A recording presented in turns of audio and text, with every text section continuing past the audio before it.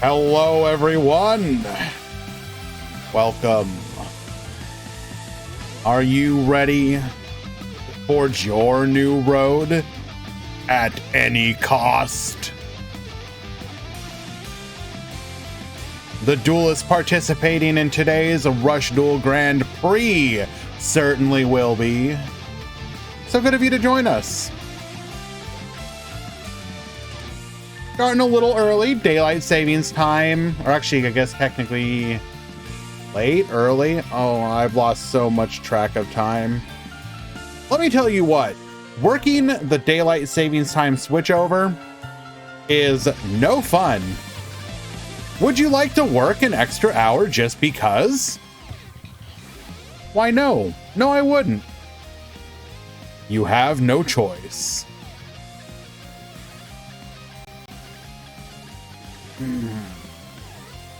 Alrighty. If you are interested in participating in today's tournament, you still have 25 minutes. That said, I thought it would be pretty neat for us to watch Tomato Soar's upcoming look at what we can be potentially getting with the release of Roa and the next box that will be coming to the Rush Duel release in Duel Links. So give it a couple more minutes, and I think we'll go ahead and take a look at that. Royal Rebels. Very interesting archetype. I'm gonna be curious. I don't know too terribly much about Rush Duel. I did have an opportunity to talk to Tomato Soars a little bit about the archetype in general while he was streaming on Twitch. Do be sure to go check him out. Let's go ahead and grab his username here. He's been streaming recently. It's been a little bit of fun watching him.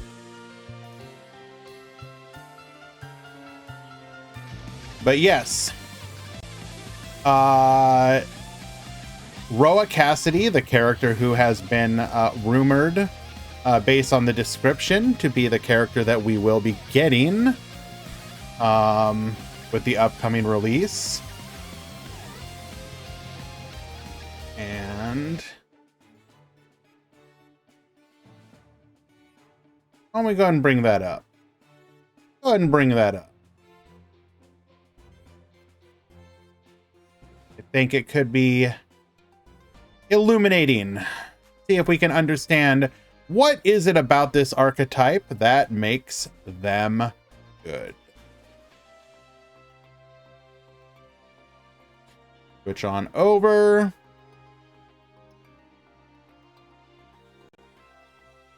Go ahead and mute the game audio. And the title of this one are Royal Rebels coming to Duel Links. Hello and welcome back to another Rush Duel Links video. Today we want to talk about the next upcoming character that we believe to be Roman Cassidy. So if we hop into our Duel Links notifications, we can see that tucked away at the bottom of the upcoming update section is a new legendary duelist. So it says obtain a certain character, collect event exclusive items to challenge the event character. You know I love you. Now this quote is more than likely Roa. It's not a one-to-one of what he kind of says, but it's kind of like a weird translation or interpretation. And I can't think of another Yu-Gi-Oh character this could be. So we're going to assume this is Roa. It would also make sense that Roa be the next character based on the timeline of Yu-Gi-Oh! 7s. And interestingly, also down here we can see the GR Festival will be starting on the 30th of November, which is the Rush Duel PvP event Goha Rush Festival, GR Festival. So that one is really interesting that they are committing to a KC Cup for Rush Duel already. Realistically speaking, we will have the release of Roa and whatever new box. It'll be exactly 2 boxes. So they must feel fairly confident that this second release is going to create a metagame worth having a KC Cup style event over. which I think most people would agree right now, I don't know. And will be held from the end of November, so that's also something to look forward to. But who is Roa? Roa is Roman's cousin and the lead singer of their band, Roa Roman. He plays a deck known as the Royal Rebels, a archetype of fiend monsters that are very high level and gain extra benefits if you tribute other high level monsters to summon them. So Roa's primary boss monster and kind of the, I guess, face card of the archetype is Royal Rebels Heavy Metal. So it's an 8-star, 2500 attack, 0 defense light fiend monster as the following effect. During the turn, you normal summon... Not that we're getting 2 rush boxes, Captain Grim, but we will have 2. We'll have the base one and the new one that we're getting. This card gains attack equal to that monster's attack until the end of this turn, and then destroy that monster. So this is pretty good. If your opponent has a bunch of high-level monsters, or just one high-level monster, you can immediately destroy it and then gain a ton of attack. If you destroy something like a Dragius or a Dark Magician, this guy can gain 20... So the fact that it requires 2 tributes, and you get the effect if you normal summon, including a level 5 or higher. Let's assume that generously you use a level 5. That seems like really high investment. So you're normal summoning, tribute a level 5, tribute for this one. So this is an investment of 4 cards on average to be able to get this effect. That's got to be high impact. So it gets a pop, and then what is it? So it pops to the weakest monster you're on your opponent's board, which might be a level 4, and then boosts itself up by that attack. So let's say a 1500. So it would become a 4000 attack monster, comparable to a Seven's Road at maximum, basically, for the investment of 4 monsters. 500 attack and destroy your opponent's biggest card, which is pretty good. The downside here is that you don't get to choose what you destroy. You're always forced to destroy the lowest level on the opponent's field, but if your opponent does have, let's say, 2 Dragius and a Summoned Skull, you're still going to be popping a Summoned Skull and still going to be gaining that 2500 attack, putting you to that 5000. So it's a pretty cool boss monster. The obvious issue is that we then need to be running 5 or higher monsters to actually tribute summon this guy out, to be able to get the benefit of using his effect. But worst case scenario, a 2500 vanilla monster is still pretty decent. So Roa's Ace Monster, Heavy Metal, was released a set before... I'm not sure that I necessarily agree with that. Yes, 2500 is like the base minimum you want from a 2 tribute, but like we've seen stuff like, you know, Dion Keto with Mimi is 2500, and you just get run over by, you know, Thunder the Thunder on Dragius or Seven's Road Magician. So for the rest of his support cards. After the release of Shocking Lightning Attack, we got a brand new set that was kind of a character pack, and this featured cards from Gavin, Roman, and Roa, which means all of a sudden we got quite a lot of Fiend support and Royal Rebel support all at once. So I would expect to see some of, if not all of that support coming along with Roa. The first card... I can't remember if he goes into it, Captain Grim, but my guess would be having a skill that treats one of your low-level monsters as a higher level monster for the effect might make it like worthwhile. So I don't know how exactly you make, so it would, like, you could imagine a scenario where it's like if you only have Royal Rebels in your deck or something, or what, or your high, or your level 6 and higher are Royal Rebels, then like you can make one of your level 4 or lower monsters count as a 1 tribute monster or something. Although, isn't there also a skill in game, the tribute boost? Yeah. What we're going to take a look at is Palace Gargoyle. So it's a level 4 1000 attack monster. We can send 1 card from our hand to the graveyard to increase this card's level by 1 until the end of this turn. Now, obviously, this can be used with Heavy Metal. We can summon this, discard a card, make this guy a level 5, summon out another monster, tribute both, summon out a Heavy Metal, and our Heavy Hello, Metal Drewy. is now live. And Luna. Which is pretty decent. This card is really good, and assuming we get this card alongside Royal Rebels Heavy Metal, it's going to be a pretty decent little combo. The next card we're going to take a look at is Royal Rebels Rocker. So this is a level 5 monster, which is a little bit shaky, right? Because you want to have level 5 monsters to tribute, but actually tributing a monster to get this out does kind of suck. But if we think about a Palace Gargoyle, because we discard a card from our hand, it's kind I always find these like tribute monsters that have like low attack to be really weird. Like imagine tributing to have a monster that only goes toe to toe with your average 4-star. of like tributing it out anyway. So it's kind of the same type of deal. It's just that Gargoyle can be summoned in defense to chump, whereas Royal Rebel's Rocker is a little bit more sticky in the old hand. But during the turn we normal summon this card, we can add a level 6 or higher Fiend type monster from our graveyard to our hand. We cannot attack directly this turn. So again, this is pretty good because this can get back our Royal Rebel's Heavy Metal from the graveyard, and then we can just tribute this off to get it out. But we're prohibited from attacking directly. We're going to have to really hope the attack boost we get on our Heavy Metal is enough to really get some damage in. Next up, Royal Rebel Shout. So 1200 attack, level 4 monster. If your opponent has a face-up, level 7 or higher monster on the field, we can send 1 card from our hand to the graveyard, send 2 random cards from your opponent's hand to the graveyard.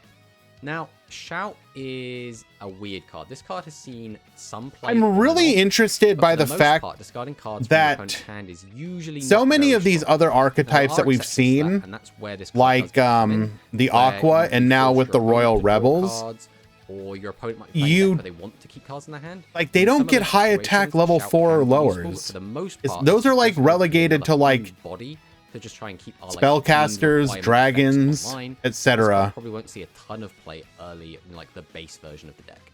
Next up, we have. I mean, maybe I'm wrong. Maybe there is a level 6 monster, level 4 1500 fiend. I'm just not remembering it. 5 or higher monster. Send the top card of your deck to the graveyard. 1 face-up level 8 or lower monster on your opponent's field loses attack and defense equal to its level times 200 for the end of the turn. So this is a little bit weird, right? Because again, we're summoning out a 6 by tributing a 5. Most high attack level 4 monsters are vanillas. Sure. You get to weaken one of our opponent's monsters by quite a lot. It's level times 200. But a lot of times the skills will restrict you to running only certain types. 1600 attack, which is pretty decent. Overall, though, I'm not the biggest fan of this card because I think I'd just rather be going for a different Royal Rebel boss monster and getting a bigger payoff, but it is still level 6, so maybe it will see some play. So the last effect monster we're going to be looking at here is Royal Rebels Invasions. This is kind of the backup boss monster of the deck. So during the turn, you normal summon this card by tributing 2 level 5 or higher monsters. So again, this one requires 2 high level monsters to get out. We can destroy all face-up level 4 or lower monsters on the opponent's field. Now, this card just seems so bad. Is good. Having them have to be level 4 or lower is bad. This card also only has 2300 attack, which is not the best, but this card does have one unique strength that a lot of the other Royal Rebels boss monsters don't have, and that is it is level 7. And this is very important because the fact that this card requires 1, 2, 3, 4, 5, 6 tributes to bring out is insane to me. With 0 defense from your hand or graveyard. Like, what kind of design is that? And if we special summon a level 7 monster by this effect, we can add 1 Fiend type monster from our graveyard to our hand. So this does actually become a very, very important combo piece later on in the deck's lifespan.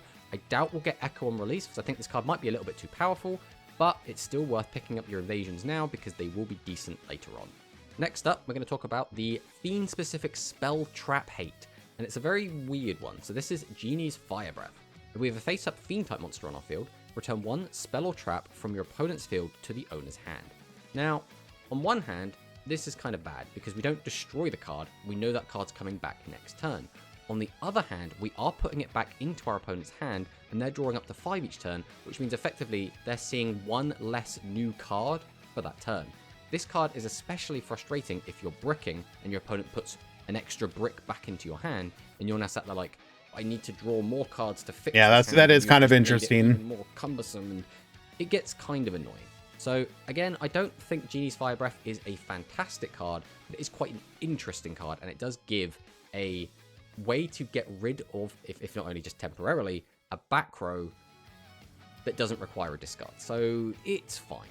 Next up, King's Reward. So we can shuffle 1 Fiend-type normal monster from our graveyard into the deck, destroy 1 face-up level 6 or lower monster on your opponent's field. If you do, your opponent draws 1 card, but you cannot attack directly this turn. Again, this card not very good, right? We have to that seems pretty bad. Level 6 or lower. We have to give our opponent a draw, which a lot of the time doesn't actually mean anything, unless we're going to try and discard that card with Shout, but then we might as well just not do that anyway.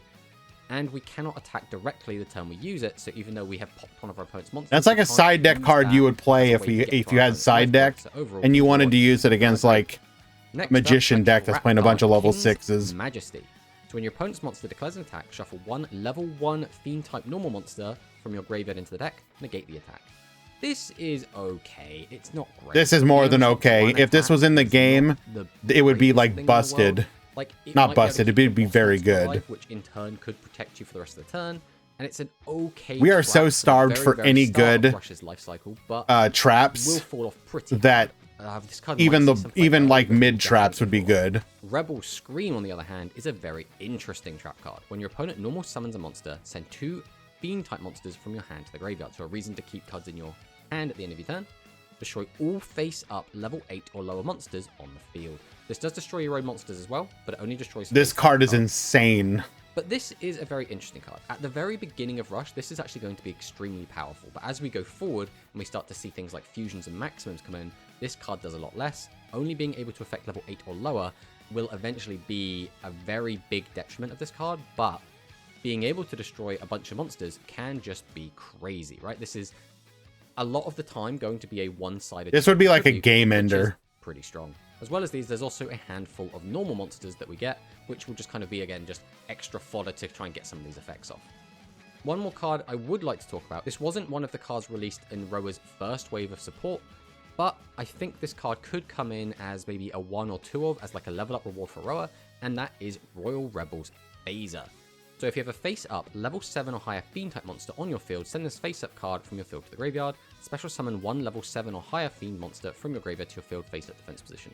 So because the monster is going to come in defense position, that does mean that this card can be very limited on how it can be used. Obviously, the primary way that we want to be using this is just to get out a monster to be used as tribute fodder to get our Royal Rebel effects off easier. So if there was a skill that put this in, or again, we got it as a level up reward and limited the number of copies we could get, I think Phaser could actually come with the release of Roa and could be quite an interesting card to try and boost the deck a little bit. So the last little thing I want to talk about is skills. So the only skill right now that's specific. Yeah, I'll be honest, just looking at the cards, like the archetype activate on turn 4 onward, pay 1,000 seems pretty bad. One face at level 5 or 6 monster on your field gains 500 attack until the end of the turn. This turn, that monster can be treated as 2 tributes to the tribute summon of a monster in attack position, but you cannot attack directly. So notably, this wouldn't work with invasion. Like, nothing about this archetype says metal. Why wouldn't you just play Dragius or Seven's Road? One monster, use your skill, and then tribute that off to get out your heavy metal. Use heavy metal's effect to pop one of your opponent's cards, gain the attack boost. The skills would have to be really pushed. I would imagine that Roa's skills will be things to try and help facilitate getting the effects of the Royal Rebel monsters off. So I imagine this will be things like maybe summoning a level 5 vanilla or something in defense mode, just to be used as tribute fodder, just to try and get your effects going and try and make the deck a bit more smooth to play, because that's always been Royal Rebel's problem, is that especially earlier on in Rush's life cycle, it's a little bit difficult to committing a bunch of cards and then tributing them all off to get your effects off, and sometimes it's just not working. Do feel so I would expect if they were to do something like to give these bad archetypes just to make some of their spells and traps compared to like not giving dragons or spellcasters their spells or traps, I think it's would make those archetypes actually good. Can expect that late November. That's something to look forward to. In comparison, Royal Rebels has always been a fan favorite, and it's an archetype I've always loved. Although I haven't played the archetype a ton, I have played against it a ton. The artwork looks really, really cool. The idea behind all the cards is really cool, and Roa is a really cool character from the Sevens anime. But thanks for watching the video, and I'll see you in the next one. All right, guys, definitely do consider going and checking out his channel there. I will go ahead and share that. He does really nice, he plays in our tournaments. He does nice Rush Duel content. I really do enjoy using him as one of the resources. That is the wrong one. One of the nice resources I use to keep up on potential stuff we could be getting in the near future, and just like Rush Duel in the far future as well. Is Tomato partaking tonight? I'll be honest, I don't actually know. I haven't had a chance to check. We are about 6 minutes until the start of the tournament. If you are interested in joining, !Discord. You can go sign up right now.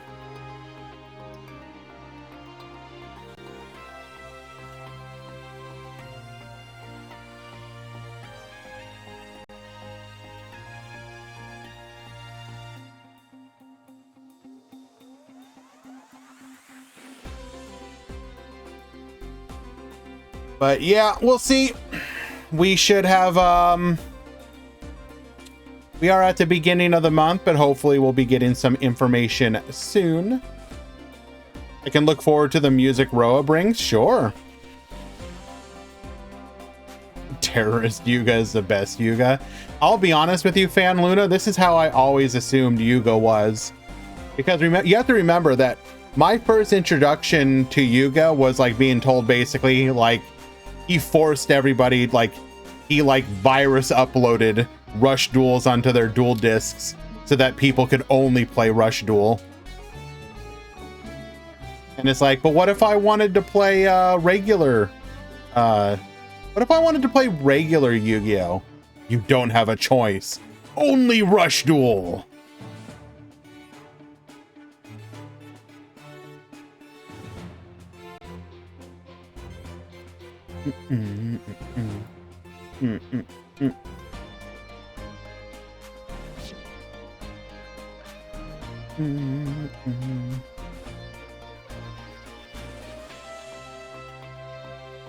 Day and Tan, yes indeedy. 5 minutes until the start of the tournament. We got ourselves a Rush Duel tournament. We missed out on one last week. I was having construction done on my bathroom, and it was ridiculously loud. People who partook in who were here for the Meta Weekly stream the day after, it was still kind of loud. It wasn't as bad because they had done most of the loud work, but we still had to mute ourselves quite a bit.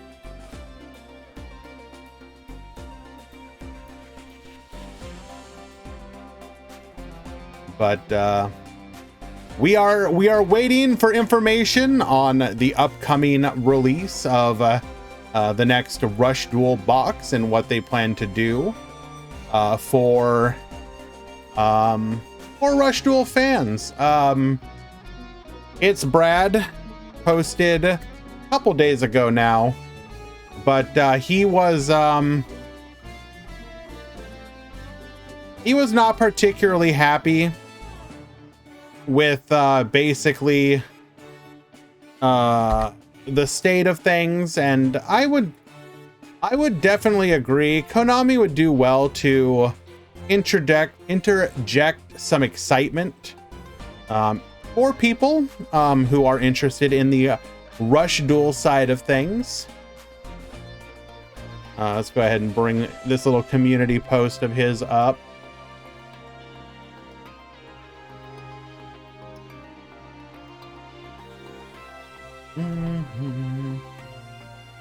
Giran, pretty much, yeah. The fact that they basically don't acknowledge actual Yu-Gi-Oh, or I mean, not okay, that's wrong. The original form of Yu-Gi-Oh. But this kind of goes to what some people were a little concerned about. It's just that we thought that this was going to be the state that Speed Duel would be in. Brad posted King of Games for Rush Duel ranked season 2 done with dragons. It took 19 wins to do over 2.5 hours of game time. If only there was some more ranks to make the climb longer. So basically, because you only D-rank down to gold 5 and you have to go from gold 5 to cog, it can be very quick to do the King of Games climb. I agree. Konami needs to support Rush Duel a little more enthusiastically for the people who are excited to be playing it. Platinum and Legend and Ranked Ladder was a mistake? What are you talking about? Are you serious? First of all, Platinum is where you go when you want to have like fun. People be wild in Platinum. If I could play Platinum forever, I would. Like, Platinum is insane. You see the weirdest stuff in Platinum.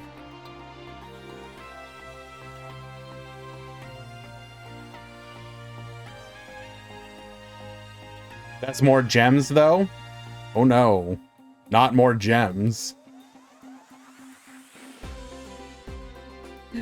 Alrighty, guys, we're going to go ahead and get the edges out of the way. When we return, we will have the start of the tournament. Stick around.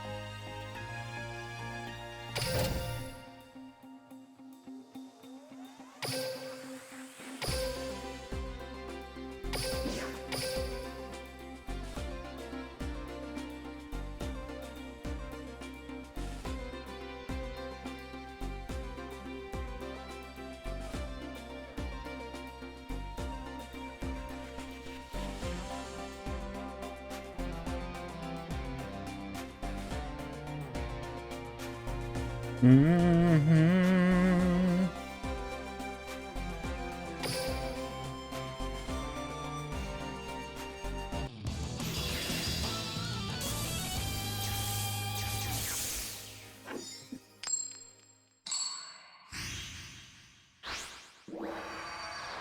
Alrighty, we got Marco at the bottom. We got Deku at the top.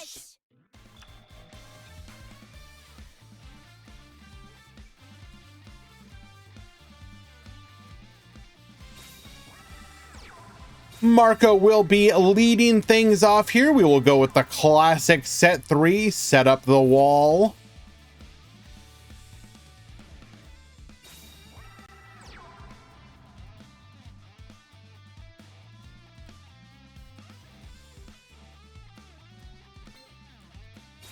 Triad Drago won't have any effect here, but it will be a summon, a tribute fodder, most likely. Oh no, you're just gonna activate Dragonic Resonance here. Oh, we must have bricked ourselves on some... Nope, never mind. Why activate here? Bruh. Hello? Let us hope that we can beat over. We're going to take out the Kanan, the Sword Diva.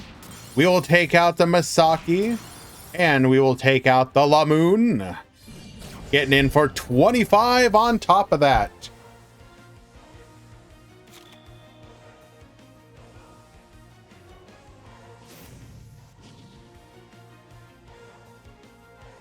Activating our skill here, getting a copy of Dion Keto.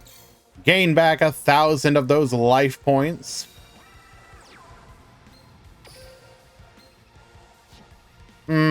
Should we have done that yet? Mistakes might have been made. We can potentially take advantage of this if we have a tribute. Another Okay, unfortunate.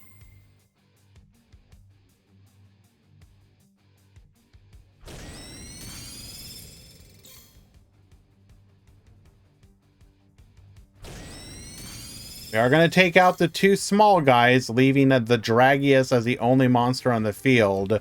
This will be absolutely devastating if Deco draws into a Thunder the Thunder.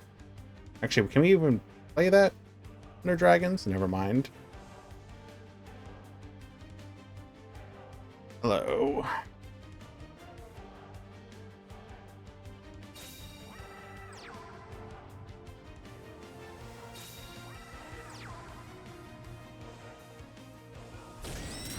We will crash, sacrificing our Dragius to get in for another 2,600 damage. The momentum could be on Marco's side.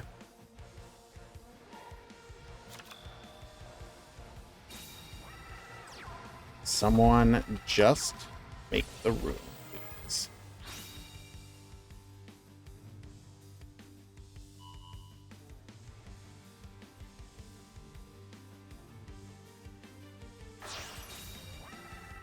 Tribute off into another Dragius.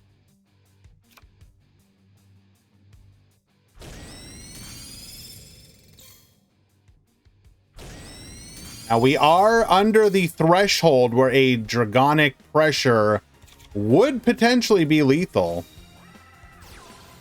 Oh, there it is. Wipe the field, pitching both the pitcher and the slugger.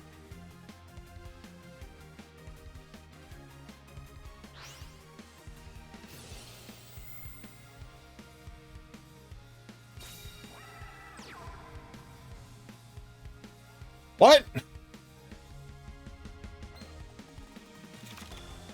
What? Couldn't we have just activated her? Oh no, we didn't. We could not activate our skill. Oh no! We just had to do it to wipe out the Dragius. We were worried about that. Seahorse Carrier is going to be able to return a Kanan to our hand. That is all three Dragius is taken care of, so we can just wall up at this point. We would need a Pierce to finish this out, or for our opponent to run out of resources.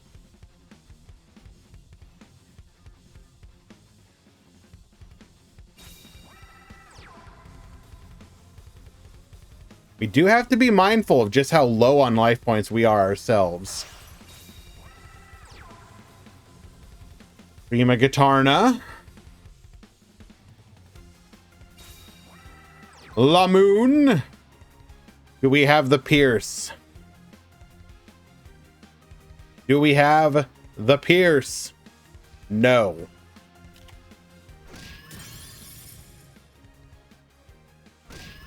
We will go for the full wipe here and pass back to Deku.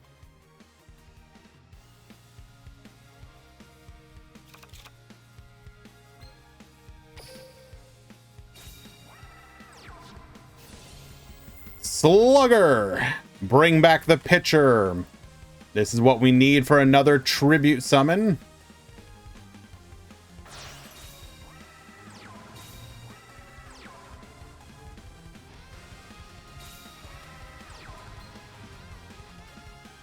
We have another tribute. We do double Dragonic Slayer. Ba-boost. Ba-boost.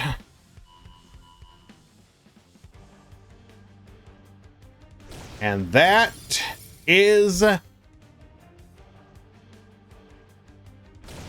game. Game number 1 going to Deku. Well done.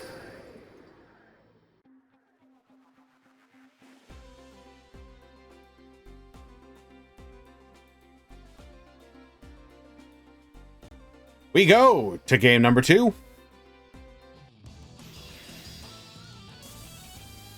And I am going to take a small opportunity here to go ahead and do the breakdown, guys.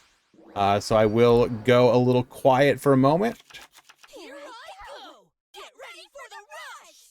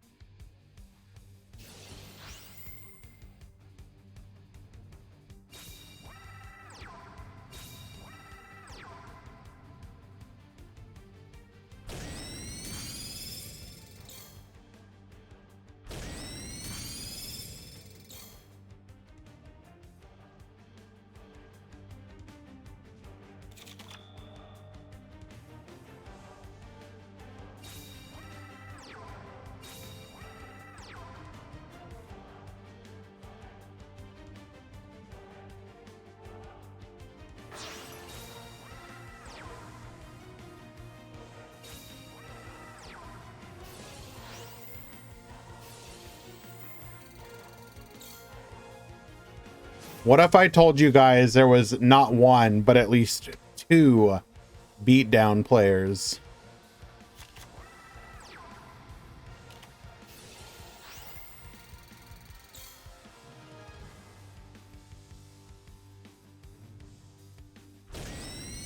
Found our first speed duel player. Somebody didn't read. Some reds in. Gonna drop you. All right, Marco's gonna run it back.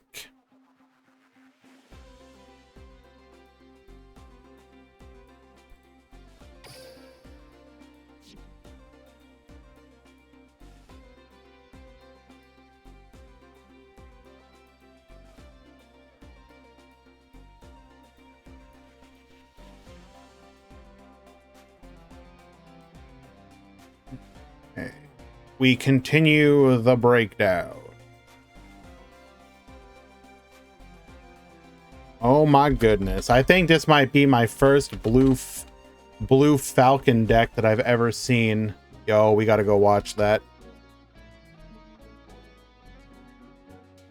We'll finish this one up and then head on over.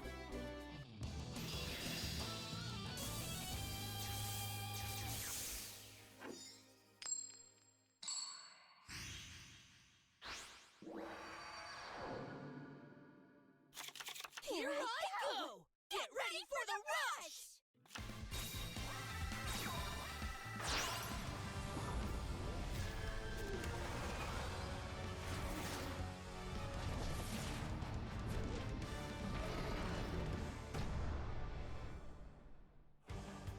It's amazing how, despite saying stuff like this is a rush duel event, we still get multiple speed duel players.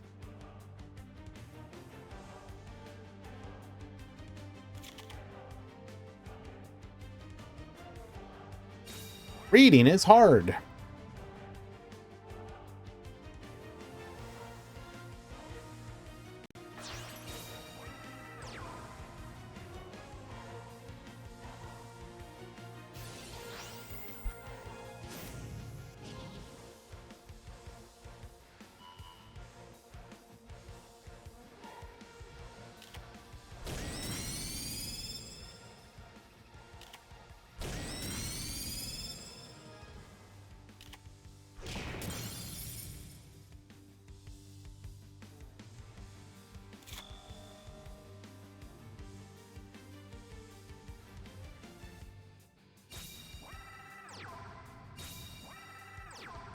Just about done, guys. Sorry.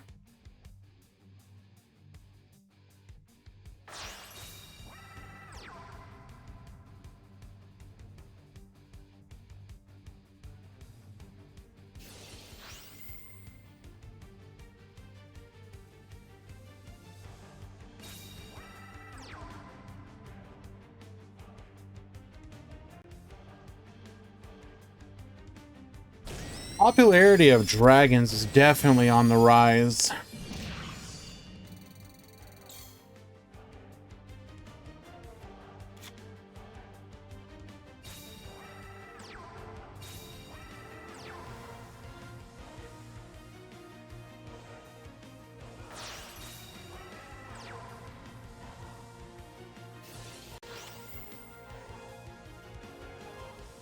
Also, the new variant of Bubble Era definitely on the rise as well. Understandable. It's a pretty fun version of the deck.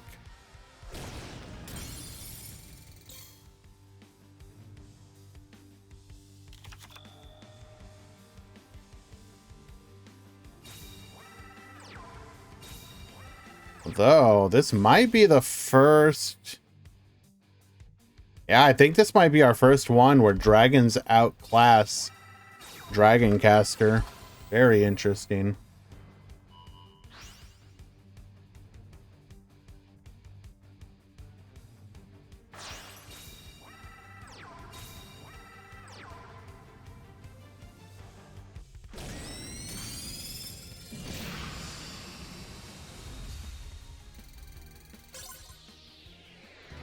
All right, Marco running it back. Laura, hello. Sorry. I was busy doing the breakdown for today's tournament. Thank you so much, Laura. Appreciate you for that. We are watching, or rather we are casting and watching our first Rush Duel tournament in 2 weeks. We missed last week, but we are back. We've got Terrorist Yuga. He demands that you embrace his new road, just like he has. Where was it? Okay, there we go. Yeah, let's watch some Blue Falcon. What were we doing? You were doing some Duel Links today. What deck did we play, if you don't mind me asking?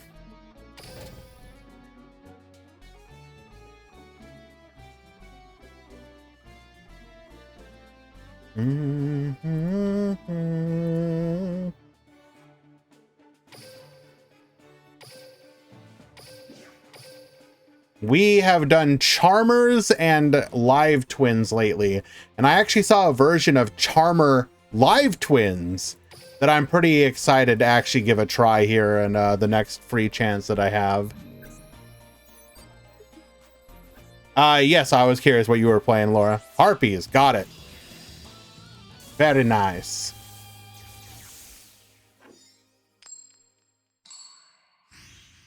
Okay, this should be Soaf versus NE. This is going to be Spellcasters versus Blue Falcon formation. We are going to go ahead and summon out a copy of the Yami ruler here. Get that lockdown going.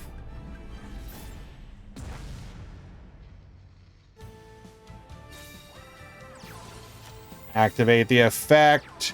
It will just pass here. Ooh, we can buff ourselves.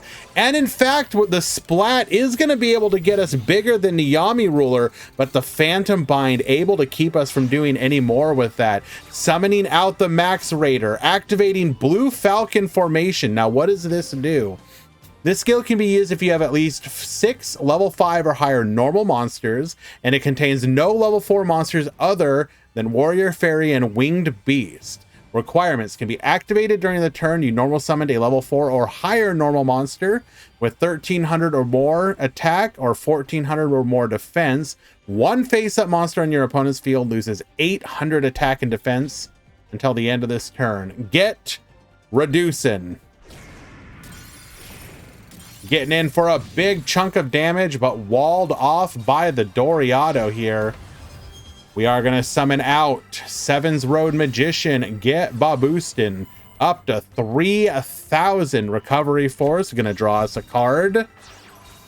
Into a Seven's Road Witch, activating our skill to boost, allowing us to crash with the Max Raider.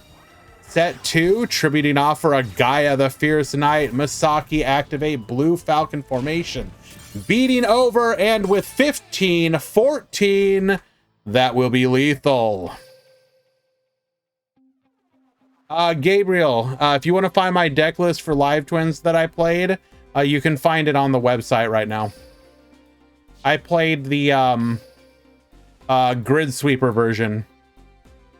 I guess I can go grab it really quick. It's not that hard to find.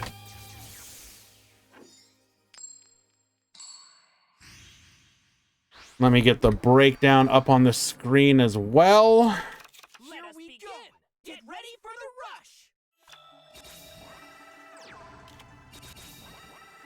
rush. Were we not actually posting them yet? I'm gonna have to go grab it from the channel. I'll do that in a moment, though. We are going for the Seven's Road. Gonna get Baboost in here. Wonder Splat. Beat over the Max Raider. Seahorse Carrier. Bring back the Grace Princess. Into a Yami Ruler. Into a Blue Falcon Tengu. Get Reducing Misaki Yami Ruler effect. We will beat over 2, leaving just 1 here. Fire Golem, get Reducing. Actually, one of the few times you get to see this effect activated here.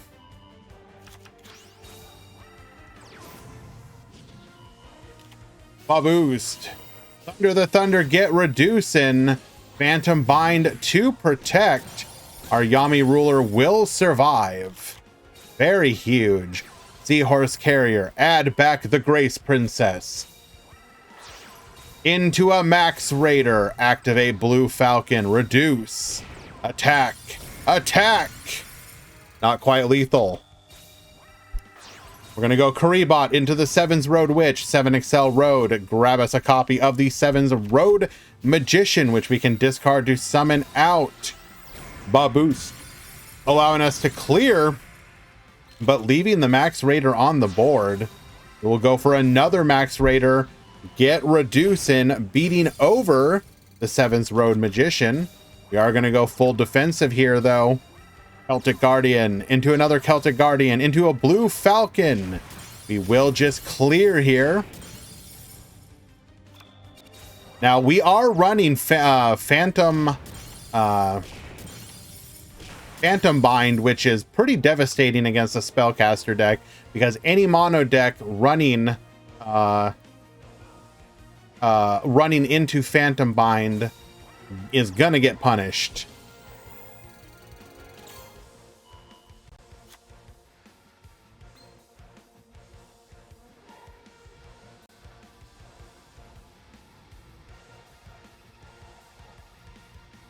Can we come back here?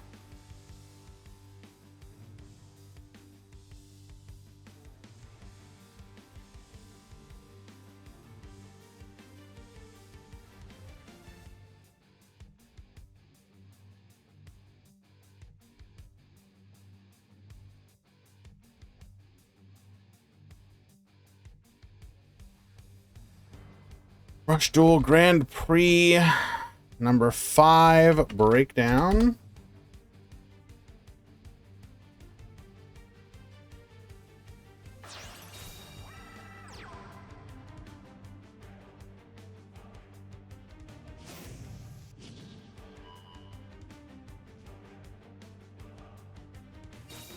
Edit com breakdown.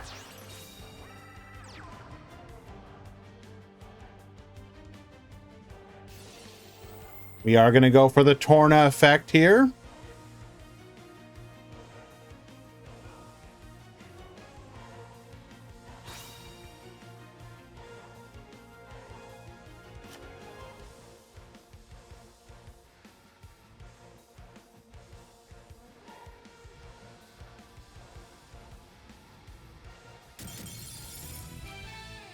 And we will get the scoop. Blue Falcon takes it.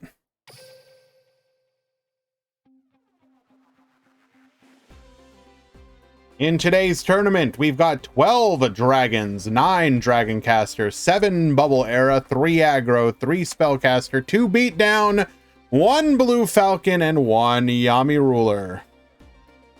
Correct, Captain Graham. It is a top 16.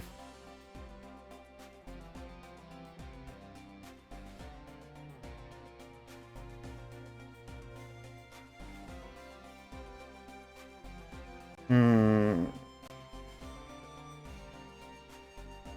38 after drops. Top cut simulator. 38. 4 rounds into a top 16.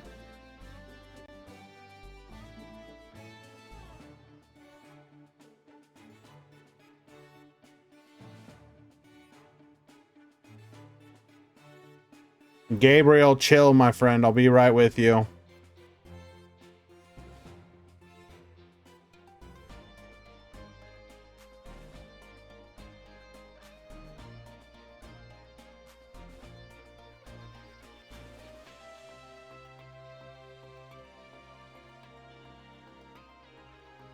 There you go, the version I played.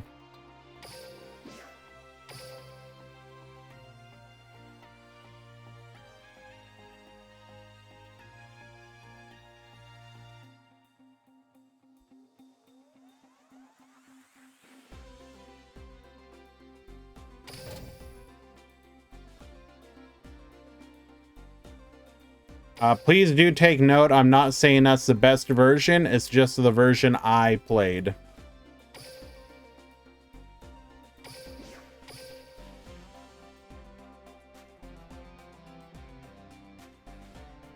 Just play a different limit 3. It doesn't have to be IDP.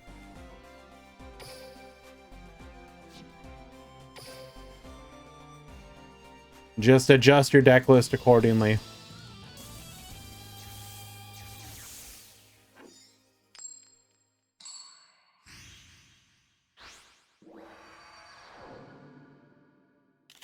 Here we go! Get ready for the rush!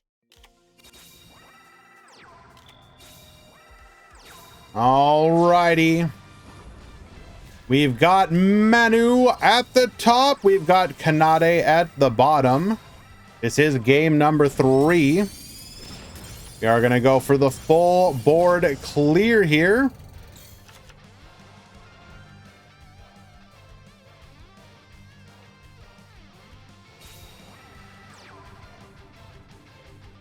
Hey Harrier, I know I am late to the party. How is the new bathroom?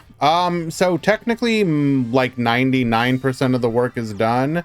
There's a couple things that we need to do, or that still needs to be done rather. Gonna be honest, not exactly super thrilled with the job that they did. There's like a couple things that they did kind of half Did very poor quality. But it's functional. I was just trying to not use the language, Fan Luna, but yes. And not only that, we're kind of like warring with them because it's been how many days now? So they finished on Wednesday, so 1, 2, 3, 4 days since they finished, and a bunch of the junk that they ripped out is still on the front lawn, and they haven't come pick it up yet, which is their responsibility. So, yeah, not happy, but happy to have a bathroom back. So, but no more interruptions from loud noises, if that's what you're talking about.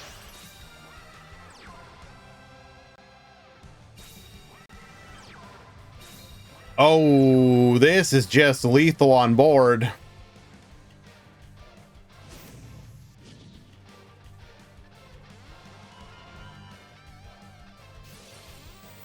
When Edge Dragon double attack.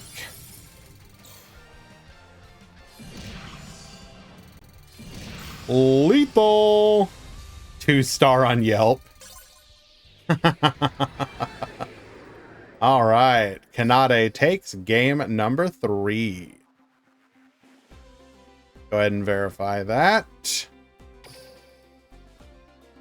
Yes, indeedy. Don't worry though, if you lose round number 1, all X and 1s can top, and in today's tournament, 4 X and 2 should top as well.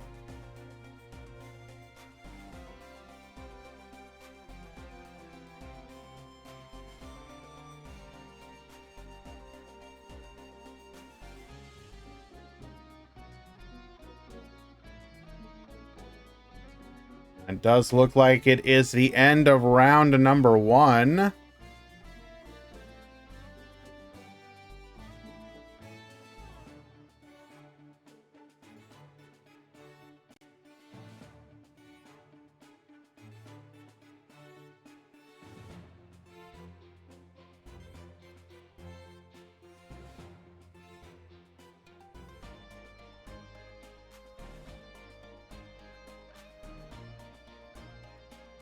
Hey.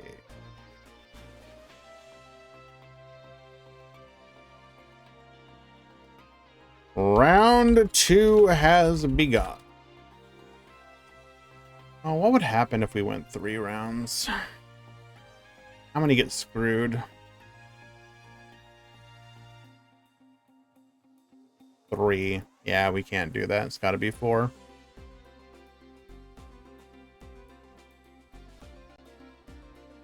Well, we don't even know if it's going to be a mini box, Fan Luna. That's one of the things that we're actually really looking forward to see. What is the new cycle when it comes to boxes post 7's release? How many entries after drops? 38.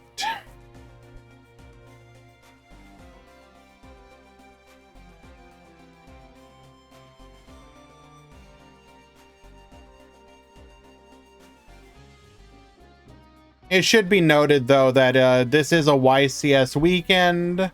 It is post time zone change in America. Or not time zone, but daylight savings, so it's understandable.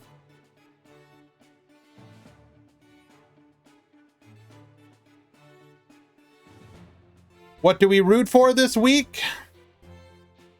Well, if we bring the breakdown back up again, I think the underdog this week is Blue Falcon.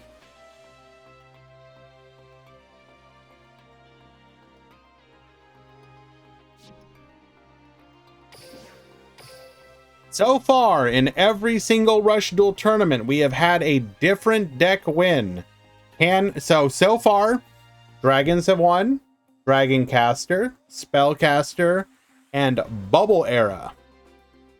No, sorry. Yami Ruler, Spellcaster. Did Bubble Arrow win? Is it one? Okay, wait. I need to go double check now. Because now I'm confused.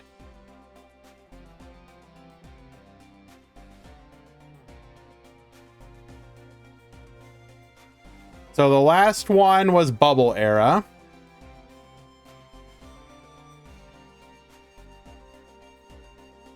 And the one before that was Spellcaster. And the one before that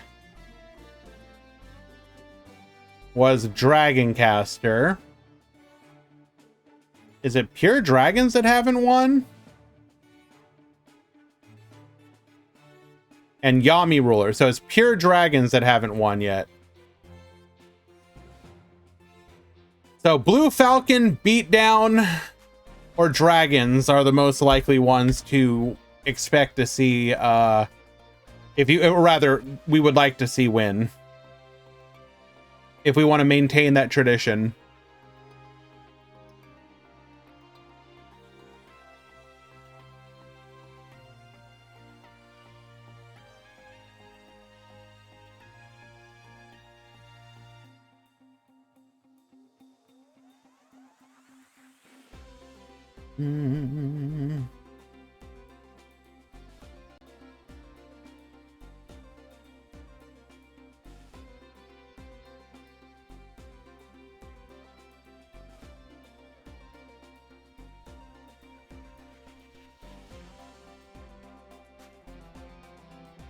Why are people reporting the match already?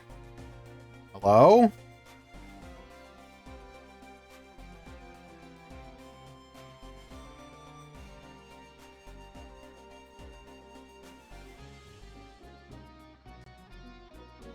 Do not report the match.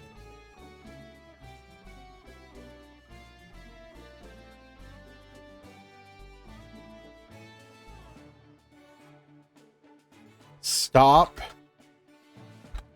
reporting the match.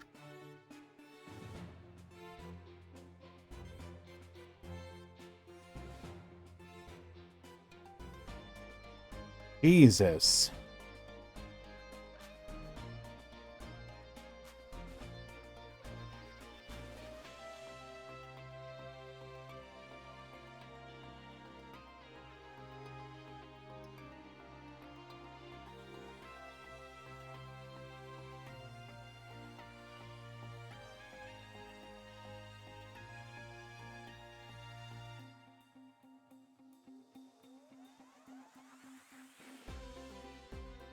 Joins room, reports it a tie, leaves, Giga Chad. Gonchi.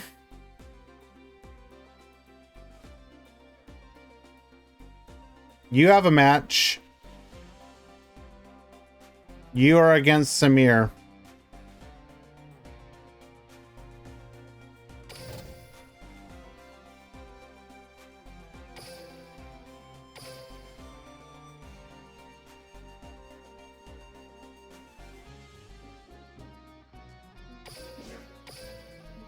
We're gonna go ahead and follow NE again. I'm really curious to watch more of the Blue Falcon deck.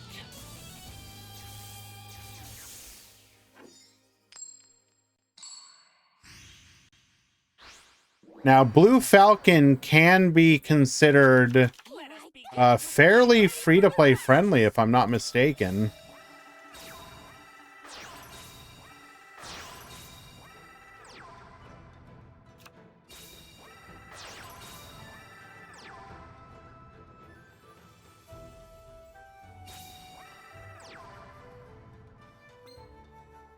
Solo summons Dragius Giga Chad. But we do have the ability to beat over it with the Blue Falcon formation.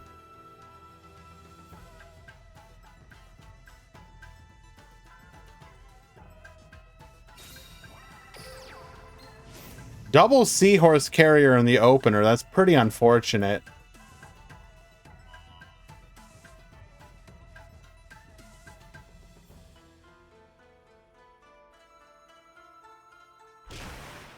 We are going to get in for a whole lot of damage here.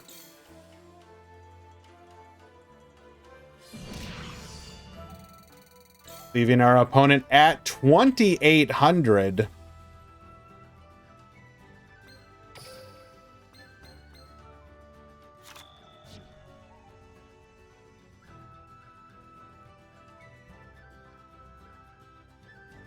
We're going to draw 4 more. It's back to us. And we punish these birds. How dare you? You may be a ruthless Tengu who leaves their opponent stunned by attacking without mercy. Do you see that? Those are the eyes of a stone cold killer. He doesn't care.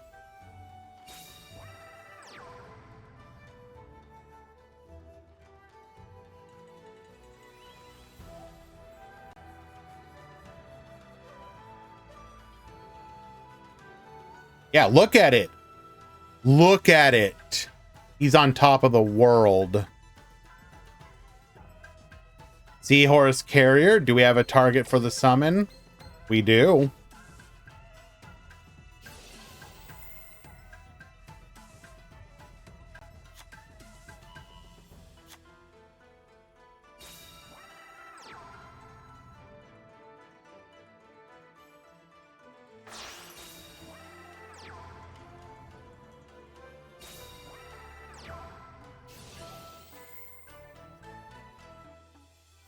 Another Seahorse Carrier, another return of the Law Moon.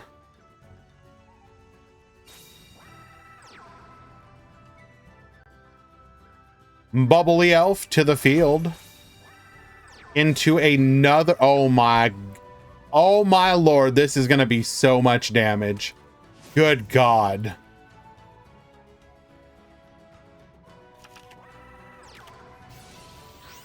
Gaining 1,000.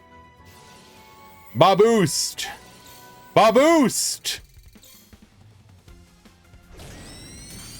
22. 22. And it's just lethal on the turn 3 crackback. Holy Jesus. Absolutely destroyed.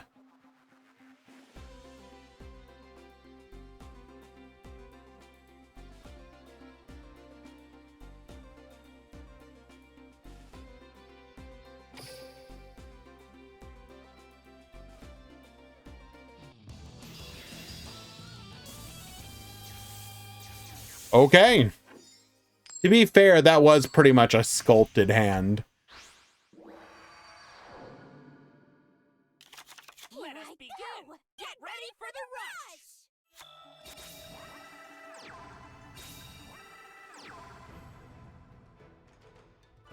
All right, set 3, 1 back row and pass.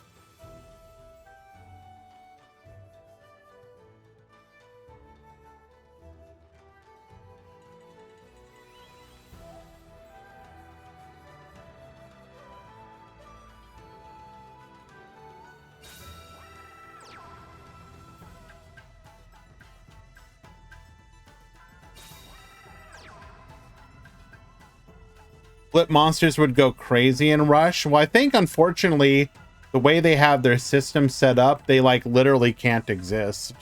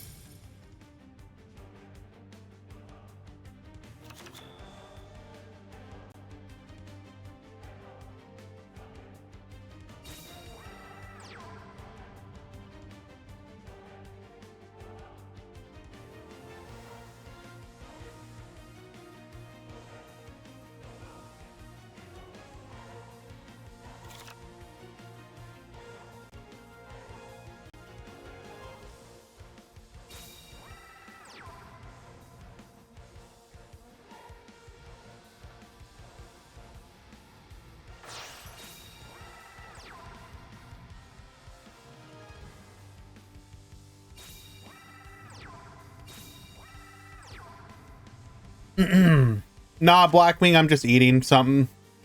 I don't want to eat on stream. Walled by the Grace Princess? Unlucky.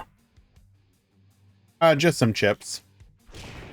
The one monster that we couldn't beat over.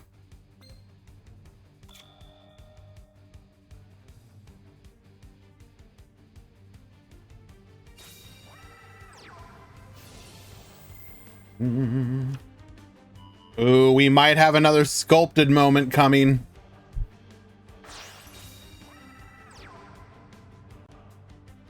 Summon out a Dragius. Get milling. Milling off our summon skull.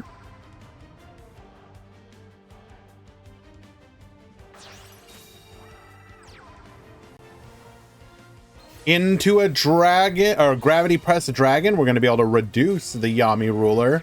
Another copy of Kanan, discarding our prismatic pierce. To battle. Take out the Yami ruler. Take out the Gaia the Fierce Knight. Take out the Celtic Guardian. There is a delay on this attack, likely indicating that we got ourselves a Phantom Bind here.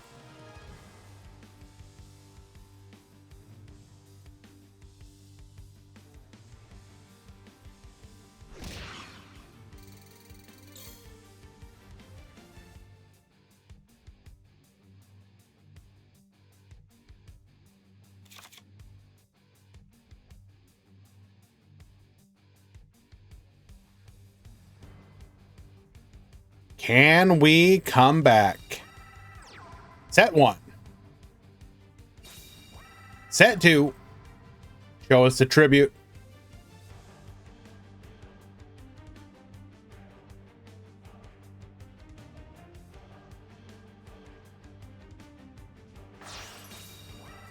Into a Max Raider. Now, I am curious, for people who are more educated on Rush than I am, what was like the purpose of Max Raider? Was it an early release like before Dragius? Or is it just meant to be like a bad card, not meant to be played? Because obviously with the skill, they can make it work. But for the actual card game, would there ever be any reason to play it? It released recently. Is it just meant to be a nostalgia card?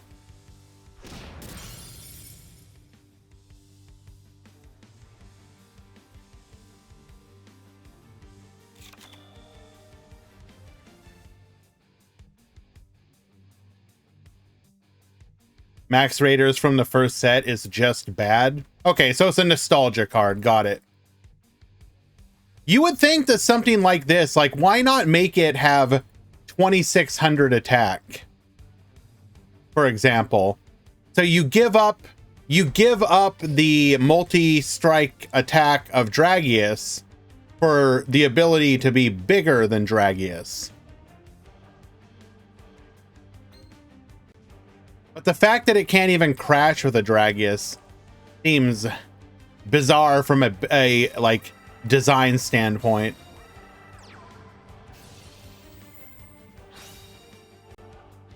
We are going to go for the reduction here. Do we have another tribute? We did discard off our Dion Quito here. We do in fact have another Dragius in hand. Thunder the Thunder effect, get reducing even more to get another Dion Quito out of our hand. This should just be lethal. Ooh. Now, there is the Phantom Bind, but it doesn't really matter. It's not even going to stop the lethal.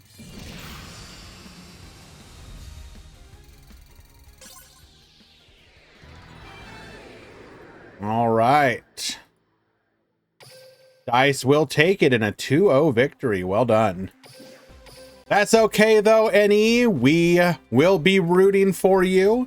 Going into the later rounds, you can still top very easily.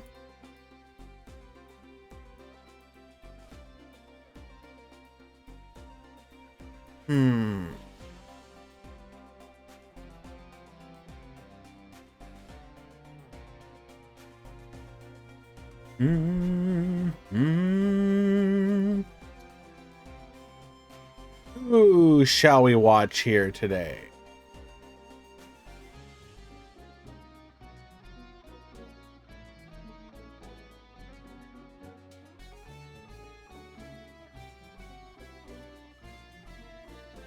Sure, we'll watch you.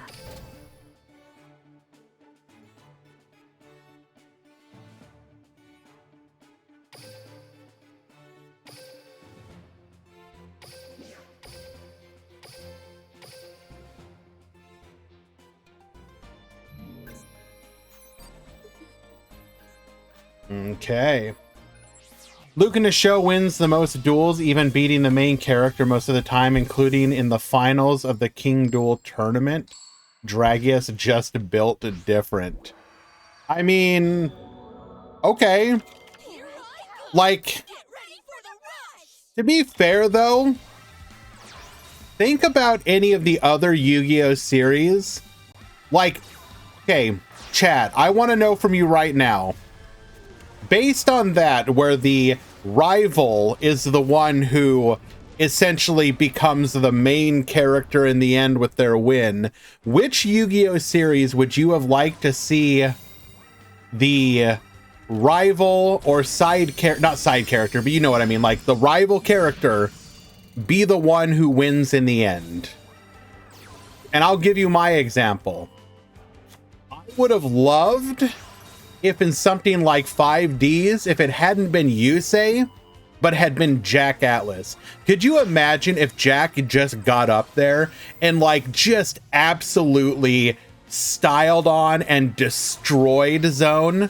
Like just annihilated him.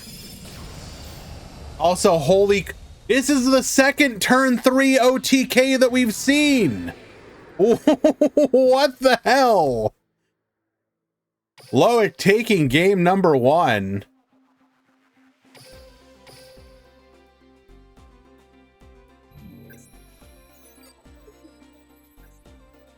Revolver deserved to have crushed Lightning without the dumb technicalities. That is also a decent one, Gale. I will take that. GX with Chaz. Joey should have beat Merrick in Battle City. Could you imagine? Imagine if to this day, like you go into Battle City expecting this big climactic duel between, you know, Yugi and Merrick, and it's friggin' Joey who had actually pulled it off and beat Merrick, and like Yugi and Kaiba are just looking there going like, what? And then the final round is just literally you get to basically have like a real Joey versus Yami Yugi like turnaround match.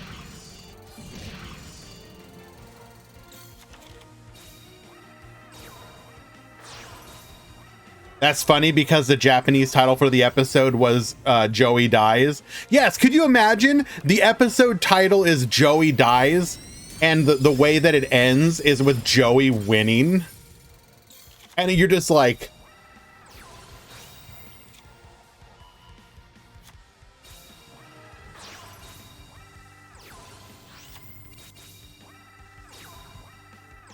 Joey would have used Grave Robber to take Yugi's exchange and stolen Slifer. Let's go! Soulburner should have beaten Playmaker in a duel. Unfortunately, I mean, yes, Marco, but unfortunately you had that whole gimmick of like literally Playmaker isn't allowed to lose because if he loses Eye, right? Like that was the whole gimmick to it. So you already made it so like, okay, like we know that Playmaker is gonna win 100% of the time because obviously.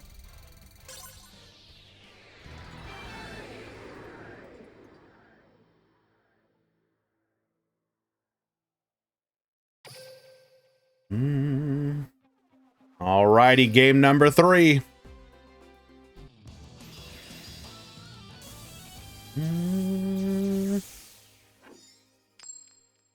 Well, because like if I'm not mistaken, most people say that even though it was shown off,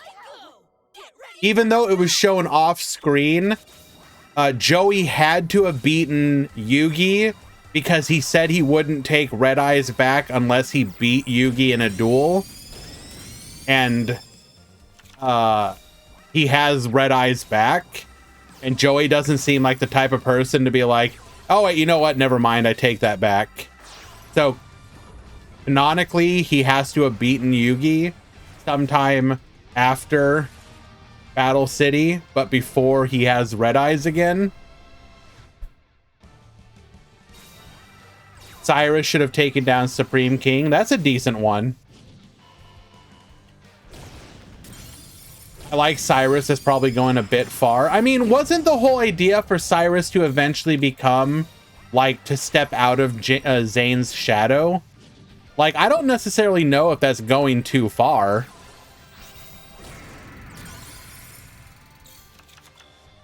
Doesn't that also mean Mako beat Joey after Battle City and before Doma arc, since Joey never used... no, that's just because Legendary Fisherman is bad and he took it out of his deck.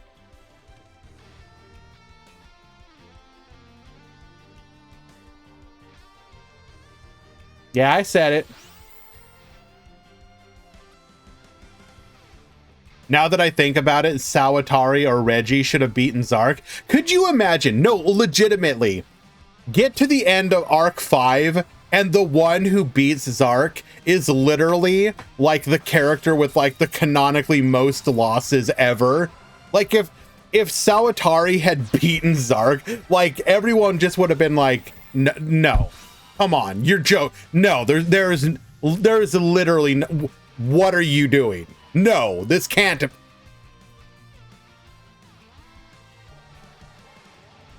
Captain Grimm, 4 to 5 X2s will make it, so you still have a chance technically. So I would play the next round at the very least. Wouldn't that just make Zark a complete joke then? Like, who cares though?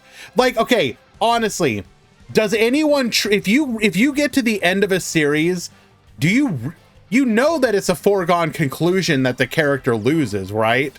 Like, it's an anime. You know the bad guy loses. Does it really matter how they lose? Like, really?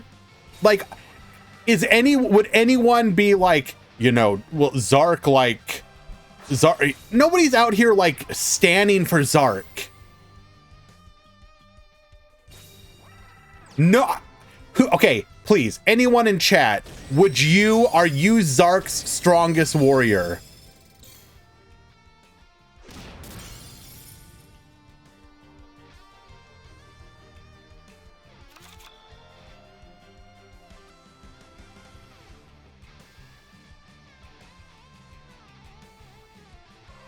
Hello.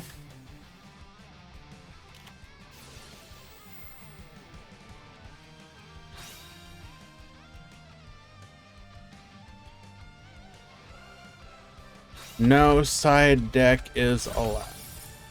What did you think was side?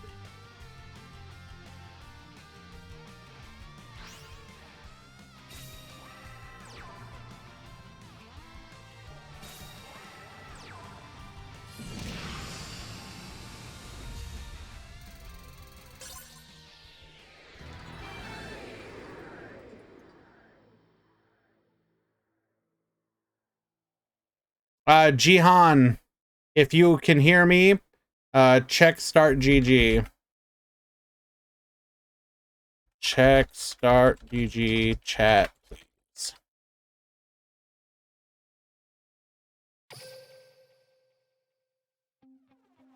We were actually talking about that, Reseline. Like, imagine the whole subversion that would have happened if Joey had won that fight. And then, like, all the characters are like what now? I guess we just play out the rest of it for, like, fun, I guess.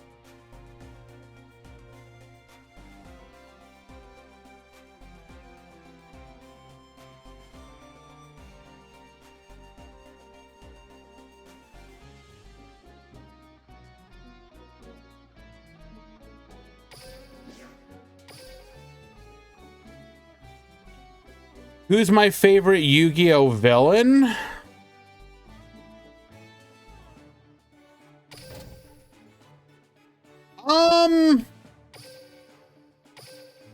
Good question.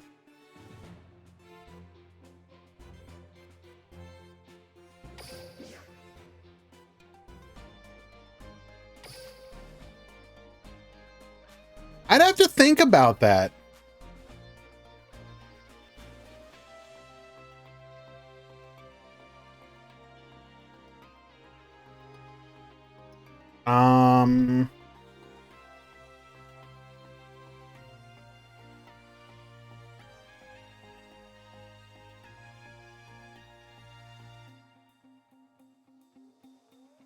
Well, we're not responding to the question.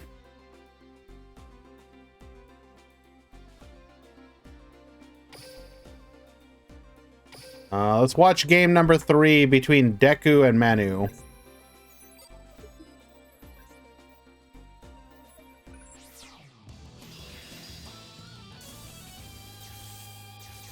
I mean, whether or not a character has 0 wins or not, like, that doesn't really matter from a villain standpoint. Here we go! Get ready for the rush! I am Red Roll Tournament. Okay. What? Change 1 or 2.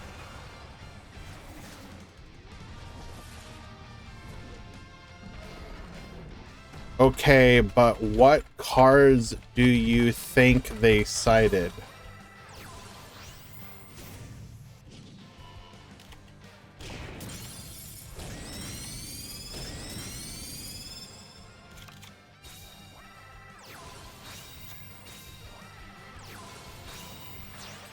They have no side deck submitted, and their deck looks normal.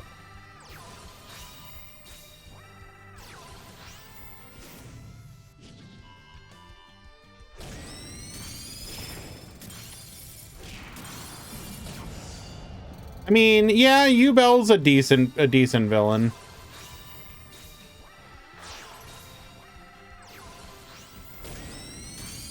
Because, like, isn't the whole thing with Yubel that is, like, she, like, has a legitimate grievance? And, like, every villain you want to have a legitimate grievance or reason for what they're doing. And, like, technically speaking, the thing with Yubel is, like, it wasn't even, like, a grievance from, like, maliciousness. It was, like, basically, like, just not... how to put it? It was like ignorance, basically.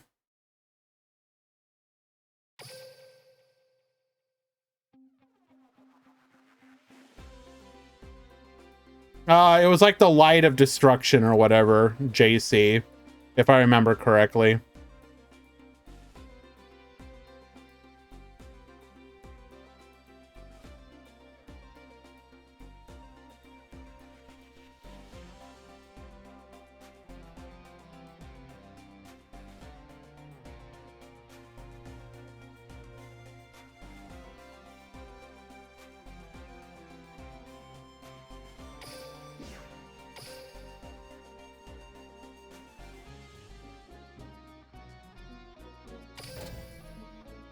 Well, also, like, if you think about it, like, the whole perspective of both characters is a misunderstanding, basically. Like, Jaden, when Jaden quote unquote sends the cards out or whatever, it's not meant to be like I'm abandoning. It was done from a place of basically ignorance. Also, to him, it's like a great adventure.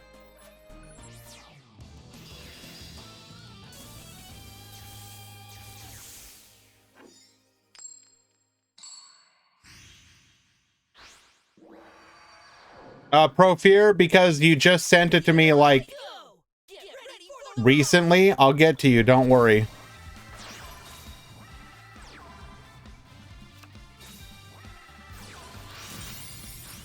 New cat? Nope, same cats. All right, we got ourselves a dragon mirror match. We're gonna go Slugger into the piercing strike bunker, modulate, or rather sculpt our hand a little bit here. Boost just because. Go ahead and clear.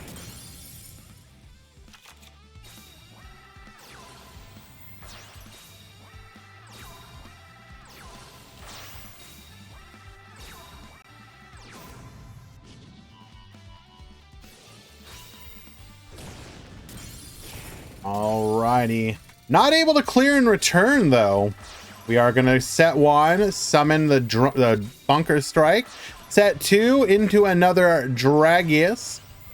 Get Millen, activate resonance for the boost. We're going to go in here, full clear, getting in for a little bit of damage as well.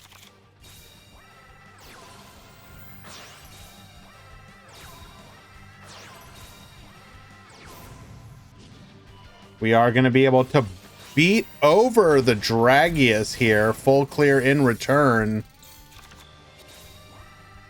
Two into a Dragonic Slayer. Lesser Dragon. Get boosted. Once again, clearing in return. We are just trading blows here.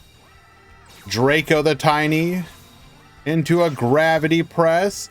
Into a Multi-Strike Dragon. Really didn't... We did not have another summon. Dragonic Pressure, wipe the field.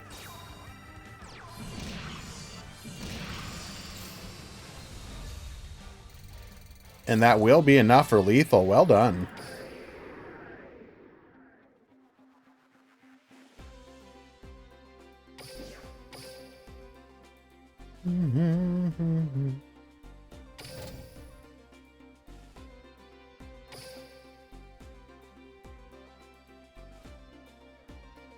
Tragodia? Yeah, there is in Duel Links.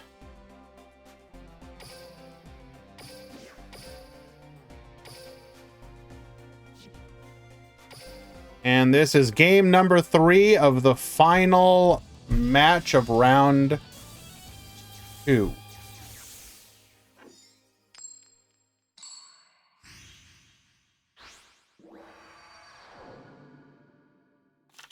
Here I go! Get ready for the rush!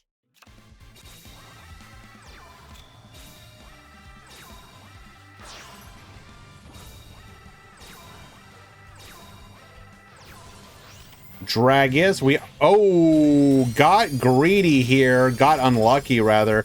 Not going to be able to get in any damage here. Slugger, bring back the pitcher, going for a Dragius of our own. Not going to be able to, we do not trade with the opponent's Dragius though. We have the Triago. We will not be able to use the effect though. We could have technically used our skill to get that first. That's okay. We are going to get in for a bunch of damage, putting our opponent at 23. We are now in danger of losing to a single Dragonic Pressure. Lesser Dragon, Twin Edge into a Dragius. Get boosted. We are going to be able to full clear and get in a bunch of damage of our own, leaving our opponent on 14. Phoenix Dragon activating to add back the Dragius. Going into the Dragius. Going for the Fortress. Going for the Dragorite. And that is enough for lethal. Sam will take it in game number 3. Hey. Well done.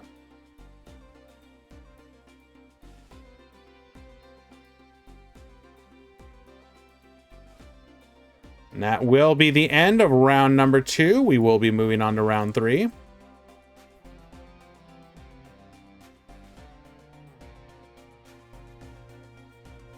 Dragons were the most entered deck today. So yes, there were a fair bit of mirror matches.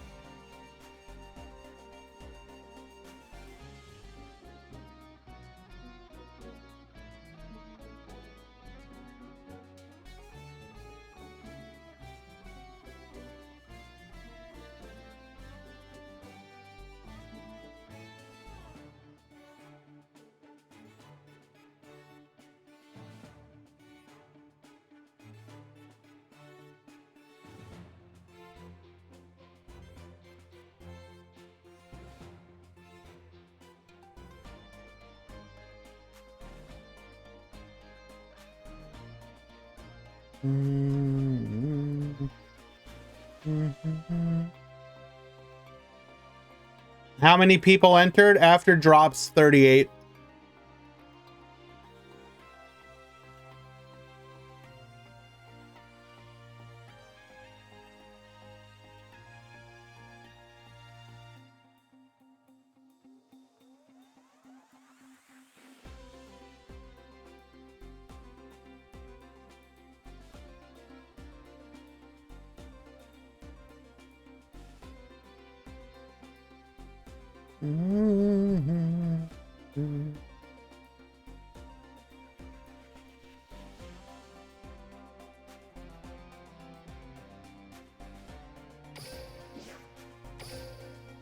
Okay.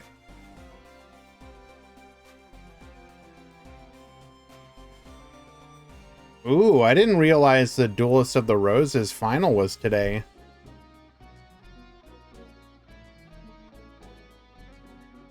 Okay, that makes more sense. All the Team Wars and the Duelist of the Roses stuff going on today explains a lot.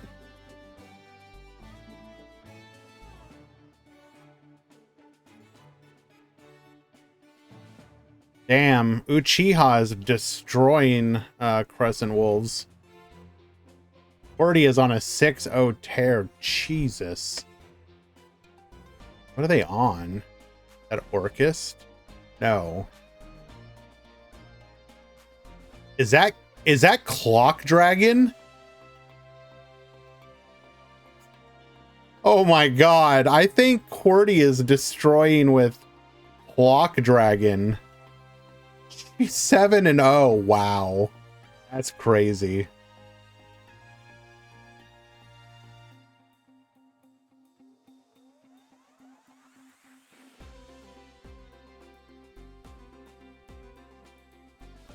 Is it the FTK version? Doesn't look like it, no.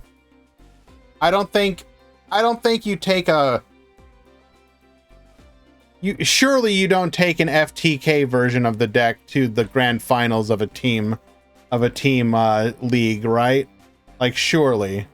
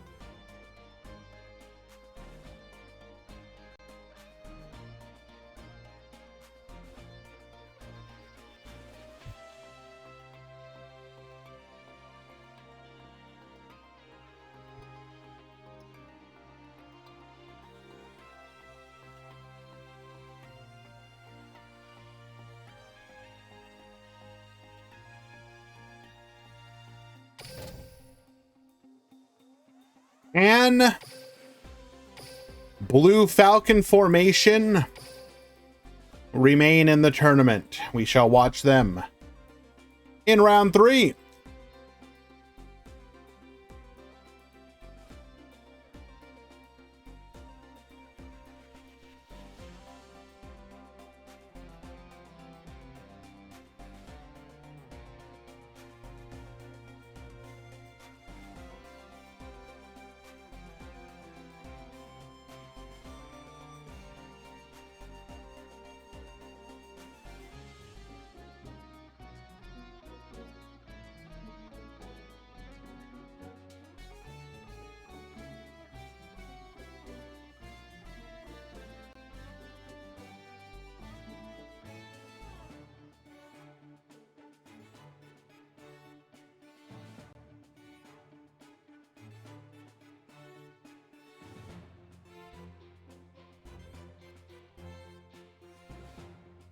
Round 3s are always like this. I mean, yeah.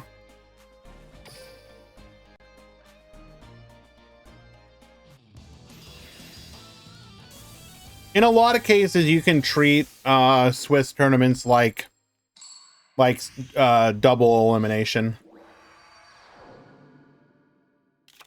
Let us begin. Get ready for the rush.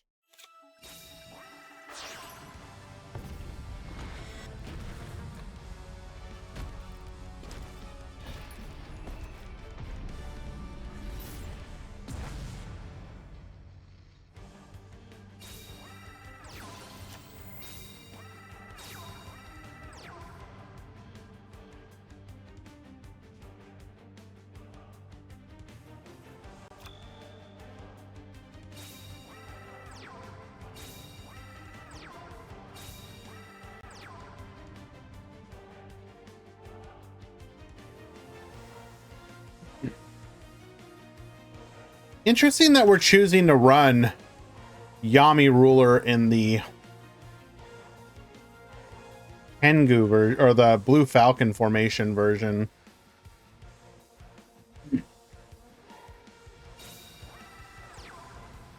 Now, what are the requirements of this, or the limitations of the skill again? Let's go look at that.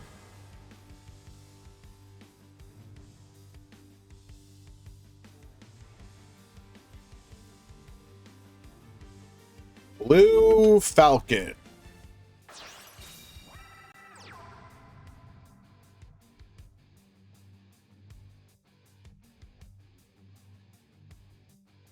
You can technically run any high-level monsters you want.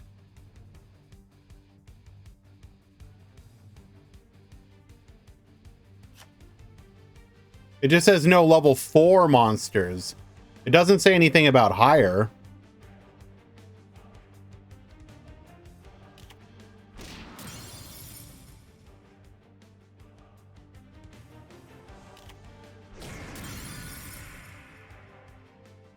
It's mistranslated. Ah. Weird. Okay.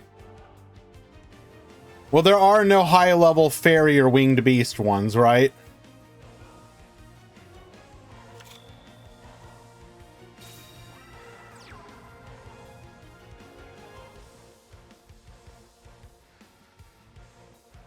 I said high level, like level 7 or 8.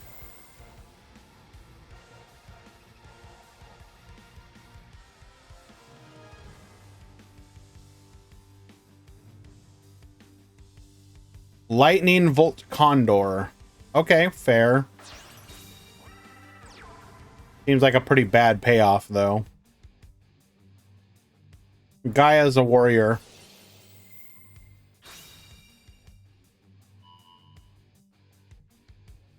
Is there any support for Gaia?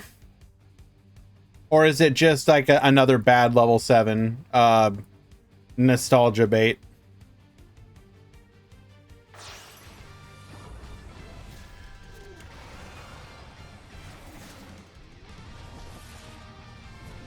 Gaia has fusions? Okay. We do go for the Dragius here.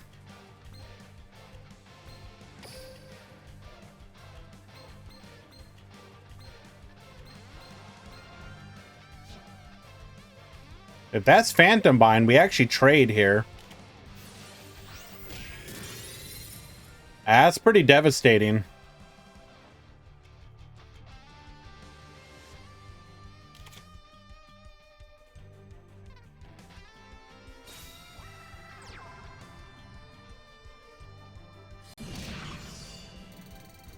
Unfortunately, not able to capitalize on that very efficient trade. We do get in for a bunch of damage, but most other decks would have been able to push for lethal.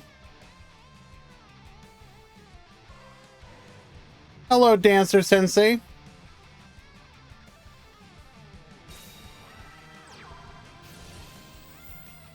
Pitcher, go ahead and revive the Slugger.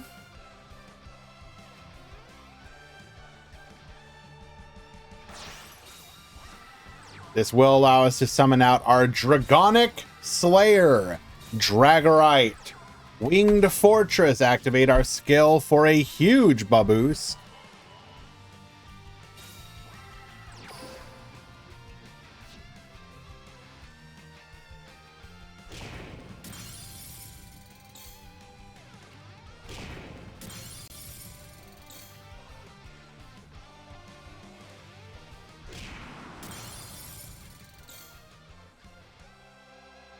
What support? Okay, in a theoretical world where the only new archetype we get is the Royal Rebels, what kind of support would you guys like to see for the current decks in game? That you think Konami might bring?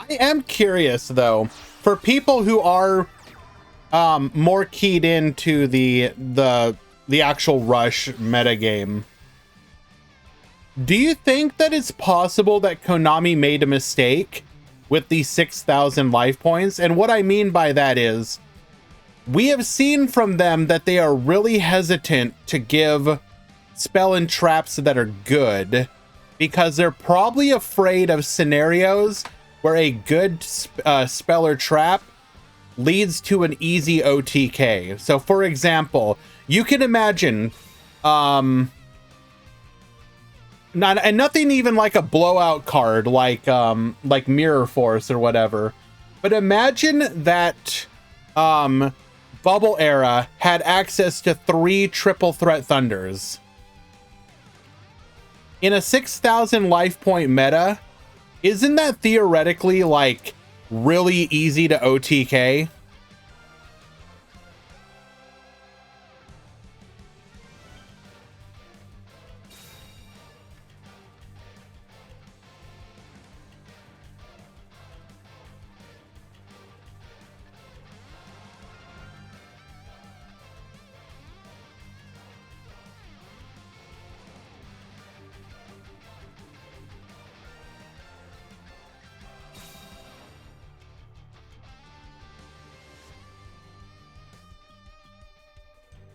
Trap hole as well in a 6,000 point format.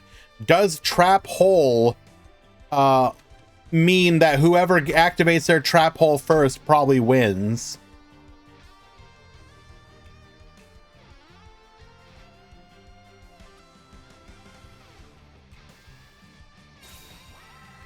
It'll be interesting to see. Like I said, I kind of wonder if 6,000 life points was a mistake, or will prove to be problematic in the long run.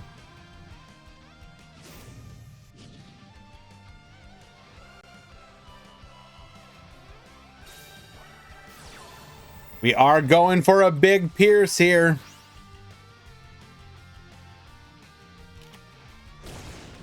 Not as big as it could have been, only 1,400. But it wouldn't have been big regardless. Is there a KC Cup for Rush? Yes. Early December.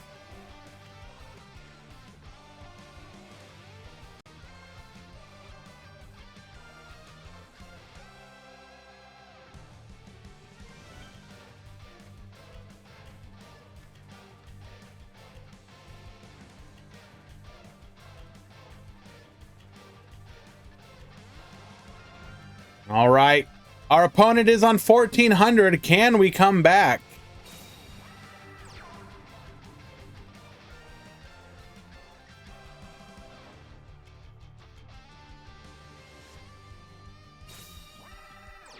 Rebels will be there. I'm not convinced that Royal Rebels will do anything, Hunter.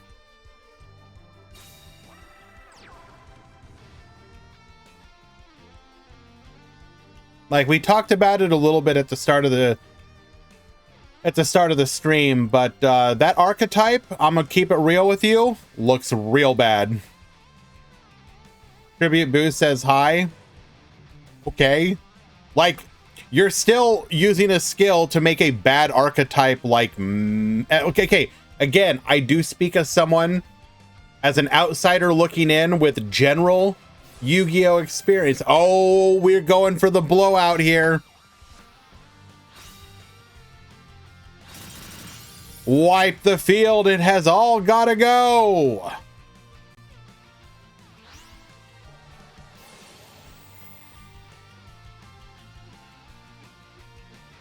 I mean, but even if Roa gets a really good skill, like, they don't, like, the payoff for the Royal Rebels just seems kind of mid.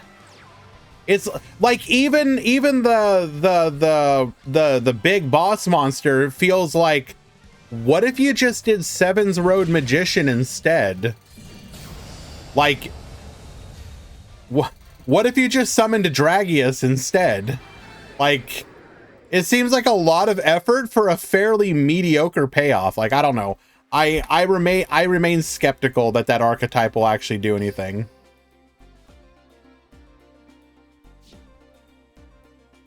All right, game number 1. Like, again, yes, a skill can change anything, but if we look at Rush Duel right now, what decks are being carried by a skill? I think it could be argued that specifically spellcasters and dragons are being carried by a skill.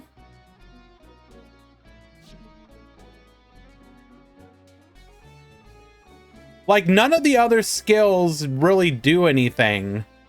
No, the psychic skills are pretty bad, Kiri. Warriors, yes. Yami Ruler, while the deck is not necessarily performing, that skill is undeniably a very good skill. So the 7 Rose Excel, Dragonic Pressure, and or Resonance, sorry, and the Yami Ruler skill. I don't know if Blue Tengu skill really counts.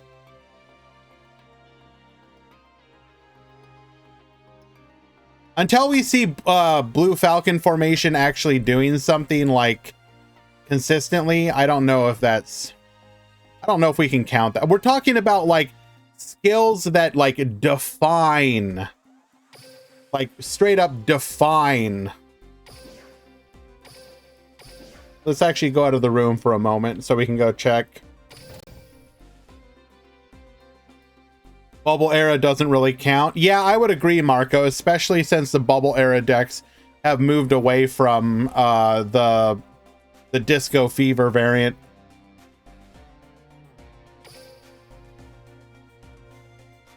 Popularity. So Dragonic Resonance, yes. Legend Draw, that's kind of whatever.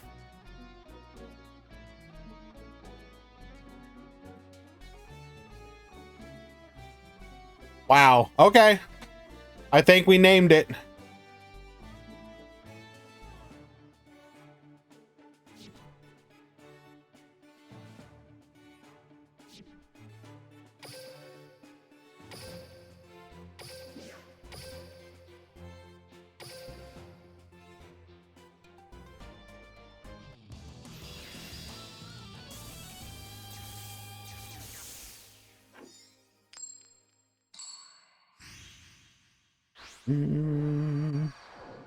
People don't really know of the Yami Ruler deck. No offense, Shui, but if after this long of Rush Duel and Duel Links you don't know about it, you're just not paying attention to Rush Duel.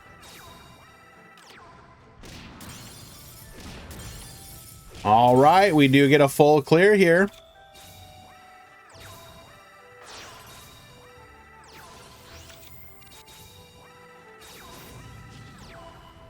Dragonic Residence, get Baboostin. Clearing all but the Harpy Lady here. We're going to bring out the Blue Falcon Tengu, get Reducin. And we capitalize more here, surely.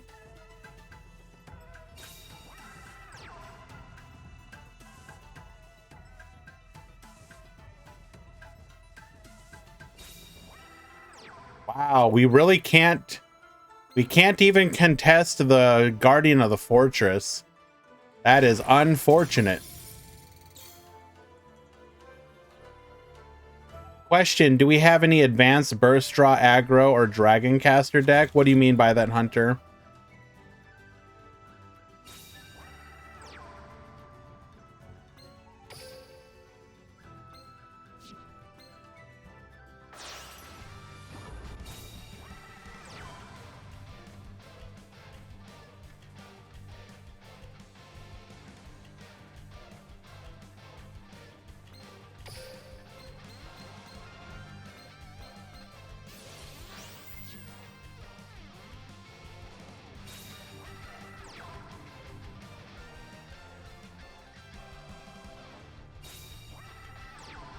The turn 10, that skill is literally unplayable.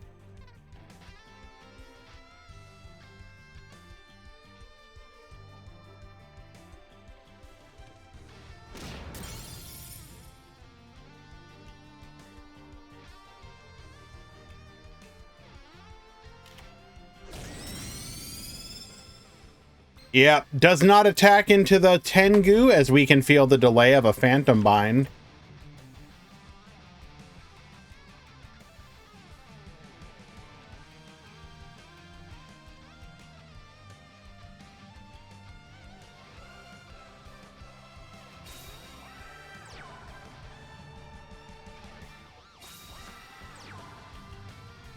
Not able to contest, or it's real unfortunate. We're just gonna have to sit behind our. There's something to be said for putting our monsters in attack position, I think, at this point.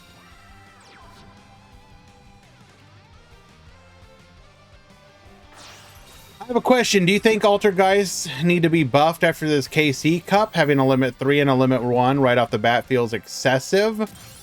I think that the limit 3 and the limit 1 is fine in theory.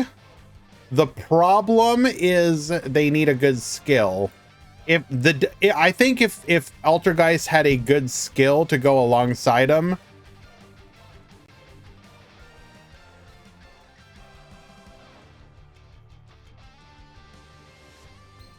Well, we are incredibly, this is incredibly painful.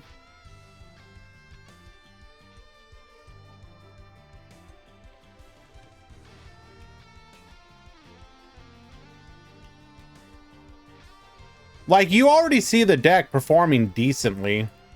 It's like, it's very close to playability. If anything, more of the top level decks need limit 3s to remove limit 3 traps from them. What? Did we run out of time?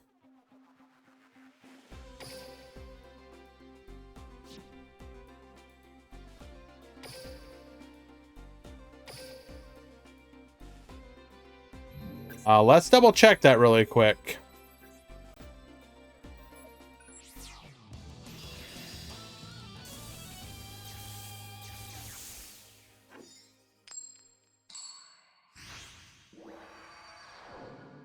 His mom called him for dinner.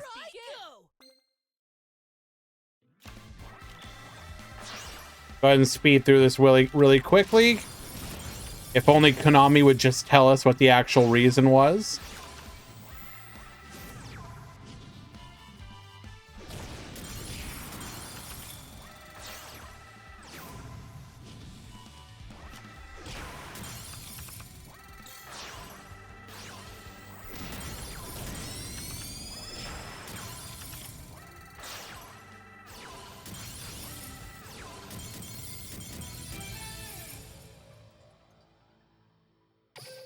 Nope, just a connection fail.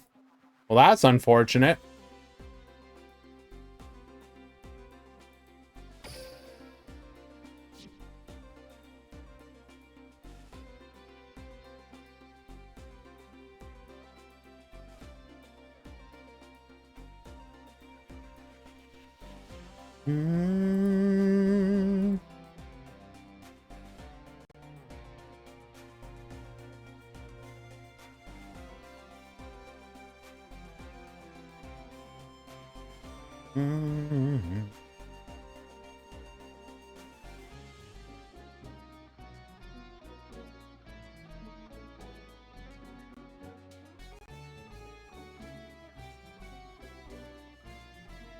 Unrelated to what's going on here, when you moderate servers, you sometimes get messaged some of the dumbest stuff.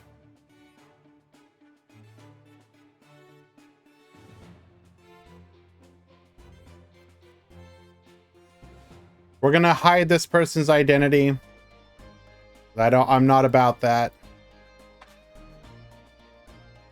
I would just like to point out that I have literally been messaged this out of the blue by a random user in one of the Discords.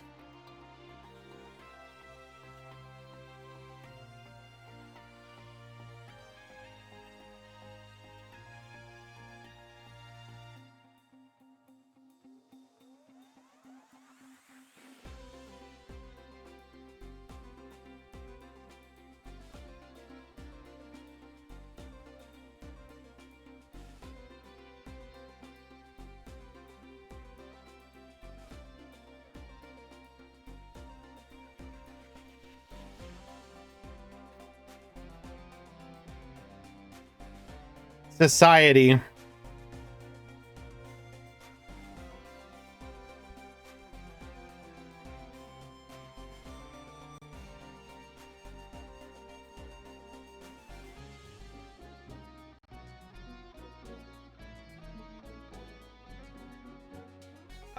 This user may have like hard crashed or something.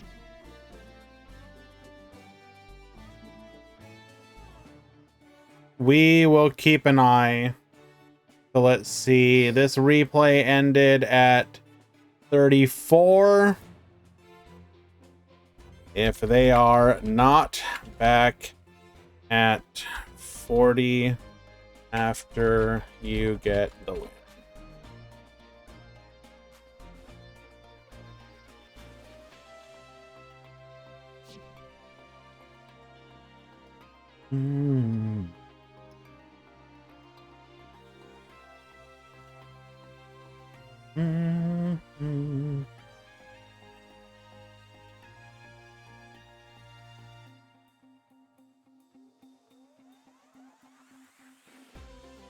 I'm gonna say it, chat. I'm gonna say it.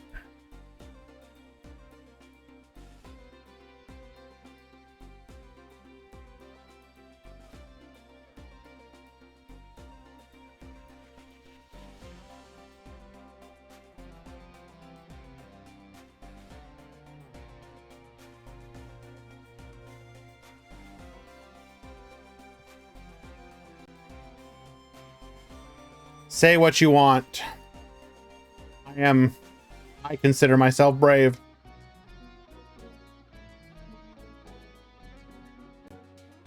All right, looks like Askakuma has returned.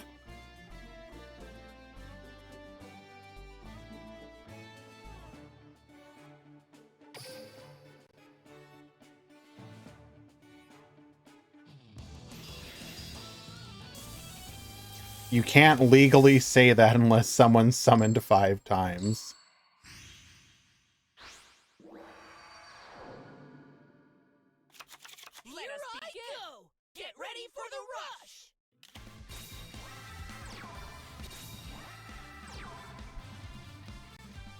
Alrighty. Feels bad for Askakuma, but that was a pretty hard DC, so what can you do?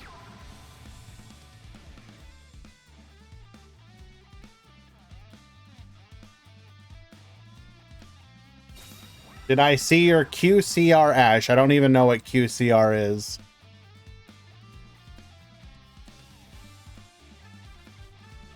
Oh wait, is that the new rarity from the new box or the new set?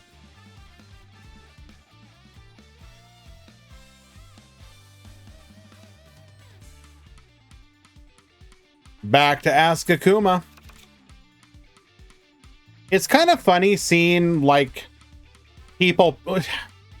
Let me ask you this, chat. For any of you who are invested in physical cards, have you got time to make a cup of tea again?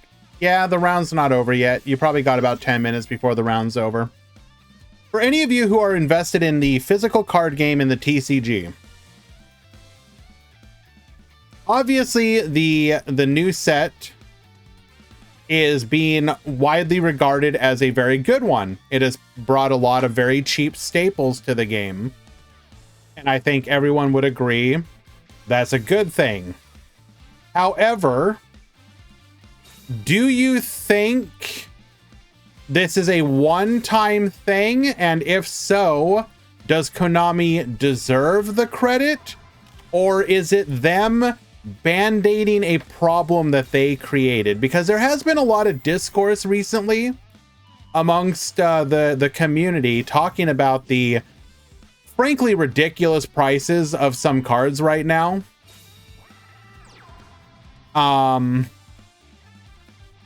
They trying to fix the issue, but isn't it an issue that they created? Because again, everyone can kind of just be like, just do it like the OCG. Just copy the OCG. We wouldn't be in this problem if you just copied the OCG.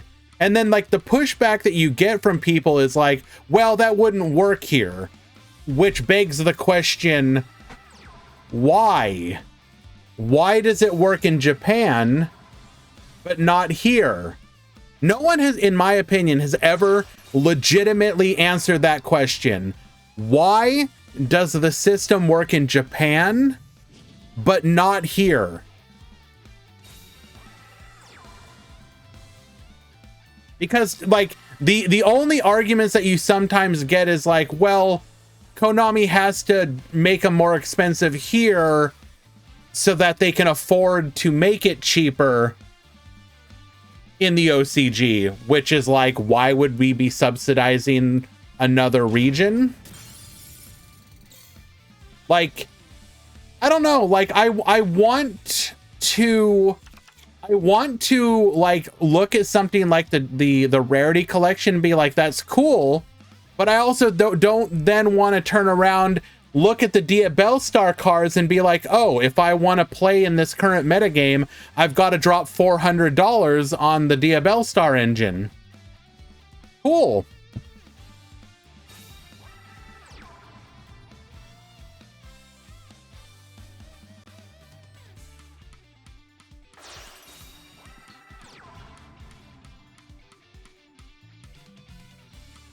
So I don't know, it just seems weird. Like, okay, Konami, cool. Like the rarity collection is a good thing. Do this for every set going forward. Like, stop making $400 play sets of required cards that you need in your deck.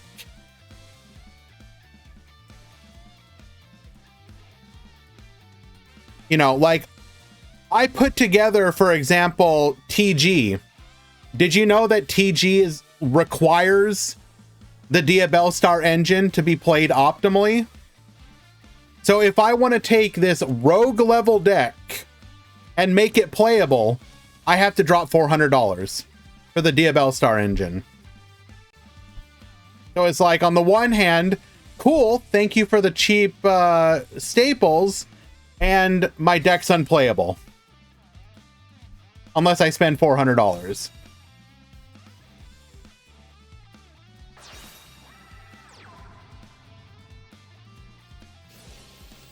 I don't know, it's kind of interesting / frustrating.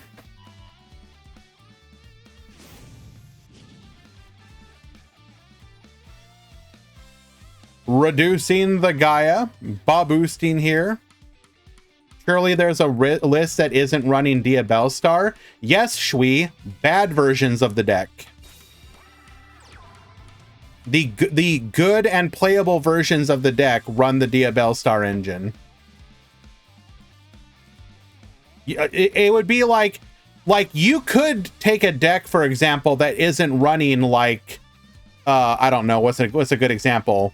Like thrusts in your deck list. Or something. You could not play thrust, but your deck's going to be better if you are playing thrust, right? You're playing a suboptimal deck because you didn't drop the money.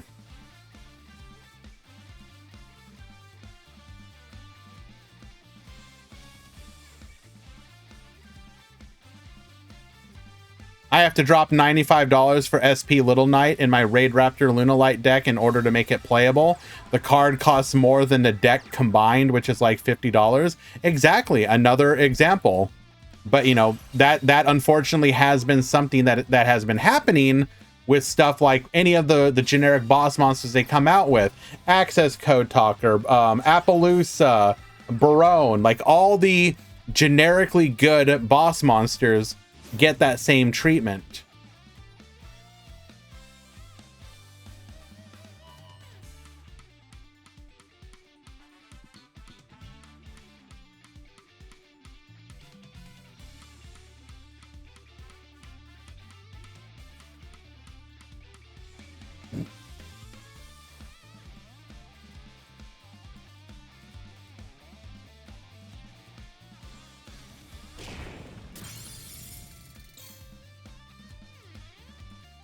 We might see a Phantom Bind of our own here.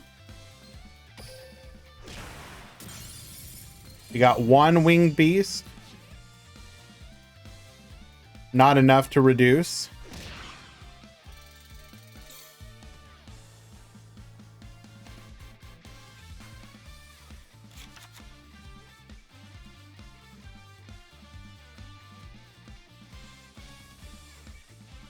Yeah, no, Serena, I don't like the argument people have of like, you know, there are alternatives. Is this round 3? Yes. This is the last game of the last match of round 3. Like, it would be different if SP Little Knight was like a side grade to Unicorn. Because, like, for example, let's say that SP Little Knight had a requirement that was like, you had to discard a card from your hand and your opponent gets to draw a card or something. I don't know. You could see a world where it's like, oh, Nightmare Unicorn has a place, but like, yeah, exactly. SP Little Knight is literally better than it in every way, which people will say is like, well, that's just the nature of power creep, right? Cards have to get better. But power creep doesn't always have to be just a vertical increase in power. It can be very interesting side grades that make you go like, okay, Unicorn is good for this reason, but SP is good for this reason, but not as good because of this reason. Ooh, this is devastating. Dragonic Pressure. We might just be dead here unless that card is exactly Phantom Bind and it's enough to keep us from getting OTK'd. But because it was one of our set cards, we might have the ability to get 2 monsters on the board here.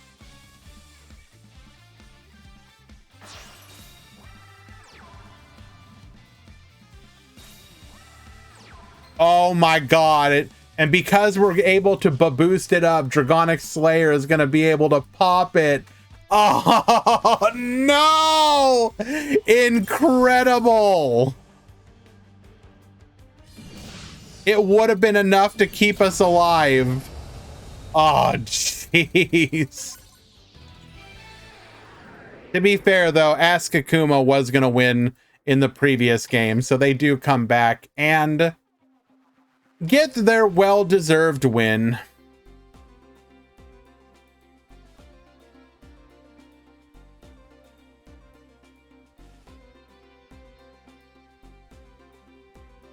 Alrighty, this does mean we are in round 4. 4 to 5, X2 will talk.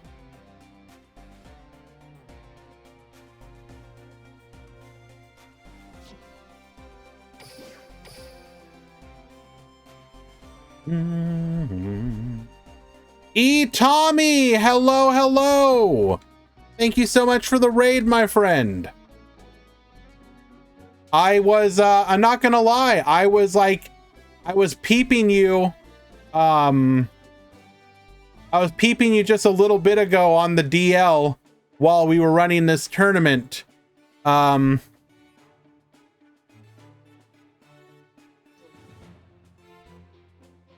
If I remember correctly, when I checked out, it was, QWERTY playing, yep, Clock Dragon, and I think they were 7-0 at the time. He won 10-1. Jesus Christ. What? Was it Clock Dragon? It was Clock Dragon, right?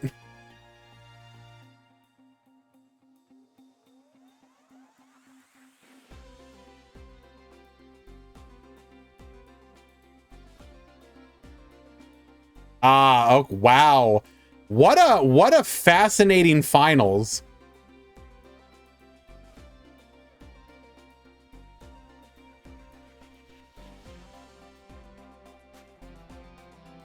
Kind of wild that many decks just couldn't deal with it. Cause like, don't get me wrong, the deck is neat, but it's like, it's not that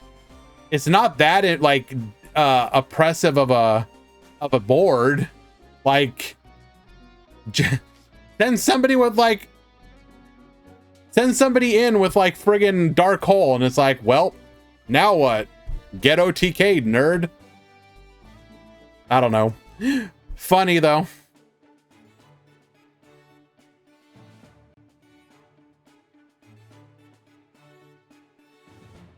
Alrighty.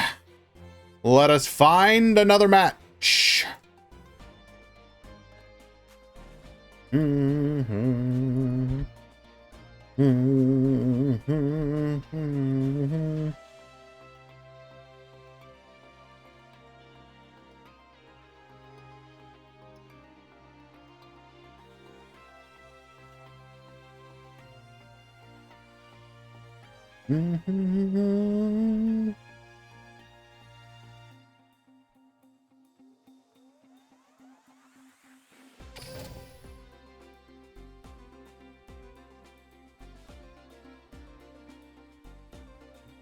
Do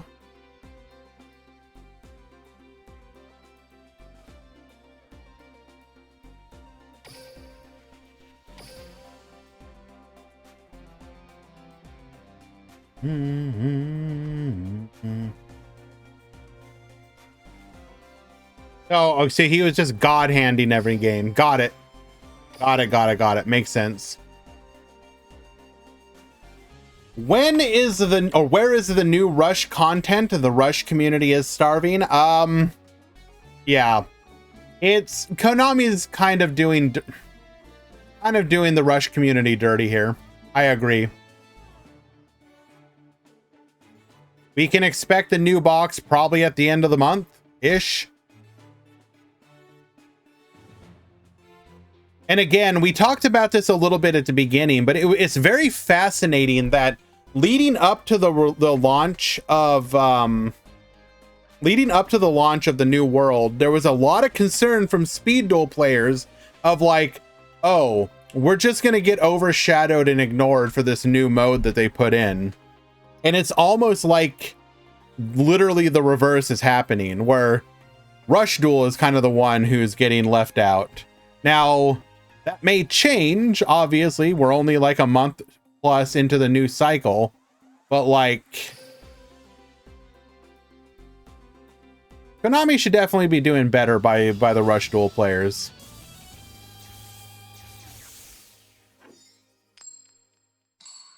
Roa will change everything. Here we go. Get ready for the rush. Because undeniably, the Speed Duel also benefited from getting a box that many would probably say is one of the coolest boxes Speed Duel has gotten in a very long time. Like, unironically, like, there are like 6 new decks that came out of that box, and a bunch of them that people are thoroughly enjoying. They've been putting out stuff. They dropped the Charmer skill out of nowhere, which people are having fun trying to make work. Even if that deck doesn't end up being good, it's at least playable. And they just dropped it, right? They're just like, surprise, have fun. Here's a little bit of content to play with. They should be doing the same thing with Rush Duel. Like, why aren't they dropping like a legitimately good new Rush Duel skill like the Charmer one? Why isn't there like a good another structure deck? Give us another structure deck to work with. I don't know what you would make it, but just drop another structure deck. I don't know.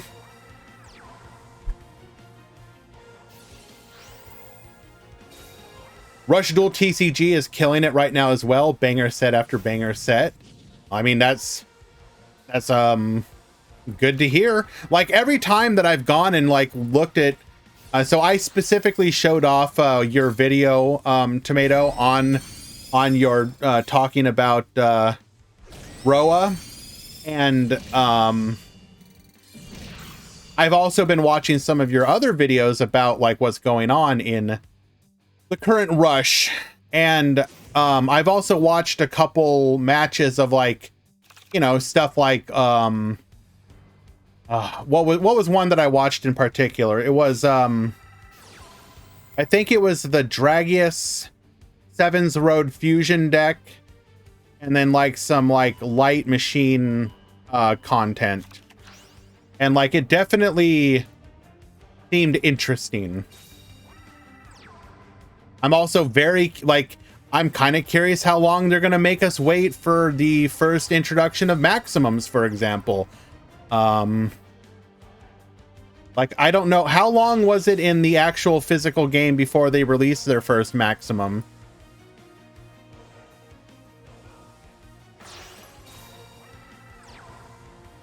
Sevens Gias is still the boogeyman of Rush.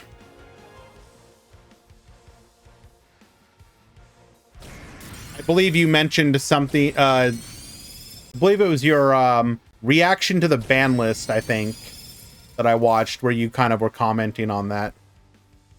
I think it was you anyways. Might have been someone else.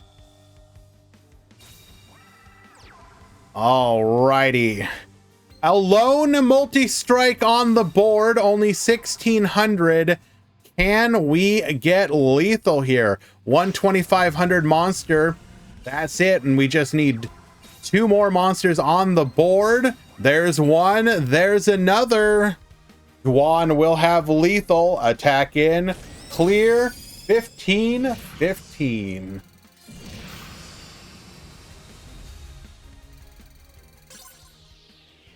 Is this just random deck versus random deck? No, this is gonna be what the modern version of Bubble Era is versus Dragoncaster.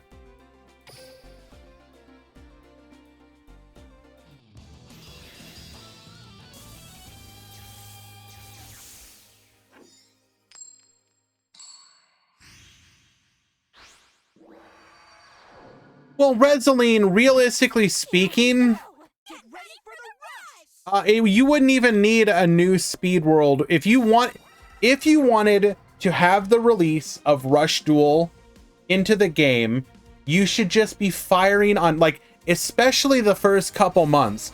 Just have a ton of content for both modes at the same time. And what do I mean by that? I mean, overload people with gems. Even if you're going to go back to what your usual gem mount is, imagine how the positive reception like you would have gotten. Imagine normally you get 5,000 to 6,000 gems a month on average, right? Without doing any other weird stuff like leveling characters and whatnot. Imagine if for the first couple months post Speed Duel release or Rush Duel release, you were getting 10,000 gems, right? And you were getting content, you were getting basically double content. You were getting Rush and Speed Duel content both going on at the same time. So people were just engaged. You were coming in, if you were a Speed Duel player, you're looking at the Rush Duel stuff going on and being like, well, I want to do that as well. I'm not really super interested, but they've got some gems over there. And the same thing is going to happen with the Rush Duel players who are looking at all the Speed Duel content going alongside the Rush Duel content. When they finish their Rush Duel content, they're like, well, why don't I head over there and build up some gems as well off of that stuff? Oh, hey, I actually kind of like this stuff as well. I think I might do both of these. I mean, I'm getting so many gems. Why not? That's personally what I would have done. But, you know, it is what it is.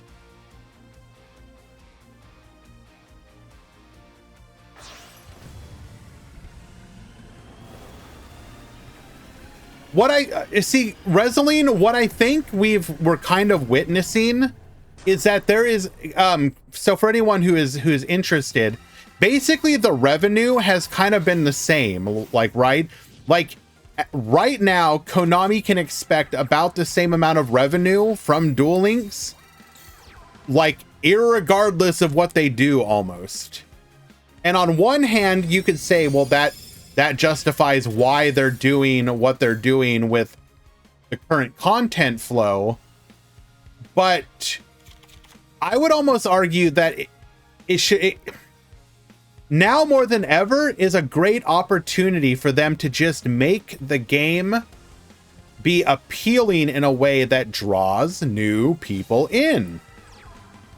And get, you know, like, use it as a true growth, like, take a little bit of a hit by giving away more resources, which they kind of are doing with more stuff like the box chips, but just get people invested.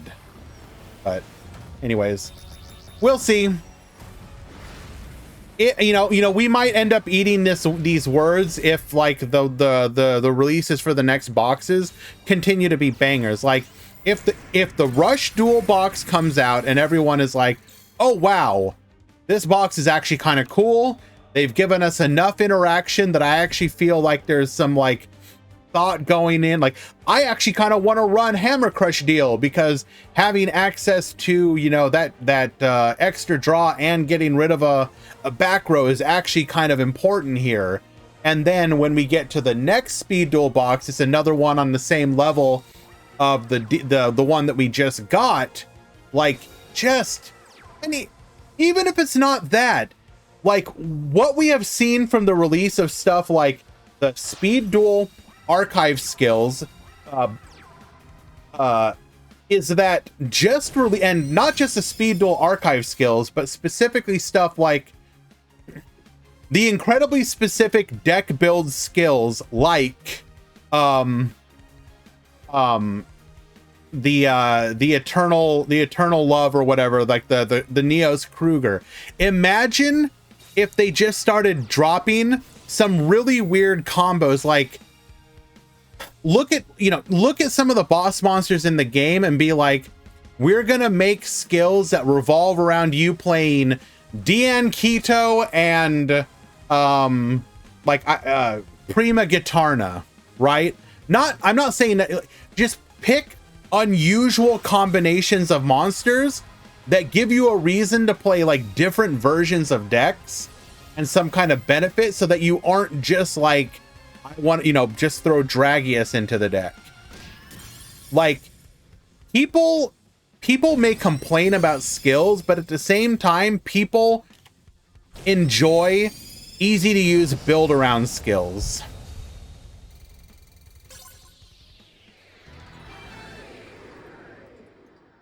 I've gotten some friends into Duel Links mainly for Rush, but they've all been enjoying grinding the KC Cup ladder. Speed decks right now are cool.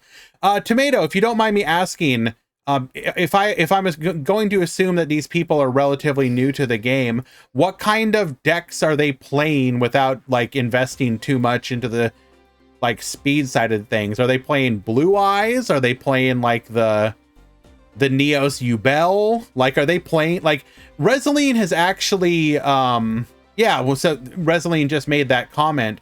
Reseline has actually been kind of fair, and I agree with them that some of these very particular skills make it really easy to get people back into the game, essentially, because like the actual cost of the deck is, like, relatively cheap if you actually think about it, because, like, the Neos Ubel one, for example, like, half that deck is literally, like, usable with, like, the crappy generic UR and SR cards. You're like, all those Ubels you've been using for, like, your farm deck, congratulations, throw those in.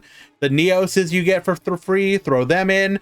Buy, like, a you know, your one copy of Neo Structure deck. Like,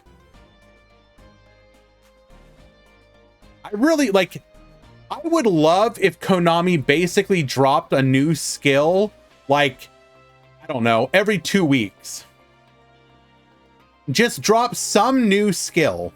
It doesn't even have to be like a broken skill. If we were getting skills on the level of the Charmer one, where it's like an intro. Like, imagine if 2 weeks from now they just dropped like a Noble Knight skill, or for Rush they dropped one that's similar to the Blue Falcon formation, or one that worked specifically with like beatdown or whatever. Like, it would be cool to just have like you know, you log into the game. Oh, huh. What can I, you know, can I do something with that skill? Let me try and see if I can do something with that skill. I think that would be neat. You know, maybe they release another of the Noodle Ninja cards and make another Noodle Ninja skill. You know, oh, the old Noodle Ninja skill, it's not quite enough. So here's one new card in the card trader and a really cool new skill.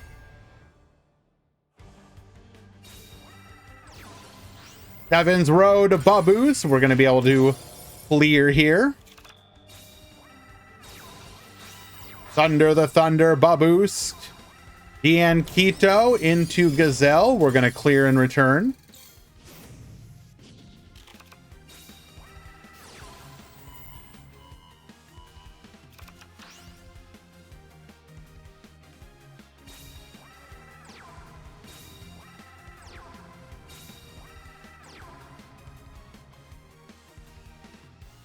I will say,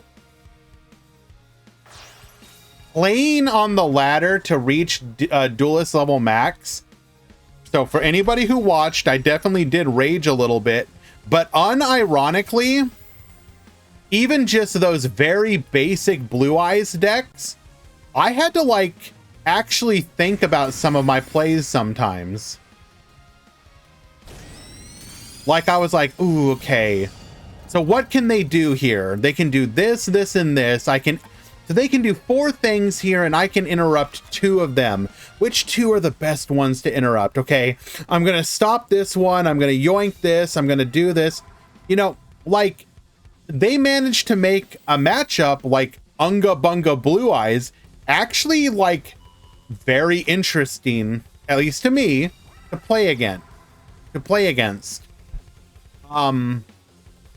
And I think people not giving Blue Eyes enough respect. Come on now.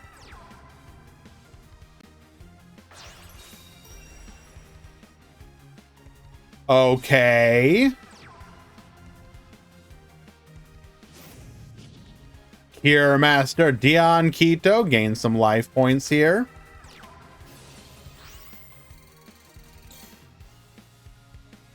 Congratulations, Grim.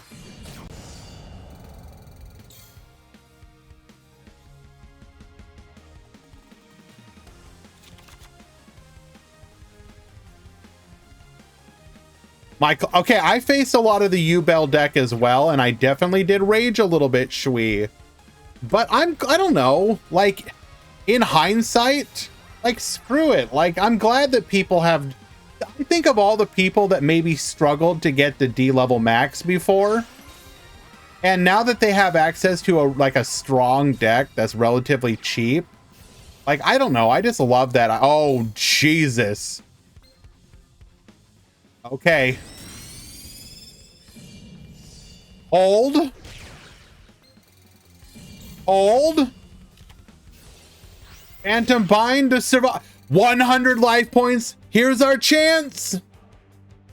Here's our chance.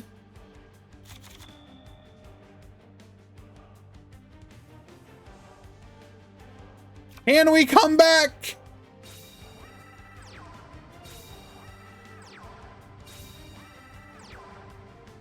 No.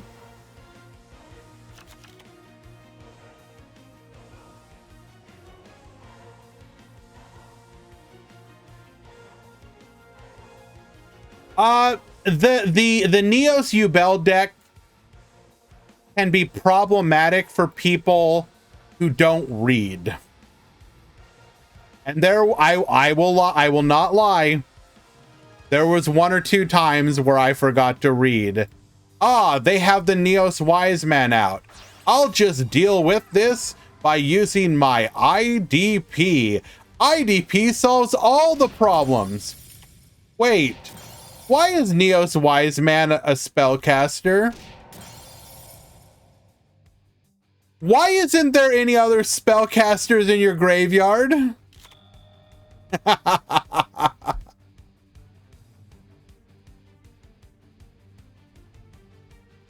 Can we come back? Just 1,900 life points.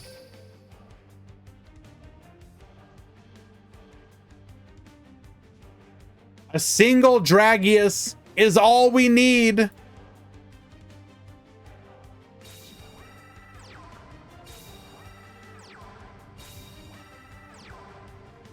No!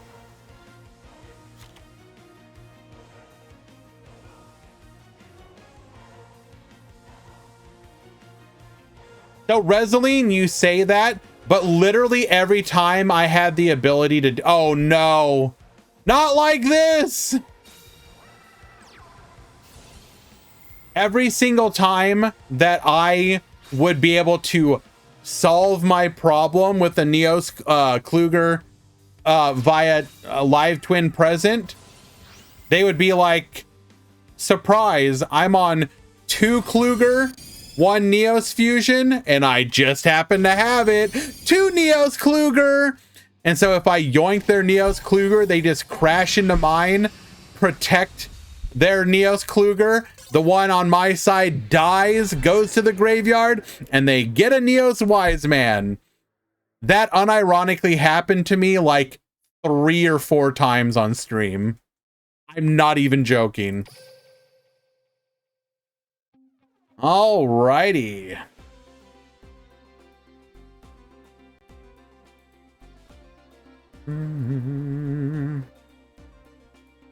That's a big feels bad for Dwan. We literally just needed to see 1.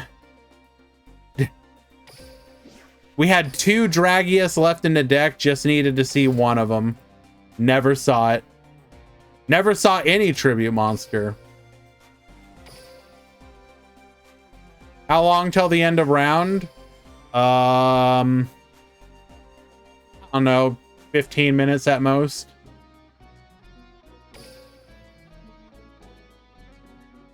Also, I forgot to change. We've been in round 4. I apologize for that.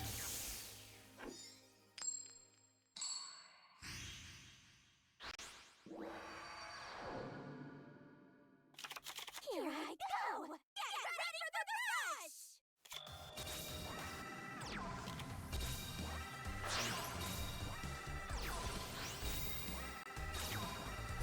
rush! Alrighty.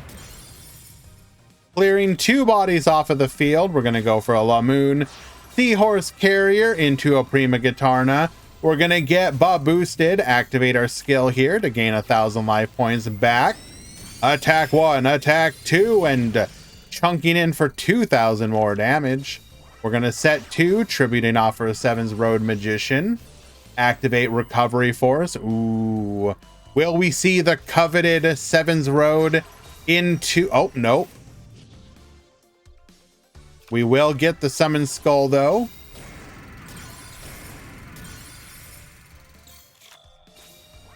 Seahorse Carrier, returning a Kanan to hand. Summon the Grace Princess into a Prima Gitarna, into a Thunder the Thunder. Get reducing into a Summon Skull. Did not activate the Prima Gitarna as it was not enough to ensure lethal. 7's Road number 3. We are going to attack over the Summon Skull. Lamoon into a Dion Quito. Activate our skill here into a Thunder the Thunder. We're going to go for a board clear here. Seahorse Carrier into the Kanan. Summon the Thunder does not activate. Multi-Strike Dragon. Into a second Multi-Strike Dragon. This is brutal. And in what, you know what else it is? It is lethal. Infi will defeat Loic in game number 3. Well done.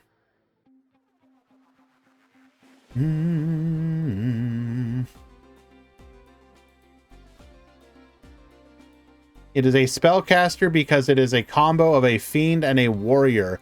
Fiends are magical demons. First of all, I would argue what is a non-magical demon? Marco. How are fiends magical demons? What does that mean? Warriors are brave heroes. Way to typecat. Where's justice for my my warriors who aren't brave? A good brave version of a fiend would be a magician. False, false. A mystical version of a hero would be a magician. Hence, no offense, but your argument is awful. If you got that from Reddit, congratulations. That's the worst thing I've ever read.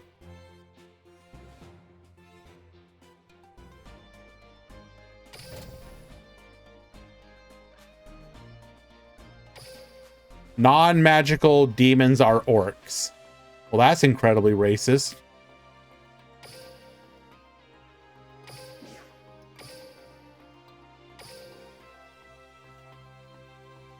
All right, looks like Sammy. Okay, looks like we are done with the Swiss rounds.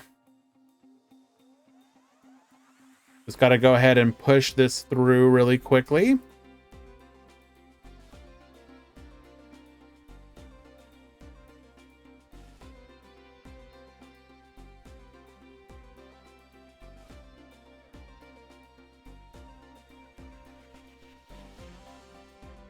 Does Reddit have an explanation on the creation of sandwich?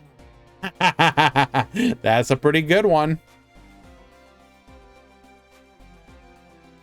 Who are our lucky X2s? We've got Black Snake. We've got Loic. We've got Anticristo. And we've got Asuka Kuma.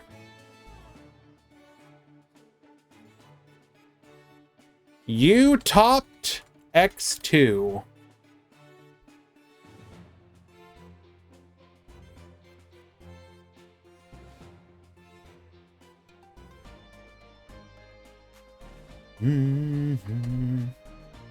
Alrighty. We are going to go AFK just a moment, guys, to do the top 16 breakdown. When we return, we will have our matches.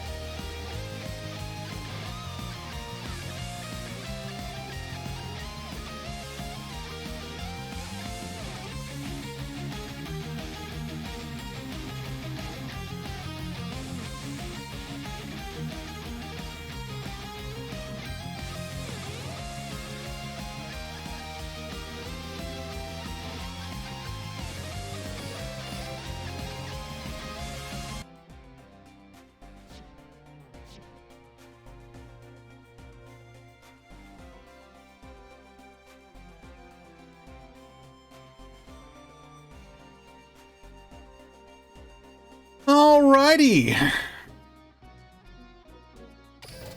Here we are. That is an incredibly specific collection of decks that have made it to the top cut. Hello, Globe. 6 dragons, 6 dragon caster, and 4 bubble era.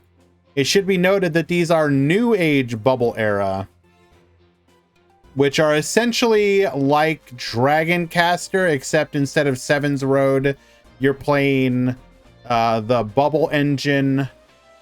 And by bubble engine, I mean all the aquas plus the aqua spell typically. We haven't actually seen it, but I can confirm that they all run it. So 16 Dragius beatdown, technically correct, yes.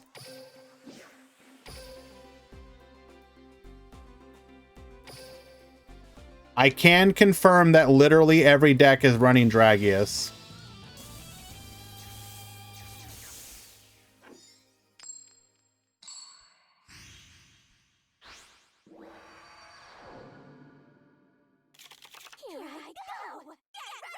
Oh, by the way, I'm so sorry I missed your raid. I have been awful with this. Big shout out to Duel Links free to play. If you guys don't know, he is one of my favorite YouTubers and streamers. I love the content that he does, helping out the free to play community with excellent deck lists, both free to play and what you can build into. Please go support him in any way you can. I really and truly mean that. He does so much for this community. Now I saw, Mr. Free to Play, that you were quote unquote breaking charmers. Have you done it? Have you made broken charmers? I need to know. Have you broken them?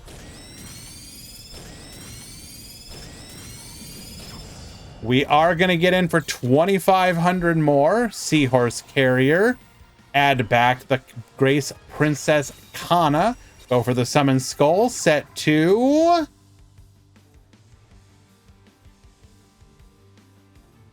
I bet he broke you with triple IDP. Come on! We're just dead here, aren't we?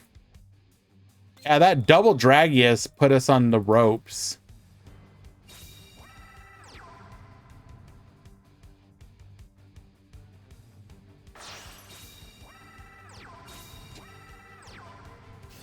Come on, man. That just ain't right. Metro taking game number 1. Hello, Psycho.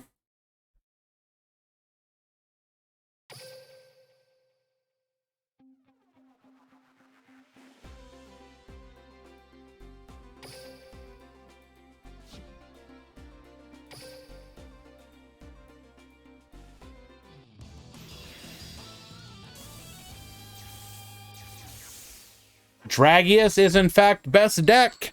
Did Konami make a mistake by creating Dragius? Many would say the answer is yes.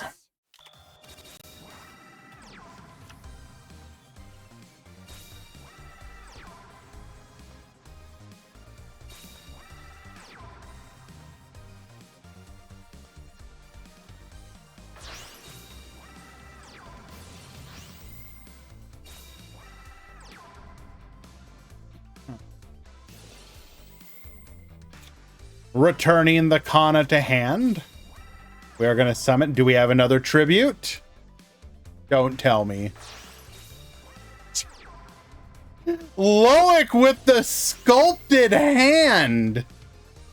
Incredible.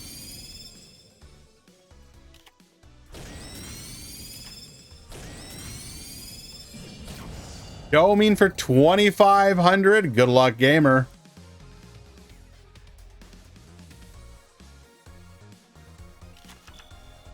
$2 months, no Rush Duel deck. Has it been technically 2 months yet? Not yet. It's been a month and like a week, but you are correct. That is something that a lot of members of the Rush Duel community have been critical of. They should be releasing Rush Duel. Yeah, yeah. Understandable. Like, what are you going to do here? Your opponent God-handed you. That was an absolutely disgusting opener.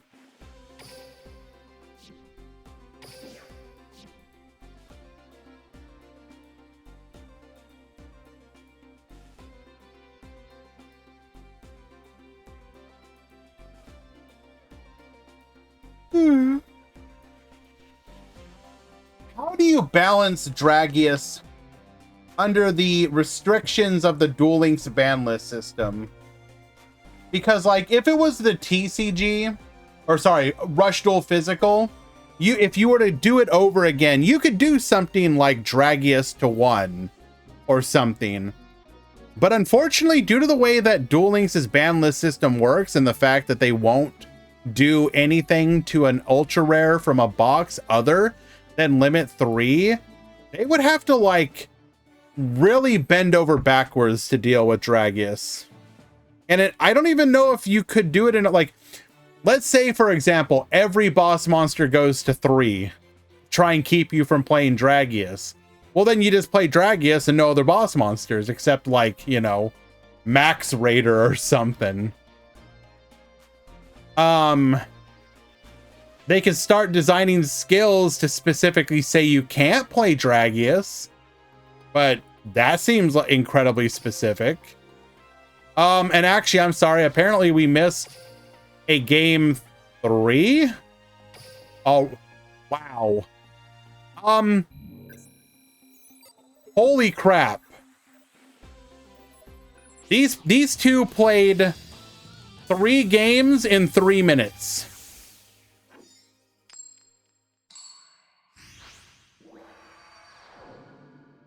Imagine participating in a tournament for almost 3 hours and then you're out in 3 minutes.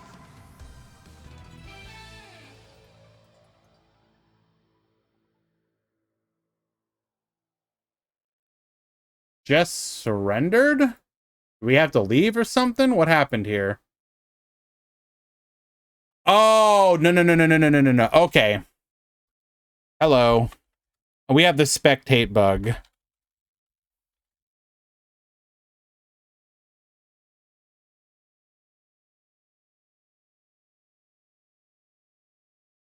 Yep.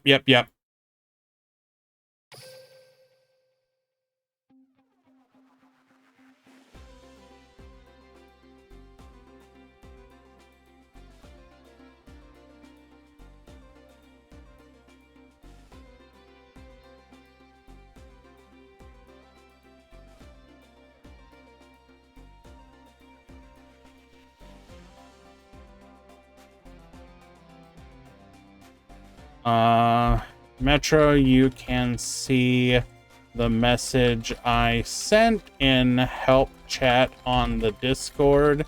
It is a known bug within Duel Links where someone loads in seeing the opponent's perspective and can't play the game.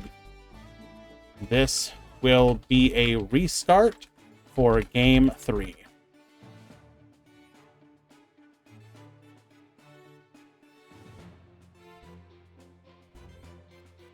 Sure.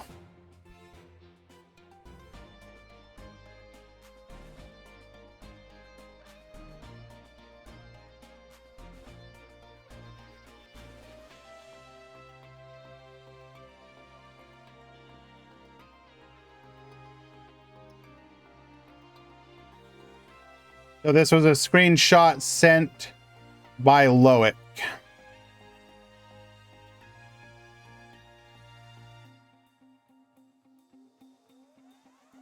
That was me.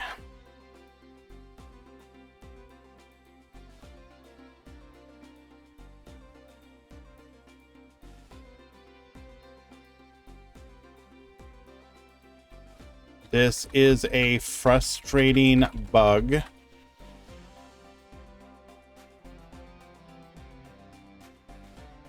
but it's legit.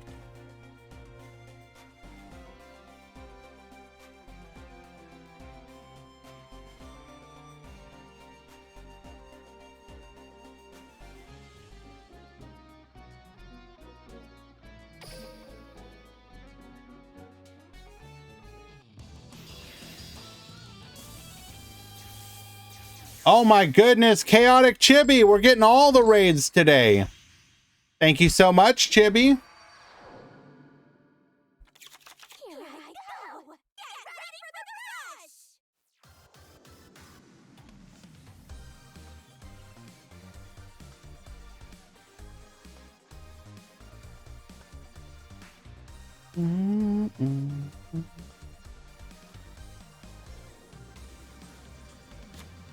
What the heck were we doing today, Chibi? Playing a little Duel Lonks?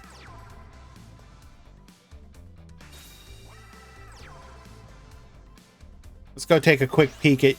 Let's go take a quick peek. What were we doing over there?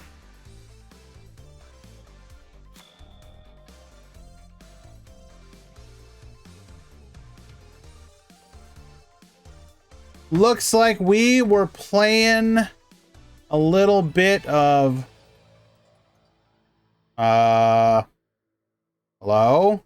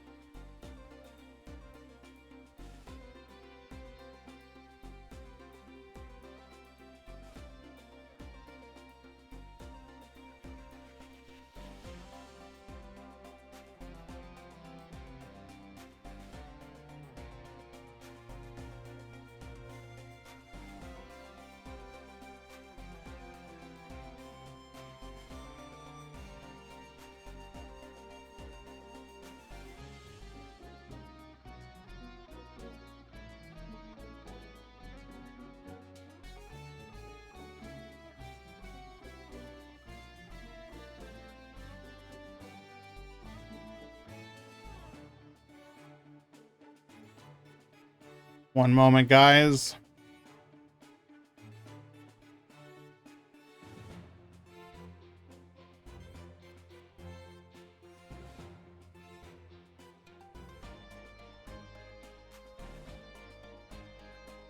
Please make a new room. Send me the proof below it.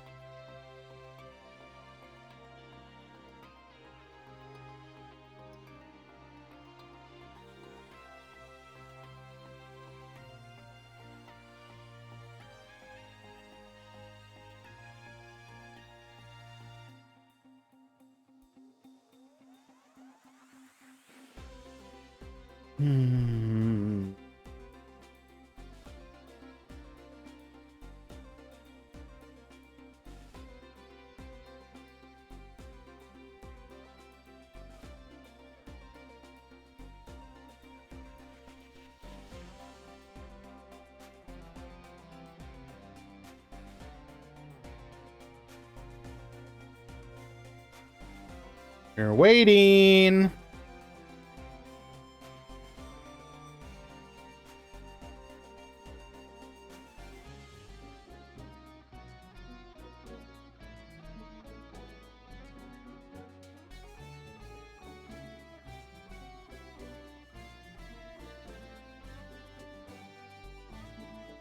Shouldn't take this long.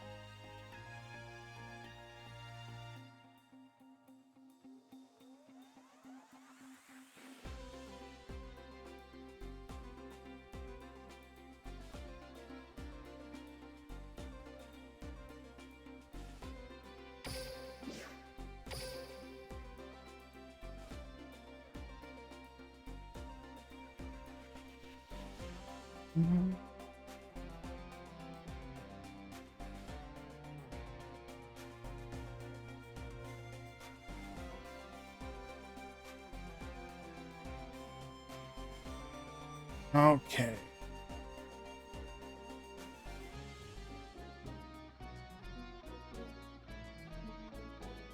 Please go to the new room.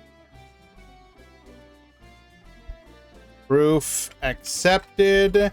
If this happens again, however, the win will go to Metro.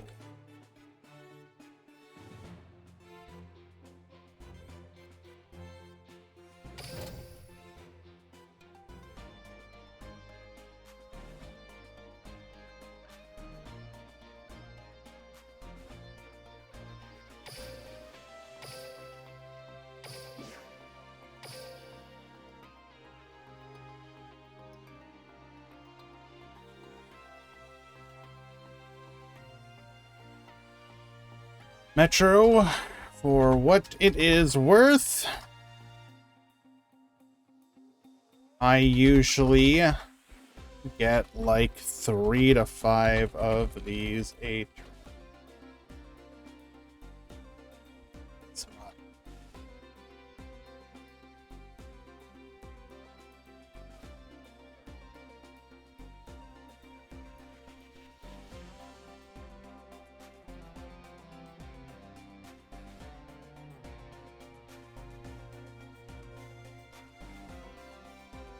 Okay. Game 3 for real.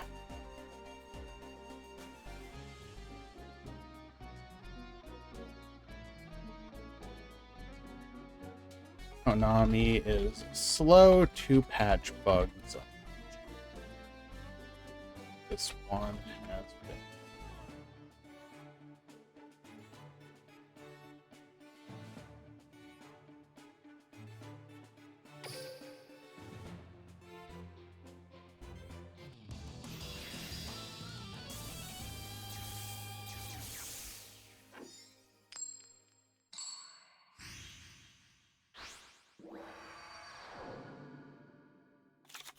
Here I go! Get ready for the rush!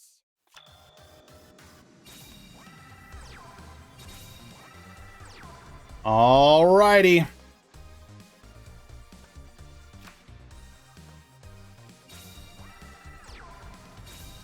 Kanan into Gazelle, the king of mythical beasts.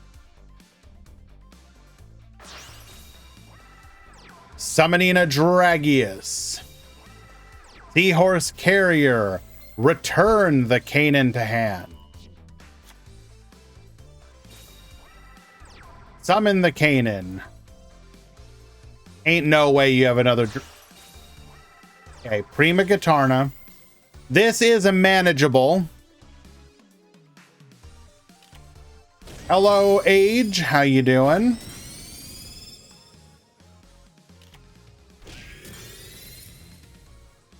Next Rush Duel set should be roughly near the end of the month.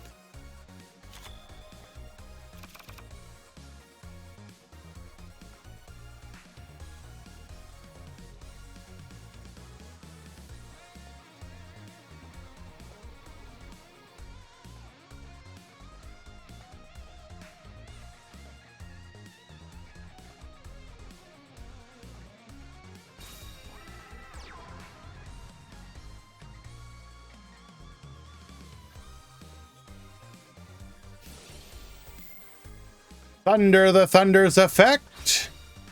Get reduce in discarding a Dian Keto. We must have something much higher impact in hand. Perhaps a Dragius of our own.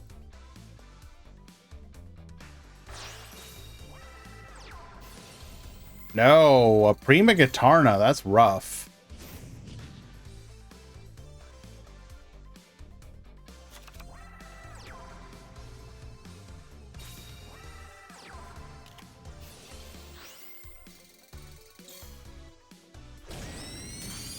We will take out the Dragius. That is unfortunate.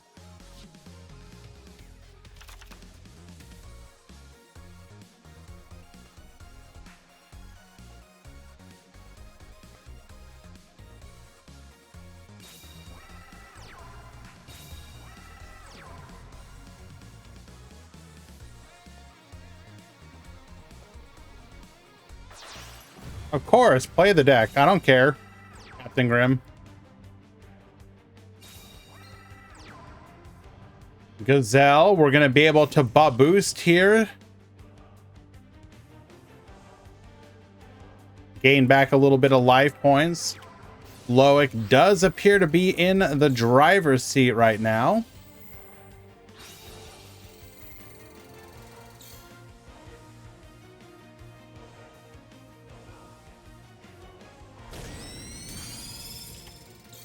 This is a significant amount of damage. We're going to need to see a Dragius to come back from this.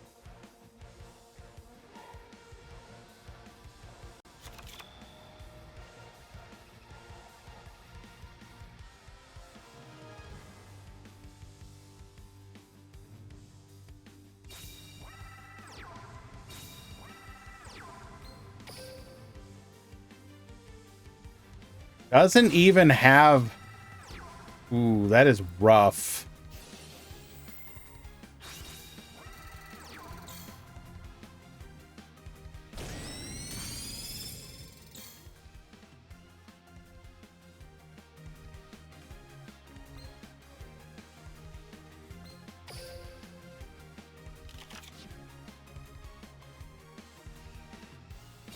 Very unfortunate.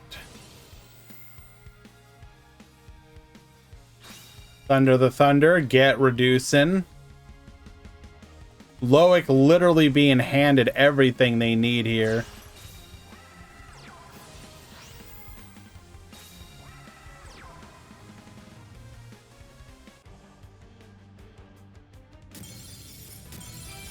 That is really unfortunate.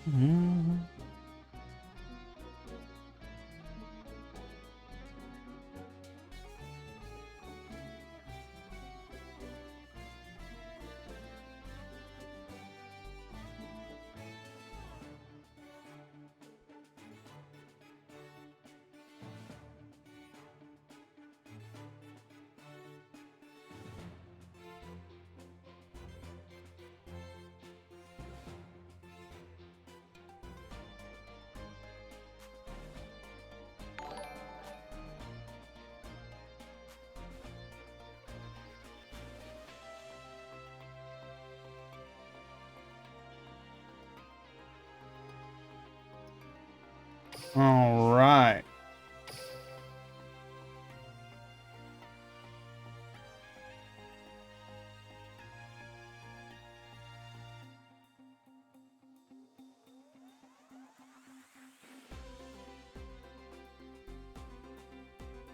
Let us find another match.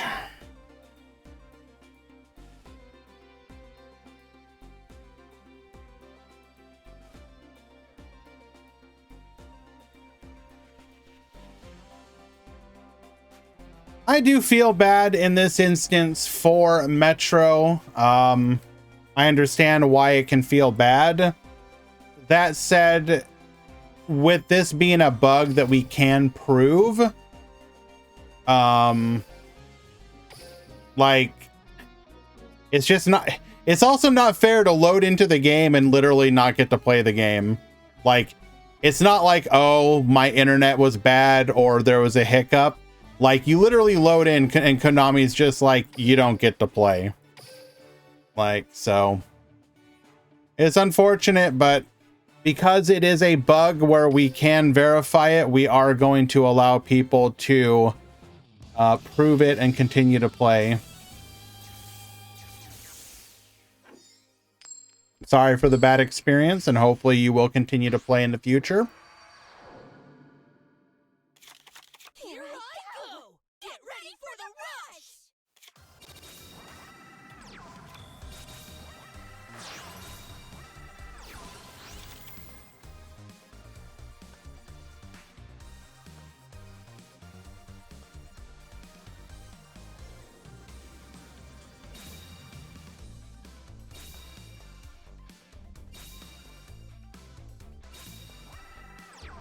1 second, guys. Be right back.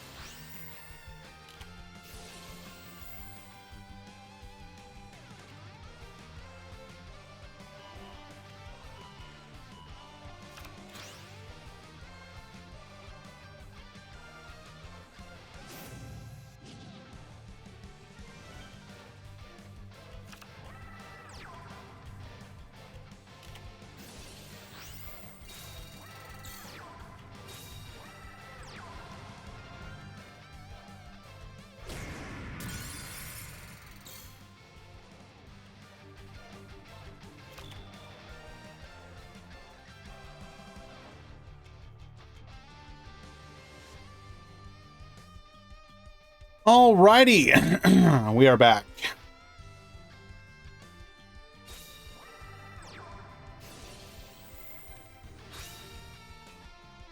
If we get gem leveling on Rush Duel, can use them on Speed Duel box, or it doesn't work. Okay, so yeah, so Age, gems are a universal resource. Regardless of how you earn them, you can use them on any box. That was actually something that there was some contention over. People were hoping perhaps that Rush Duel would have its own currency, and it wouldn't be something where you had to play one mode or the other to participate in that mode. Because like right now, for example, if you play Rush Duel, the vast majority of gems are locked up in Speed Duel content. So you have to get Speed Duel content to be able, because like there's just not enough gems doing Rush Duel only. Tournaments like these as well are entirely done by the community. We host them, Quantum hosts them, Latam hosts them. There's a couple people doing them, although it'll be curious to see how the reception continues going forward. Obviously there was a very big push in the beginning to support the mode.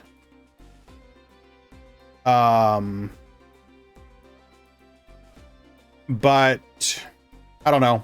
It remains to be seen. If Konami continues to sort of not support the mode in the way that it should, it's possible that people will start to fall off of it, and hopefully that isn't the case, because having looked ahead to the future, the mode does look interesting once it gets more going for it.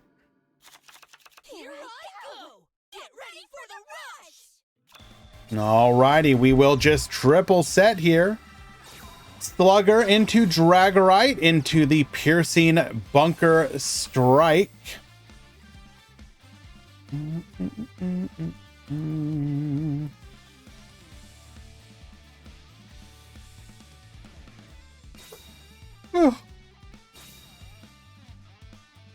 Sending cards back to the top of the deck.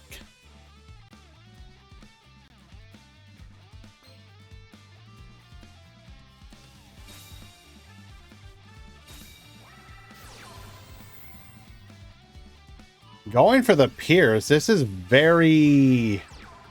I'm not sure about this one. It's a lot of damage potentially, but we're going to leave our opponent with a lot of resources for the crackback.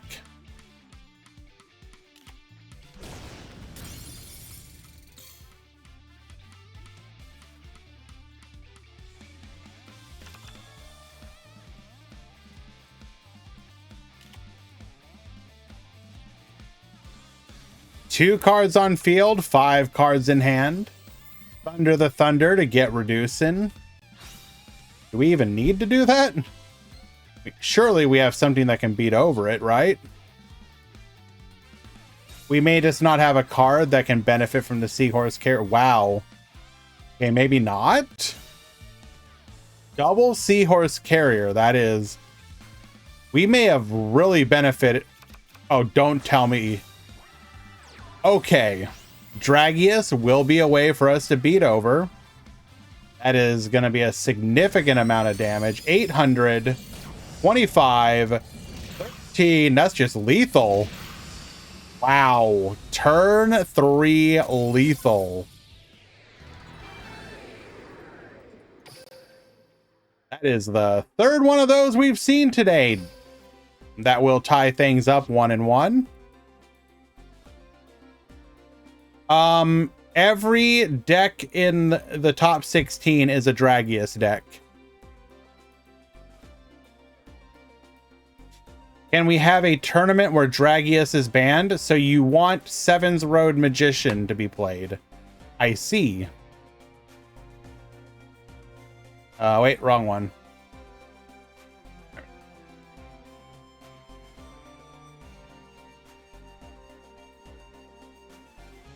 All of these decks play Dragius.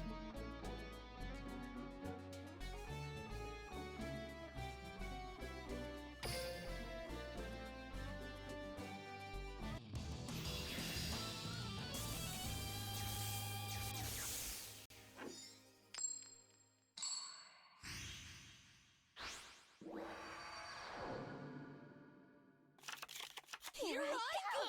Get ready for the rush! All right, set two. Very unusual. Going for a Seven's Road Magician, Thunder the Thunder, Dark Sorcerer. Get Baboostin. Got a little greedy there with the Thunder attack.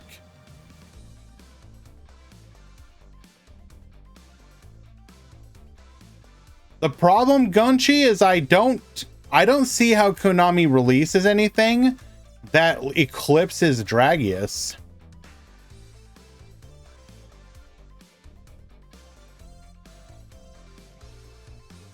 What if you just played Dragius in the machine deck, Fan Luna?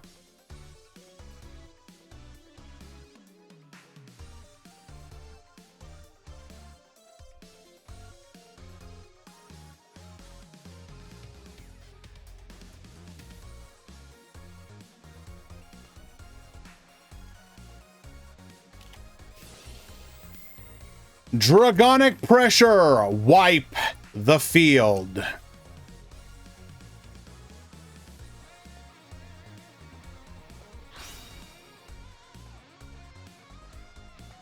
I'm not even sure how you would do an anti-meta tournament though. Because like, okay, So if you want to do anti-meta, you have to ban Dragius and Seven's Road. But doesn't everyone just play... Then the new meta becomes what? Bubble Era and like Psychics, I guess? Or Yami Ruler? Like, does it really fix anything yet? Getting in for 3,900 damage. This is devastating.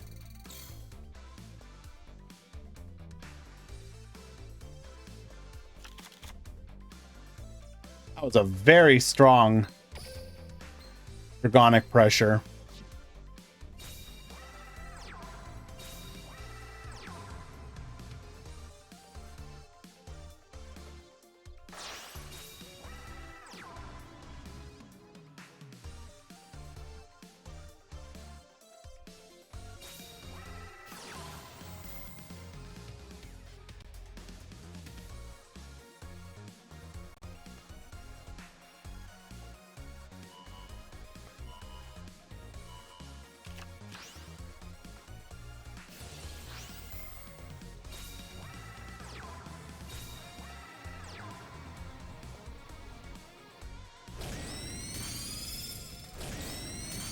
We're going to go ahead and counter with a whole big chunk of damage. Delay on that telling us that there is very likely to be a Phantom Bind there. You break me, I break you in return.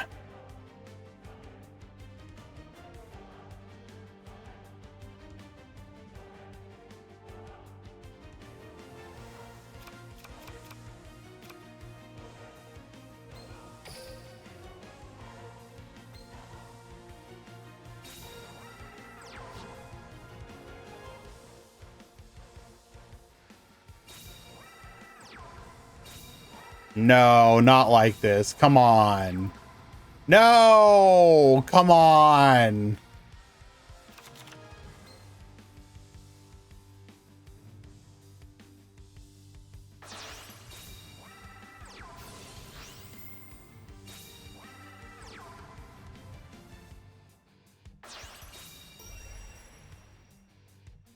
Bro. Disgusting. Stop.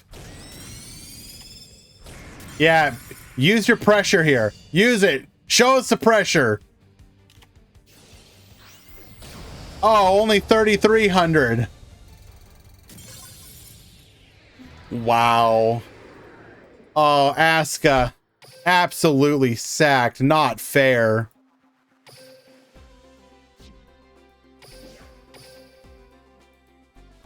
Alrighty.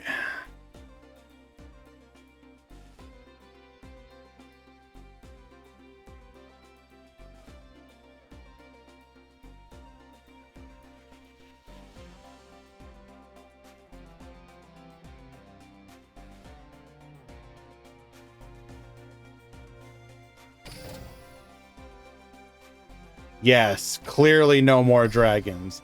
Every deck is a dragon in some fashion. Come on now. So who's up a game right now? Loic.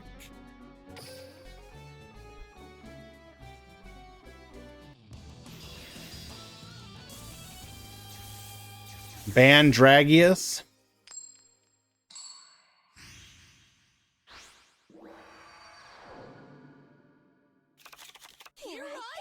Let's see what's left in the tournament. We have Dragoncaster, Dragons, Dragoncaster, and then whoever wins here. Either Dragons or Bubble Era 2.0.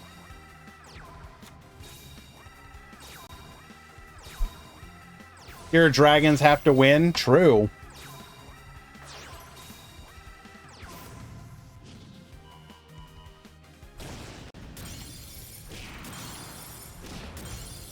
Going for the full clear here. Seahorse Carrier returning the Kanan to the hand. Shweek, pretty much, yeah. Although they sometimes do play like Dragorite.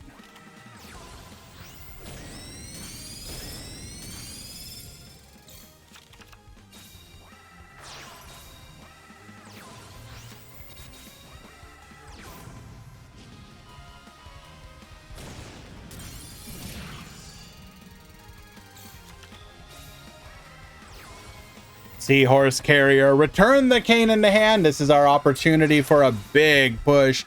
Deanne Keto, activate the effect. Kanan. We're gonna, not the big push we were hoping for, but we do break the board. Dragonic Pressure, allowing us to go into a copy of Dragius and one back row, 2500. Also not the most devastating. We will summon two into a Dragius of our own, set one and a pass. Ooh, that is big spooky. This is Xerox's opportunity to make a really strong push. In fact, we theoretically could have lethal here if we have two, what triple normal summon and a double normal summon and a tribute summon. You don't even need to do that.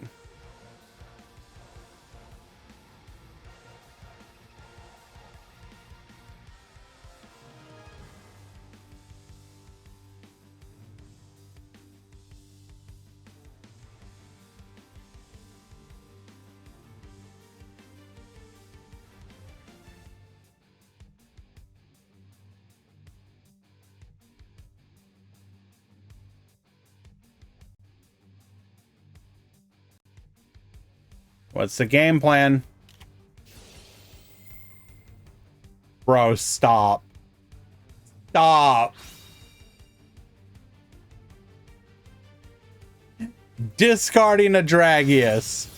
Discard. What are these Bro, stop.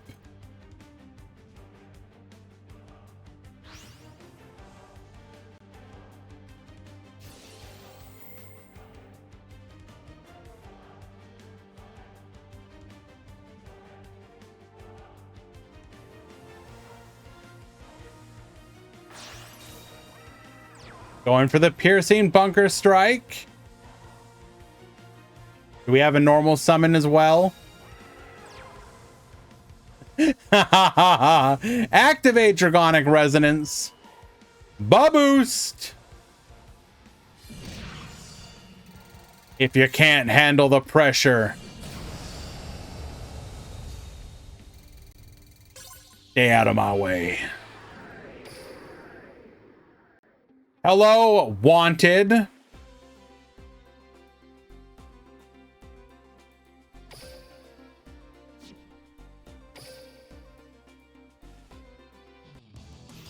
Oh, damn it, we got edges.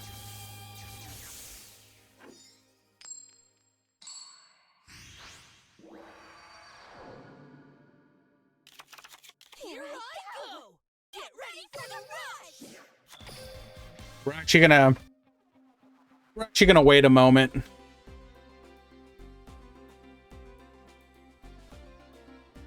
I want everyone to be able to watch.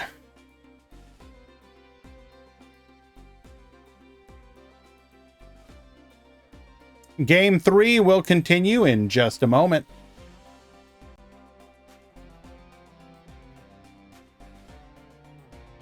Did I watch Attack on Titan last episode? Wanted, I haven't seen anything Attack on Titan past like season 2.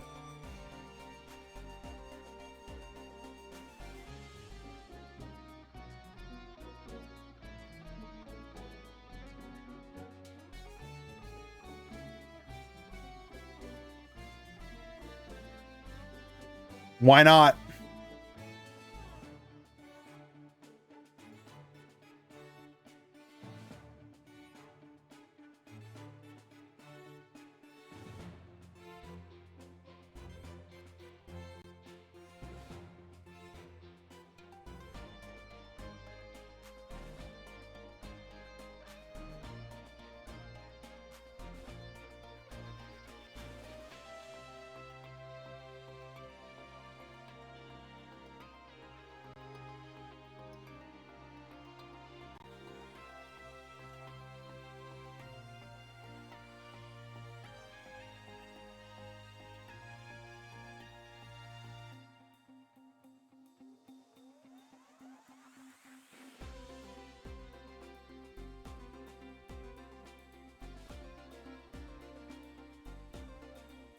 You realize Attack on Titan is just like a magical girl mecha show, right? It's a mecha anime, but instead of giant robots, you suit up into giant human bodies with a magical girl transformation sequence.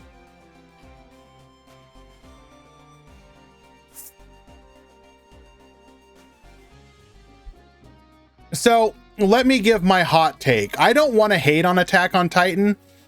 I'm going to say two very good things about Attack on Titan. Number one, Attack on Titan probably has the most effective first episode of any anime ever. If you want to get people on board for whatever your series is going to be about, episode 1 is incredible. You watch episode 1 and you're like, holy crap, this is crazy.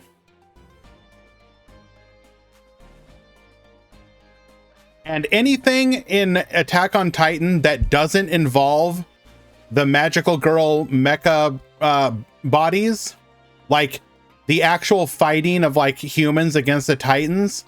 Like, for example, Levi is my favorite character. That guy is a badass. He don't need no flesh golem giant robot. That stuff is like the battle tactics of fighting against the Titans is interesting. It's no longer interesting when the battle tactics is turn into your own Titan and punch them a lot. You know what I'm saying?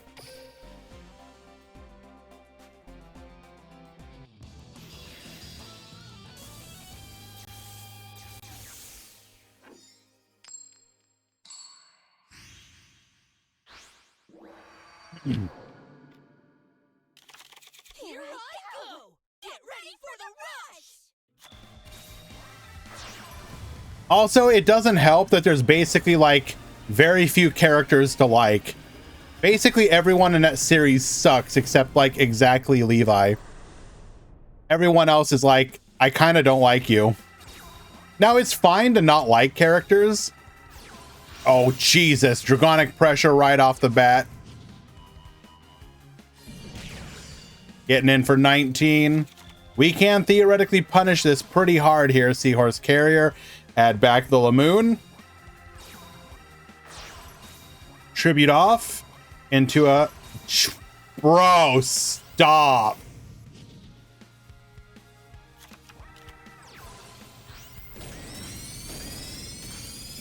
Huge damage, leaving our opponent on 2400. Dragonic Pressure number 2.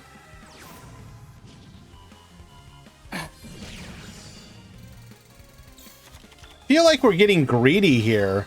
Like, why not set up the Dragonic Pressures for the future turns?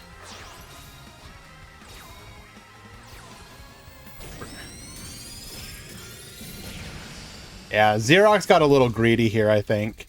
Mikasa is in fact not an awesome character. What are you talking about? She is creepy AF.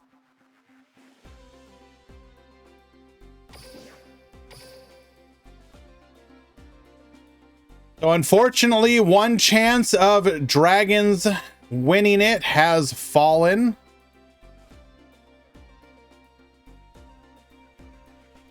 It's all up to Gonchi.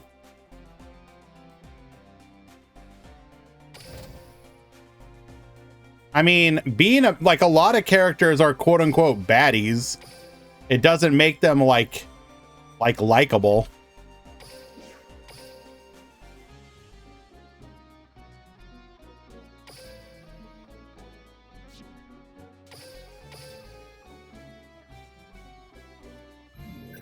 How to put it, like, see, there's characters can be badass and boring or badass and interesting. Like, to me, Levi is badass but interesting. Mikasa is badass but boring. Like, I don't know how else to explain it.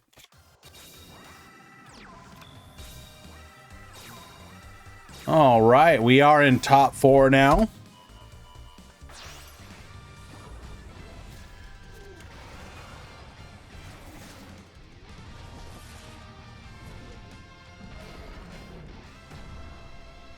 Shui, I can guarantee you, you are not the only one who feels that way.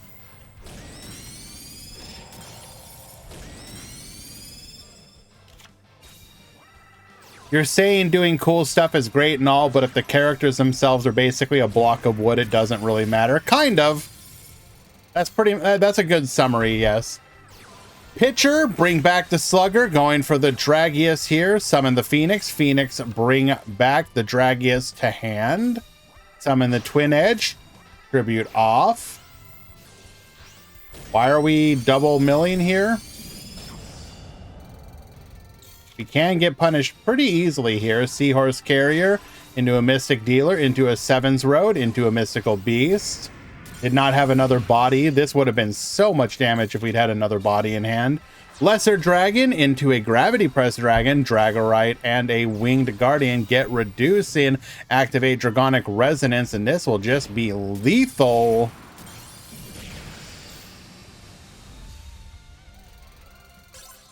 No, I would argue Mikasa's pretty popular.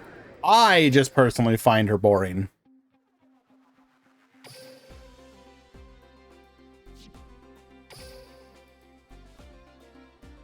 Also, like,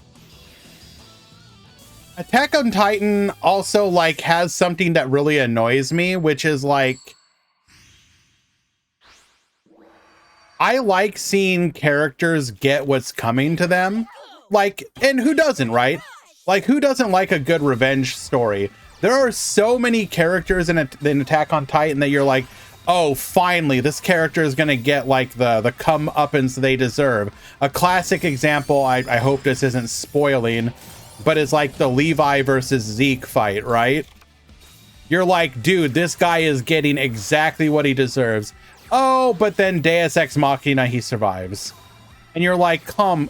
You finally have a character who's badass, get to do something badass and absolutely destroy someone, and then it just gets stolen from him. You're like, come on, dude.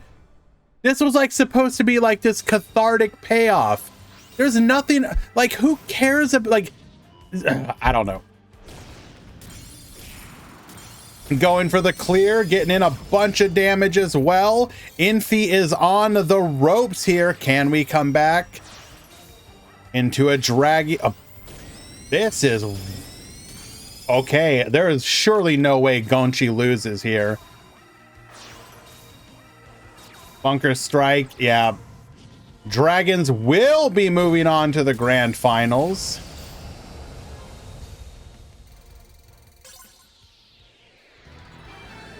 Well done, Gonchi. The dream of a different deck winning every week is still alive. Well done, Gonchi. Let us head on over. Tacny Frog, you need to check in.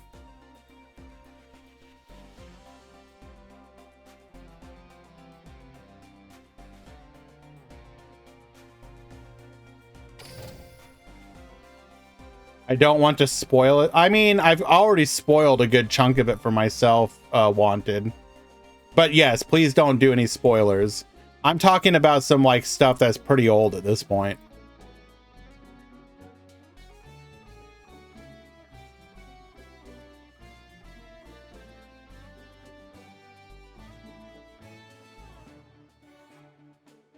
Spoilers, dragons win. Damn it! You weren't supposed to let them know!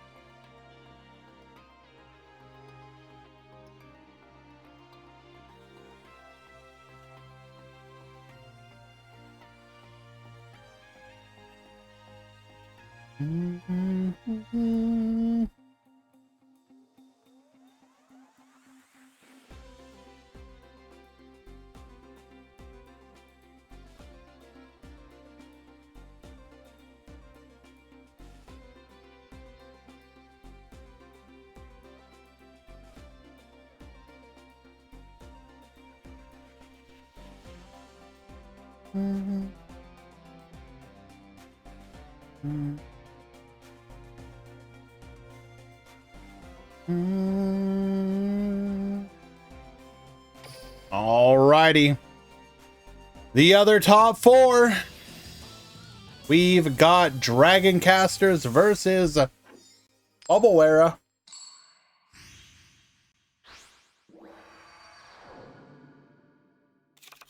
Here we go! Get ready for the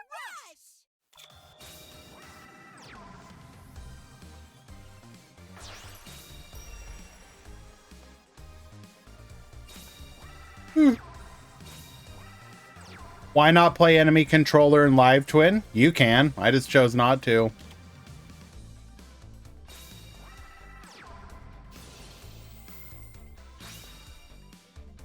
Thunder the Thunder. Get reducing. Summon the Gazelle. Will we tribute off for the Dragius? No. DN Keto. This is a bit spooky here.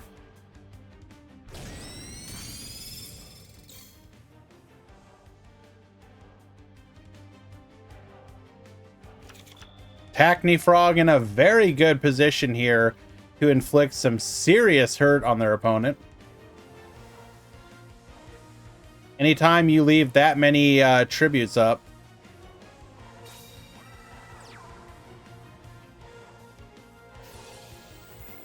Thunder the Thunder, get reducing.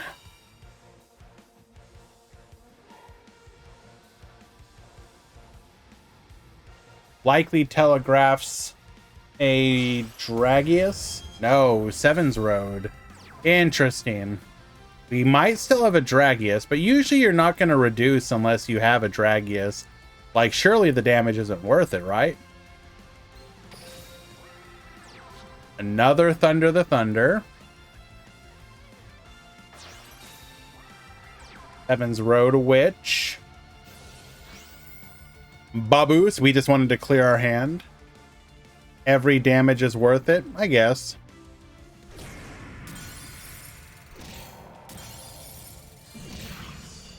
But we discarded a fan. Oh no, that was milled. What did we discard? We could have had another. I guess. Yeah, it's just a normal body clog in the hand. I guess you're right. Summon the Karibot. Oh no. This is looking a bit spooky. We have a do we have a 1 tribute here? Why is this? Okay.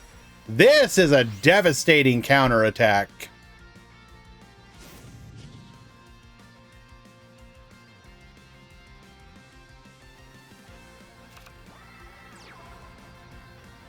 Summon Skull, Dragius, gain 1,000 life points back.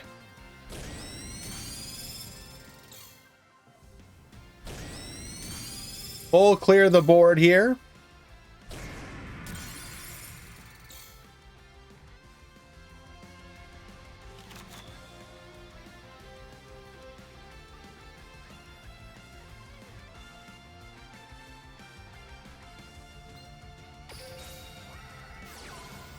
Recovery Force.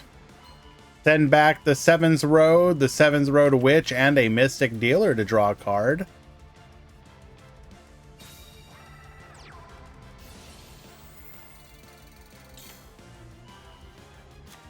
Summon a Karibot, add the Karibot back to the hand, summon the Karibot. The 2 materials needed for a double tribute summon. There's the Dragius. Masaki.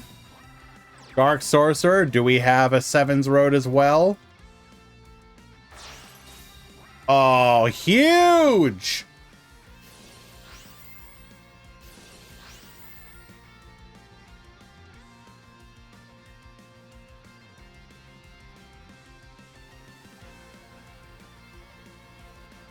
But Loic is going to be in a position to really punish this on the crackback.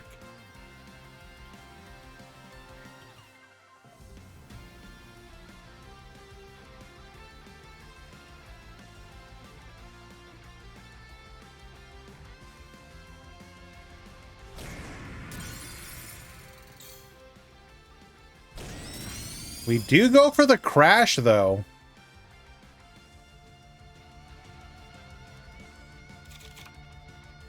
Anything other than a brick probably gives Loic the game here. That one.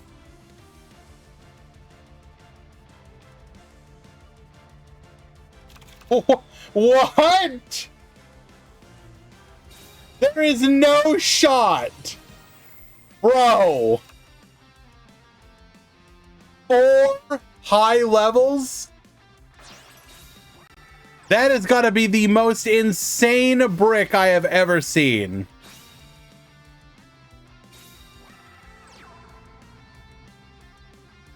Holy crap.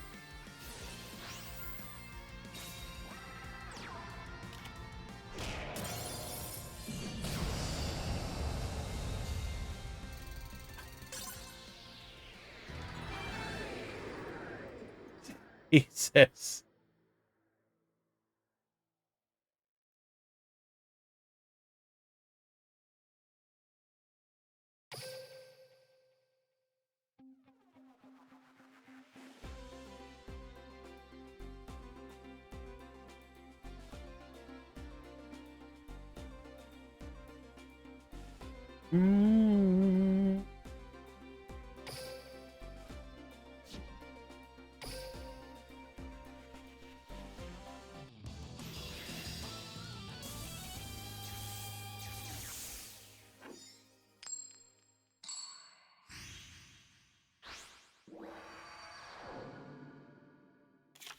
Here we go! Get ready for the rush!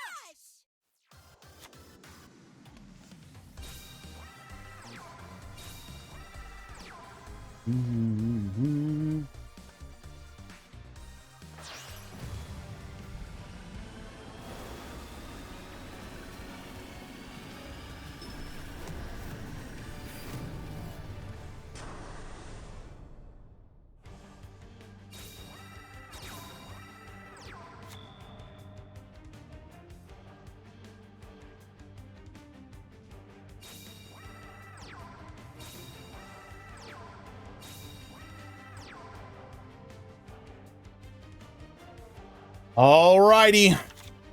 We triple set in response to our opponent's board. Show us a Dragius. Show us the crackback. There it is.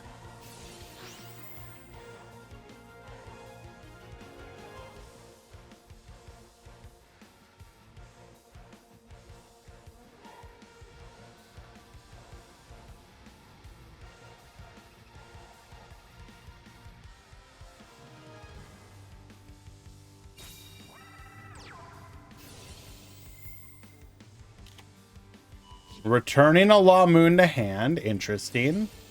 Gonna use that for the Dion Keto. Sure. Do we have a tribute material for it? Or a tribute summon for a tribute over. Prima Gitarna. Thunder the Thunder.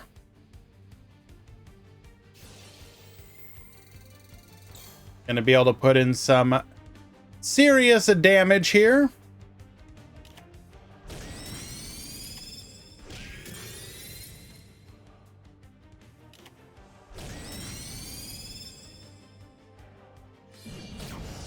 $3,400 directly to the dome.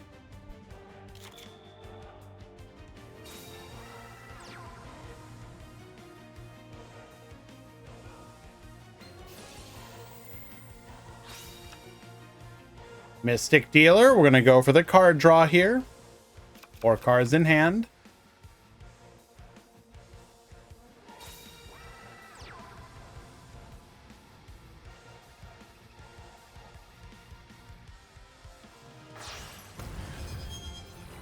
Summoning out a 7's Road Magician. We will now be threatening that Dragius. We still have to deal with that Prima Gitarna.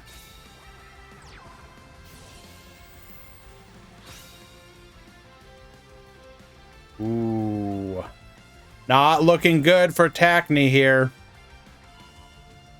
We are going to be able to take out the Thunder and the Dragius. The crackback is gonna be severe, if not lethal.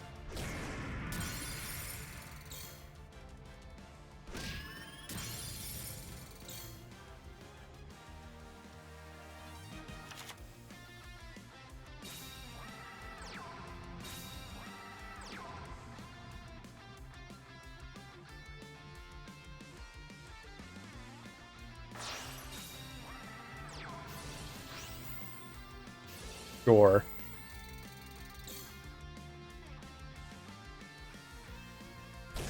To battle. Attack 1. Attack 2. Lethal. We will tie things up and force it to a game number 3.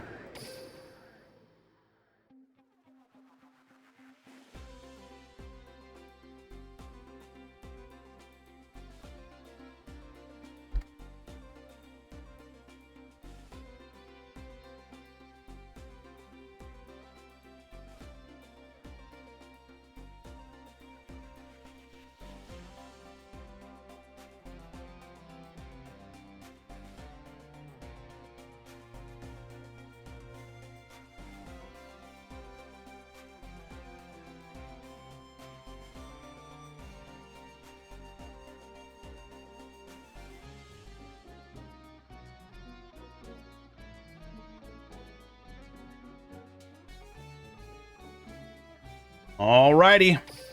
Game 3.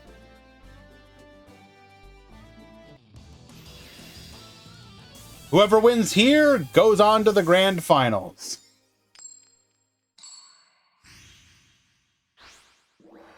I want a new strategy in the next rush box. I can maybe burn or mill. Ready for the rush! That's probably not gonna happen. Let's be real.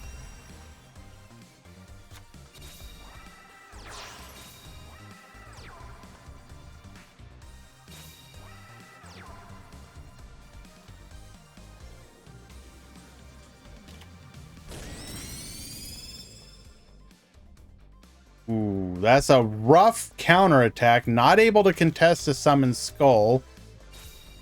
Our opponent is going to be able to take advantage of this, most likely. Tributing off into a Sevens Road Magician. We can now clear the board here and get in for a chunk of damage.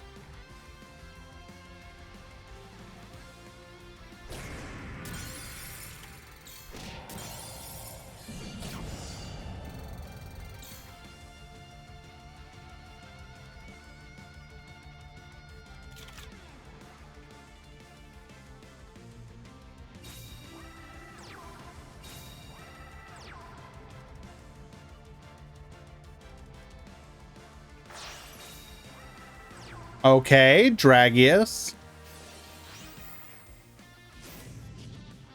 However, we are in the same predicament we were before. We can clear 2 here, but the Summon Skull... What? Loic keeps bricking. There's surely no way Tacny Frog does not capitalize on this bricked up hand. No pings, Dr. Dinosaurio.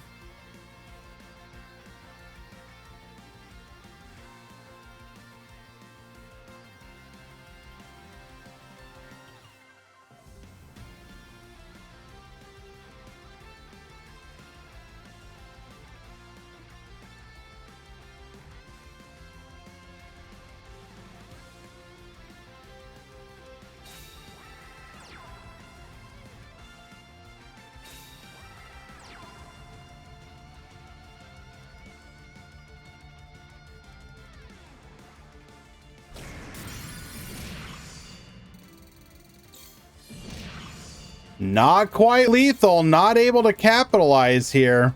We are giving Loic a chance. Show us a comeback of the century.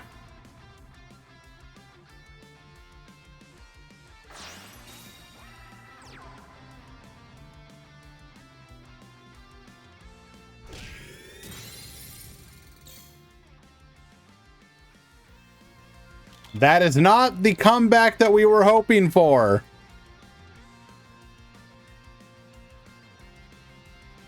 Loic, not like this. You were the other chosen one.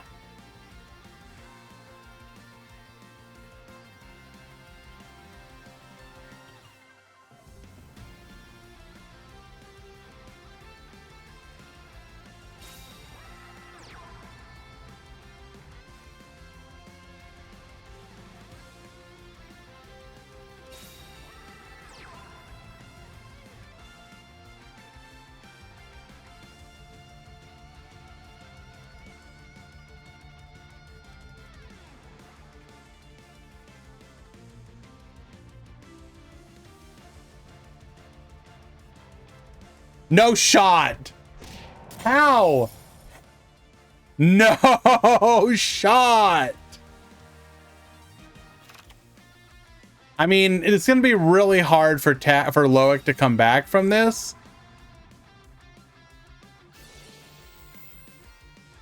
We don't have the life points to activate Prima Gatarna.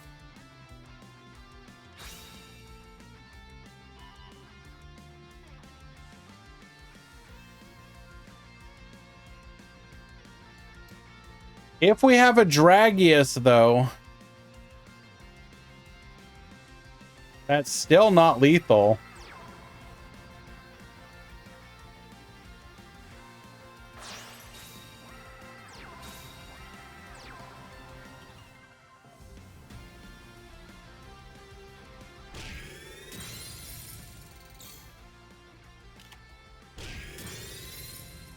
Clearing 2 of these bodies. We are only going to get to draw 2, and we can figure that 3 of those are normal summons. So these 2 need to be a tribute.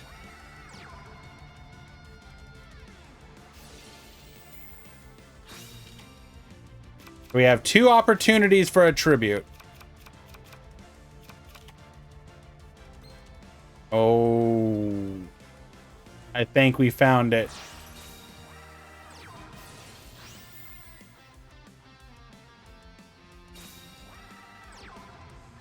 That's it.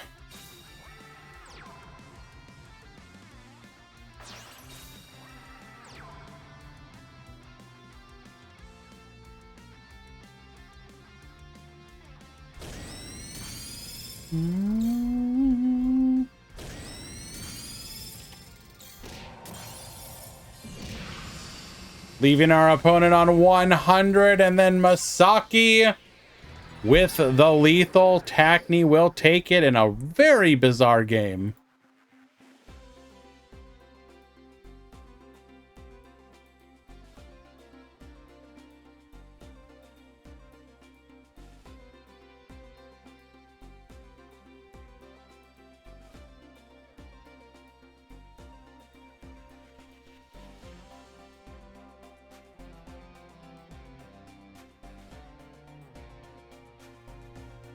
Alrighty.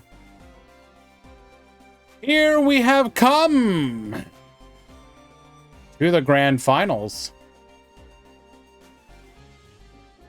I'm going to take this opportunity to go use the restroom while the players arrive. So we're going to go ahead and hit you with the edges again, and when we return, we will have it. Be right back, guys.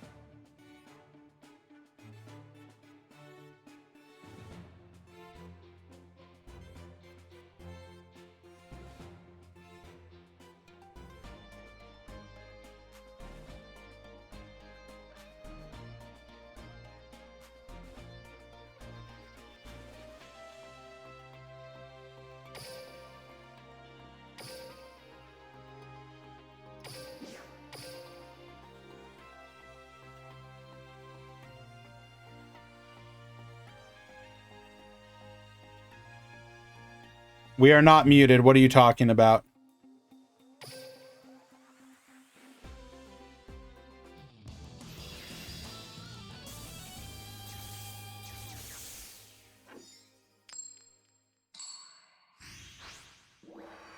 Alrighty, Tacney gonna start things off. Gonchi. Get ready for the rush. No sleeves, no mat, Giga Chad. We're gonna triple set our own here. Going for a sevens road. Set another into a summon skull.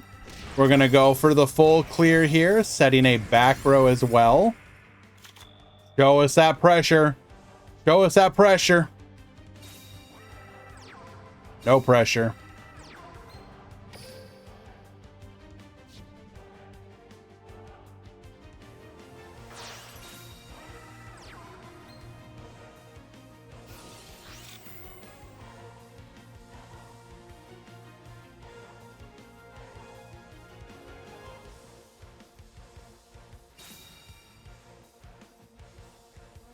I believe you, Dr. Dinosaurio.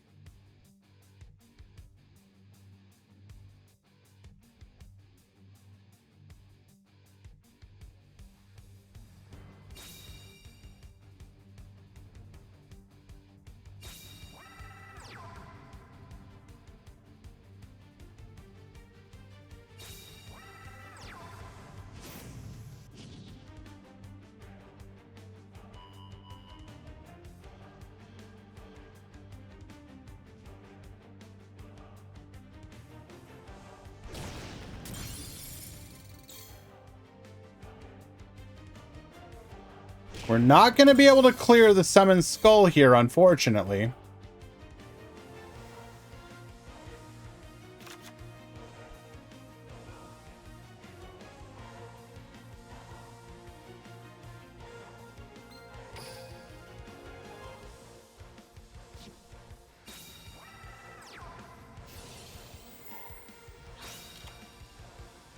Mystic Dealer, get drawn. We're going to be digging for another sevens road here.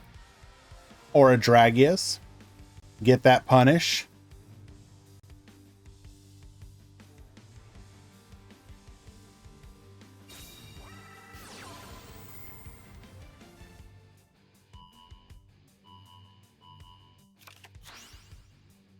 Recovery Force. Draw another card. Keep cycling.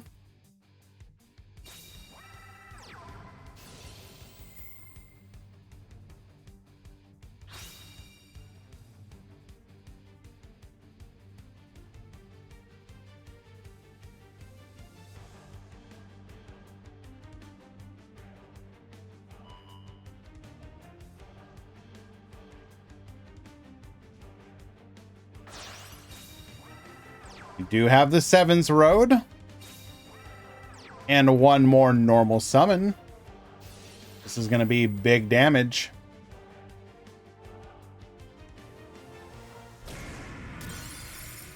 $16 over. 1K over. And clear the board. Back to you.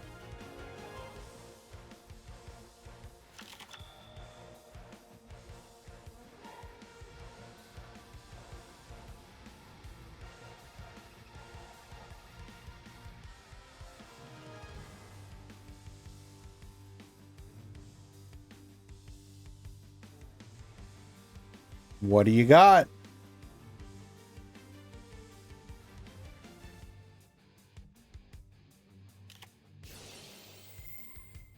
There is the pressure. Wipe the board.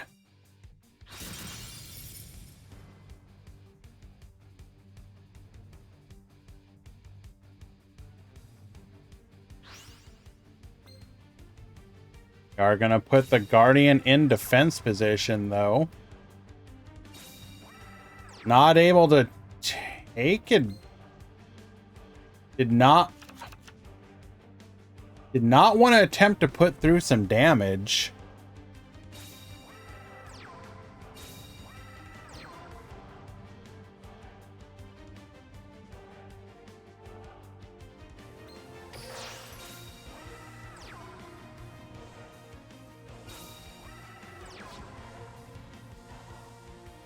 Do we have another normal summon?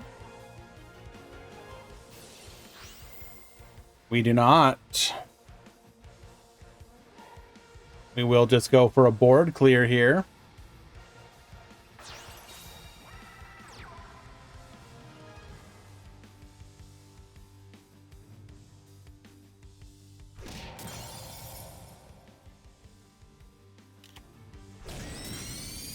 What bosses we still looking at here? 1 Sevens Road. We still got 2 Sevens Road and 2 Dragius in the deck.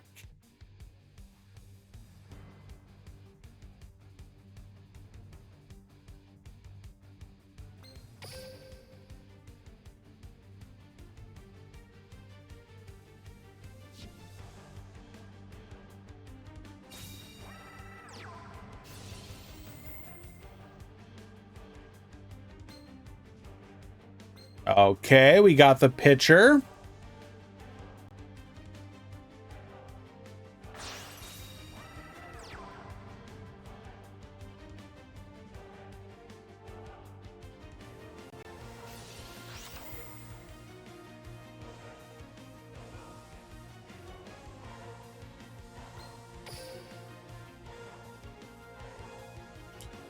What are we going to be looking for here?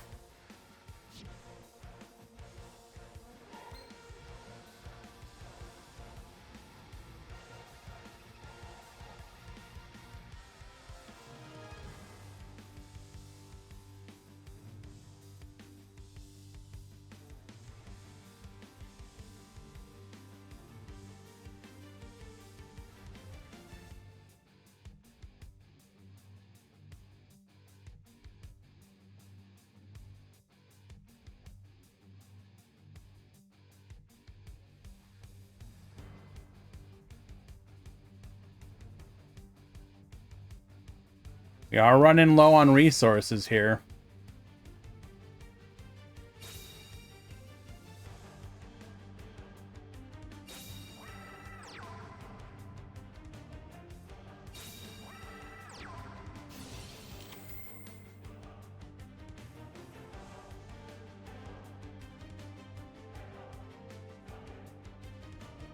What did we stack? Ooh, Dragonic Slayer is huge here. Pop that back row. It was a Phantom Bind. Absolutely devastating here. Could not have asked for better than this.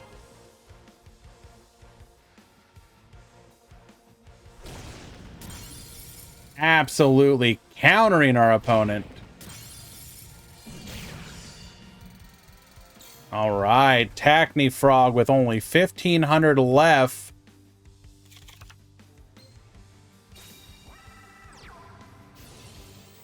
Mystic Dealer. Gonna get digging.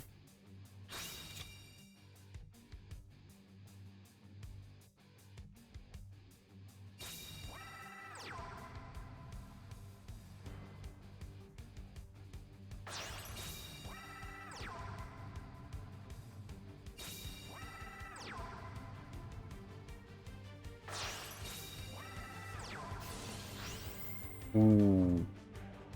This is huge. This is a full clear.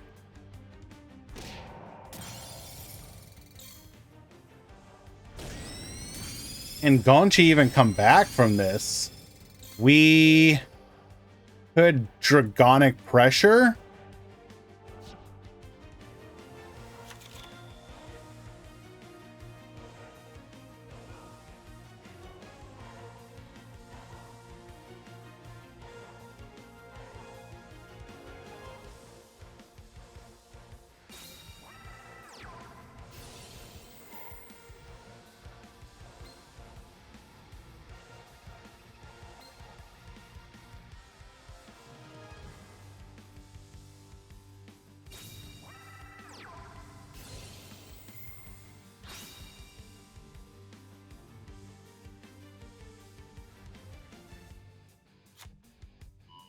We are going to add the bunker strike back here.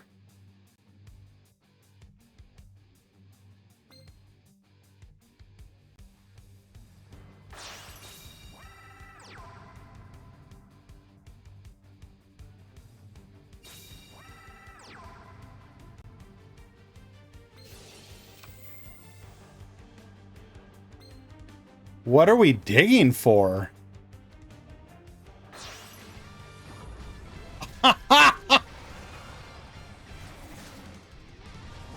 Oh my god, down to the wire. He found the Dragius. Get Baboostin. Attack 2, attack 3 at the very edge of his life. Gonchi will steal game number 1, putting Dragons 1 win away from being the 5th out of 5 different decks to win Duel Links Grand Prix.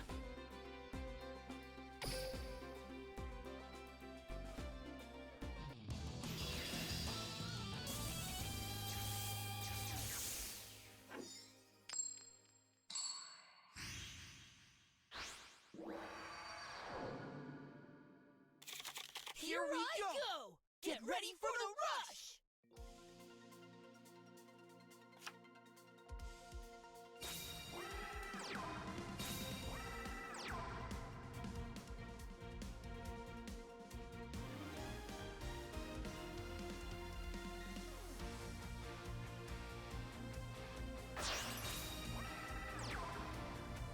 Coming out of Dragius turn 1, 2 cards in hand. Tacny Frog appears to be a little bricked up here.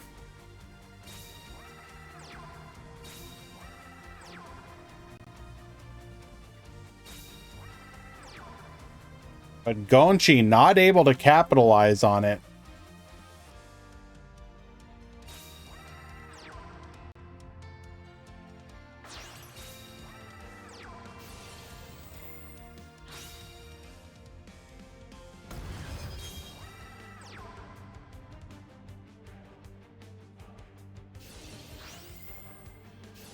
We're going to see the explosive power of a Seven's Road Magician here. Going to be able to get in for 3,600 damage on turn 3.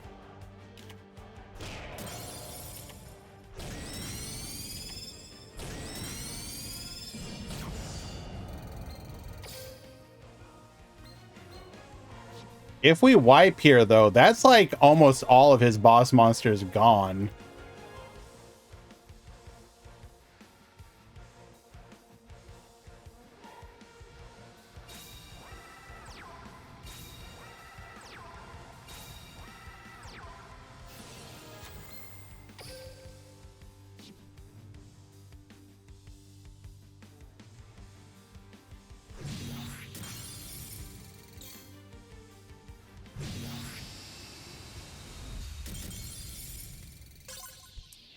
Honorable Sudoku, game number 3, we shall go.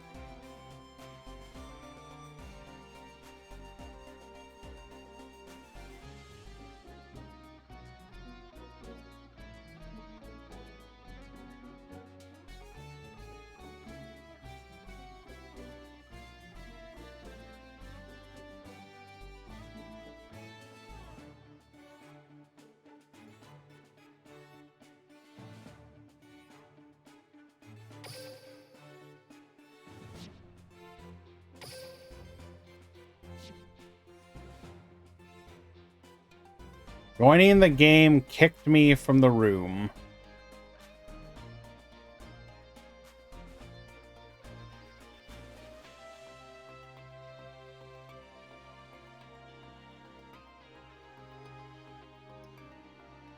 Mm.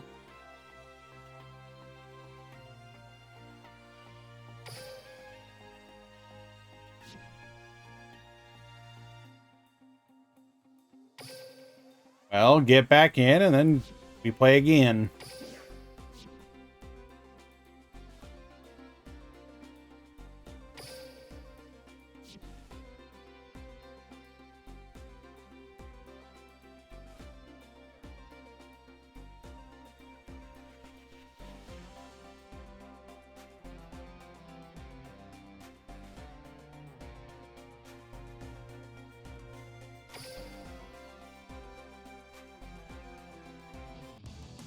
And this is it. Dragon's last chance.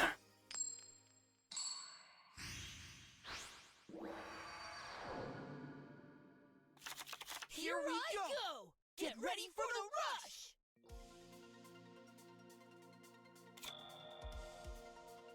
What did I say about you? That you're a Papega. Not just a Papega, but an ultra Papega.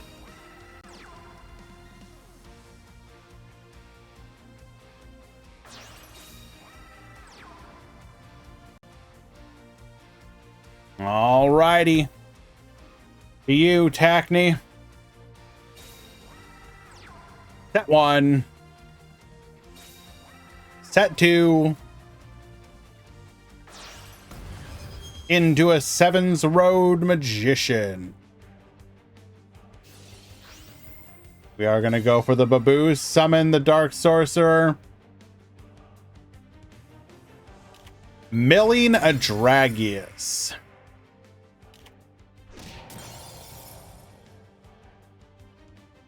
Will I say the chant? No.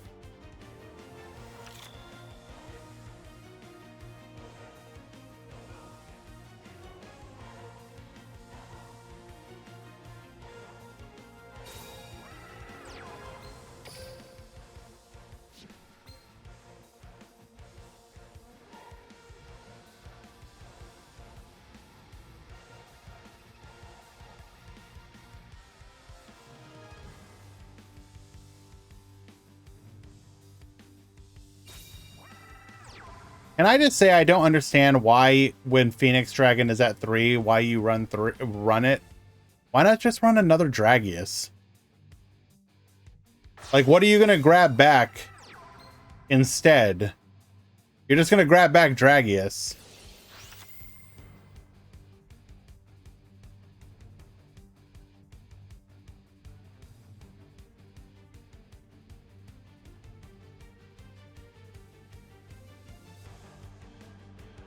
It's because it's free. Okay.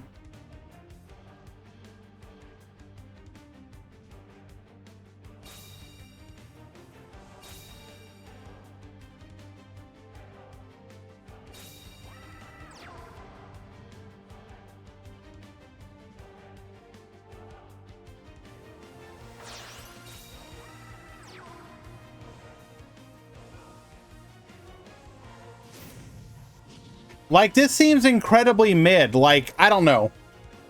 Your opponent gets to play Dragius, and you get to play a 2300 monster with essentially no effect.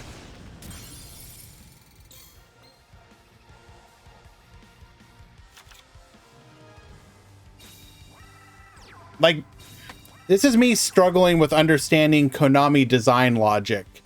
Why is this a 2300, but Dragius is a 25? Like, this should be stronger than Dragius. Make this 2600.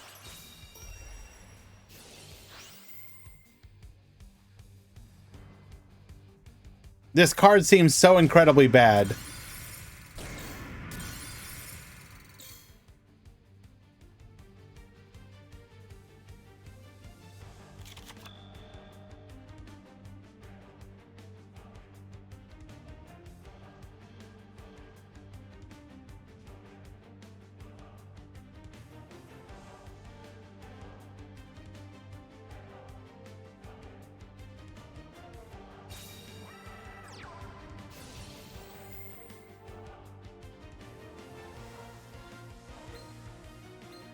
Pitcher into Slugger.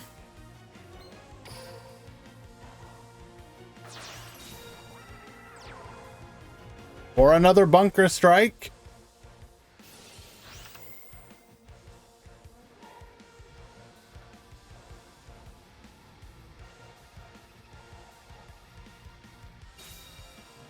Okay, but like, by that logic, why is it 2,300?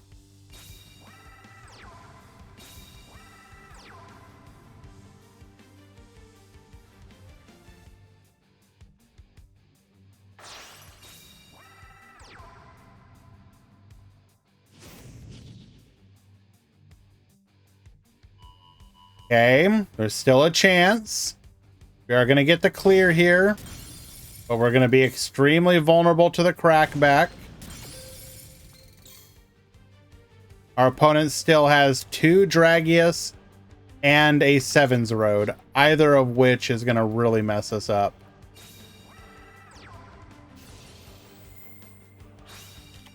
But it's not even a draw effect.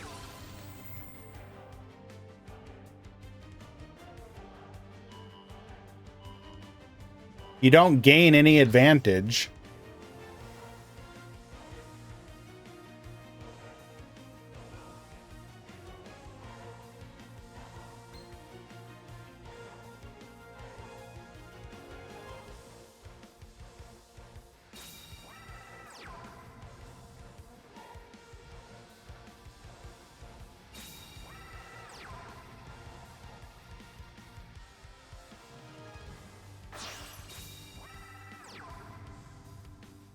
Sevens Road number 3.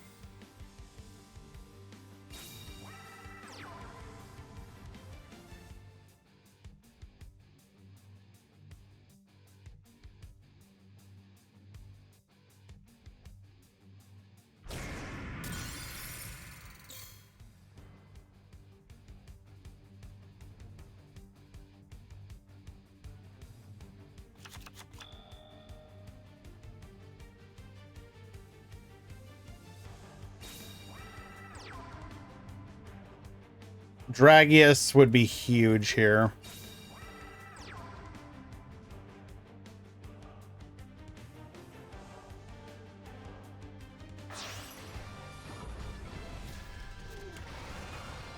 No shot. Is it actually going to happen?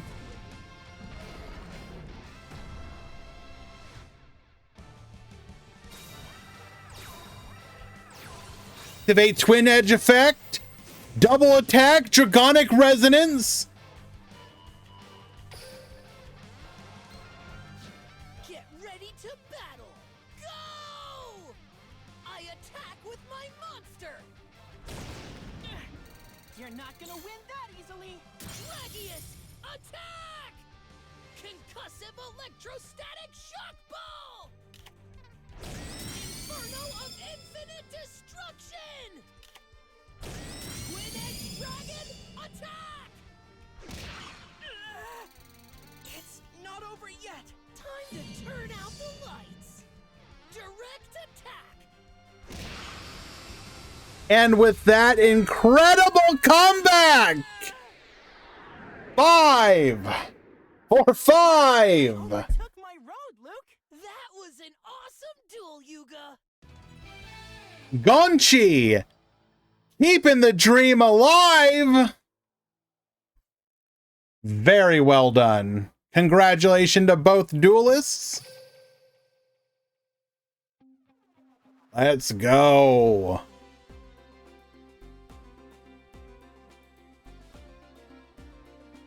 Well done. What? Go ahead and manage that. Oh, look at that. Team Gonchi gonna get that payout.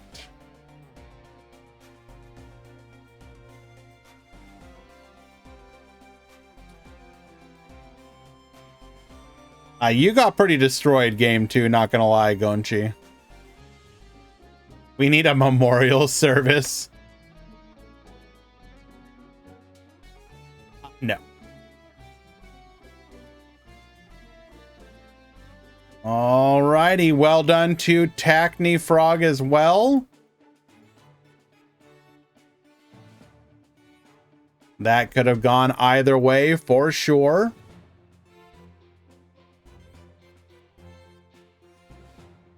Let us go ahead and take a quick look at the players' decks.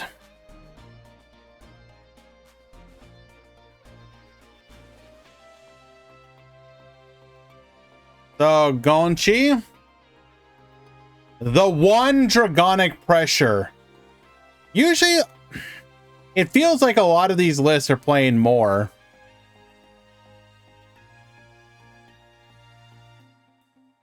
Only one Slayer, 3 Bunker Strike, 2. This deck feels extremely high roll. It really feels like you should be playing more pressures.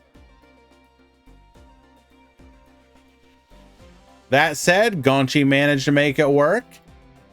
And we got a fairly standard version of Dragoncaster from Tackney Frog. Infi with the Dragoncaster, but running the Dion Keto engine, or rather the heal engine. We got Loic with Bubble Era 2. We got 8 high-level monsters there. 9, rather.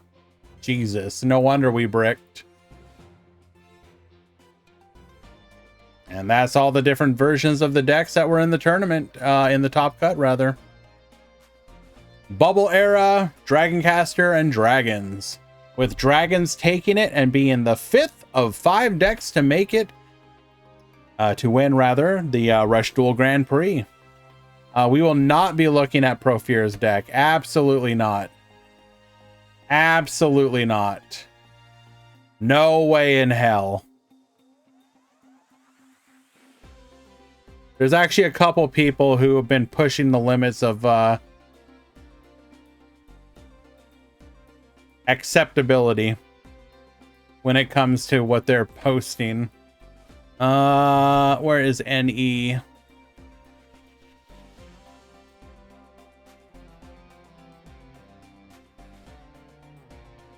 There's the Blue Falcon deck. What ended up winning? Dragons, pure dragons. Which means every week a different deck type has won.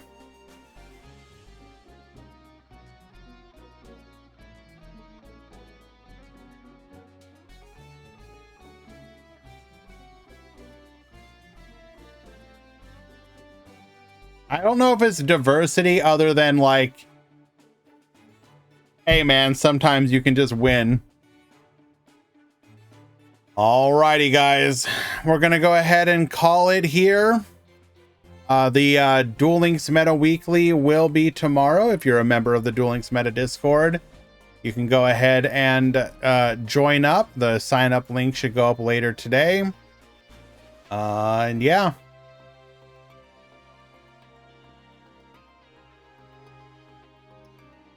Let us find somebody to raid.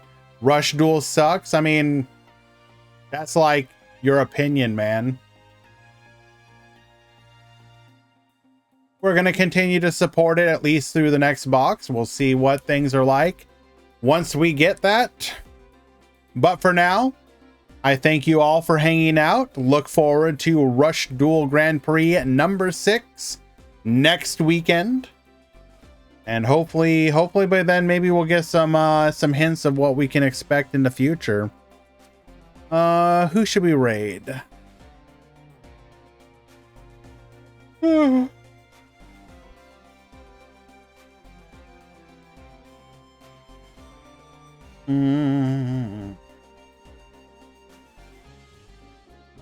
Anyone playing some Rush Duel?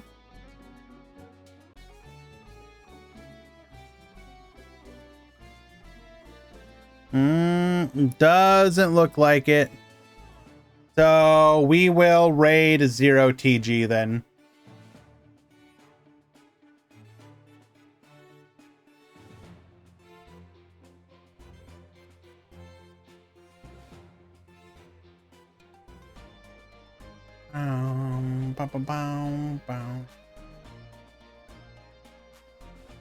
Yes, sir. Thank you for hanging out, Captain Grimm. Appreciate you. See you guys tomorrow. 2 p.m. Eastern.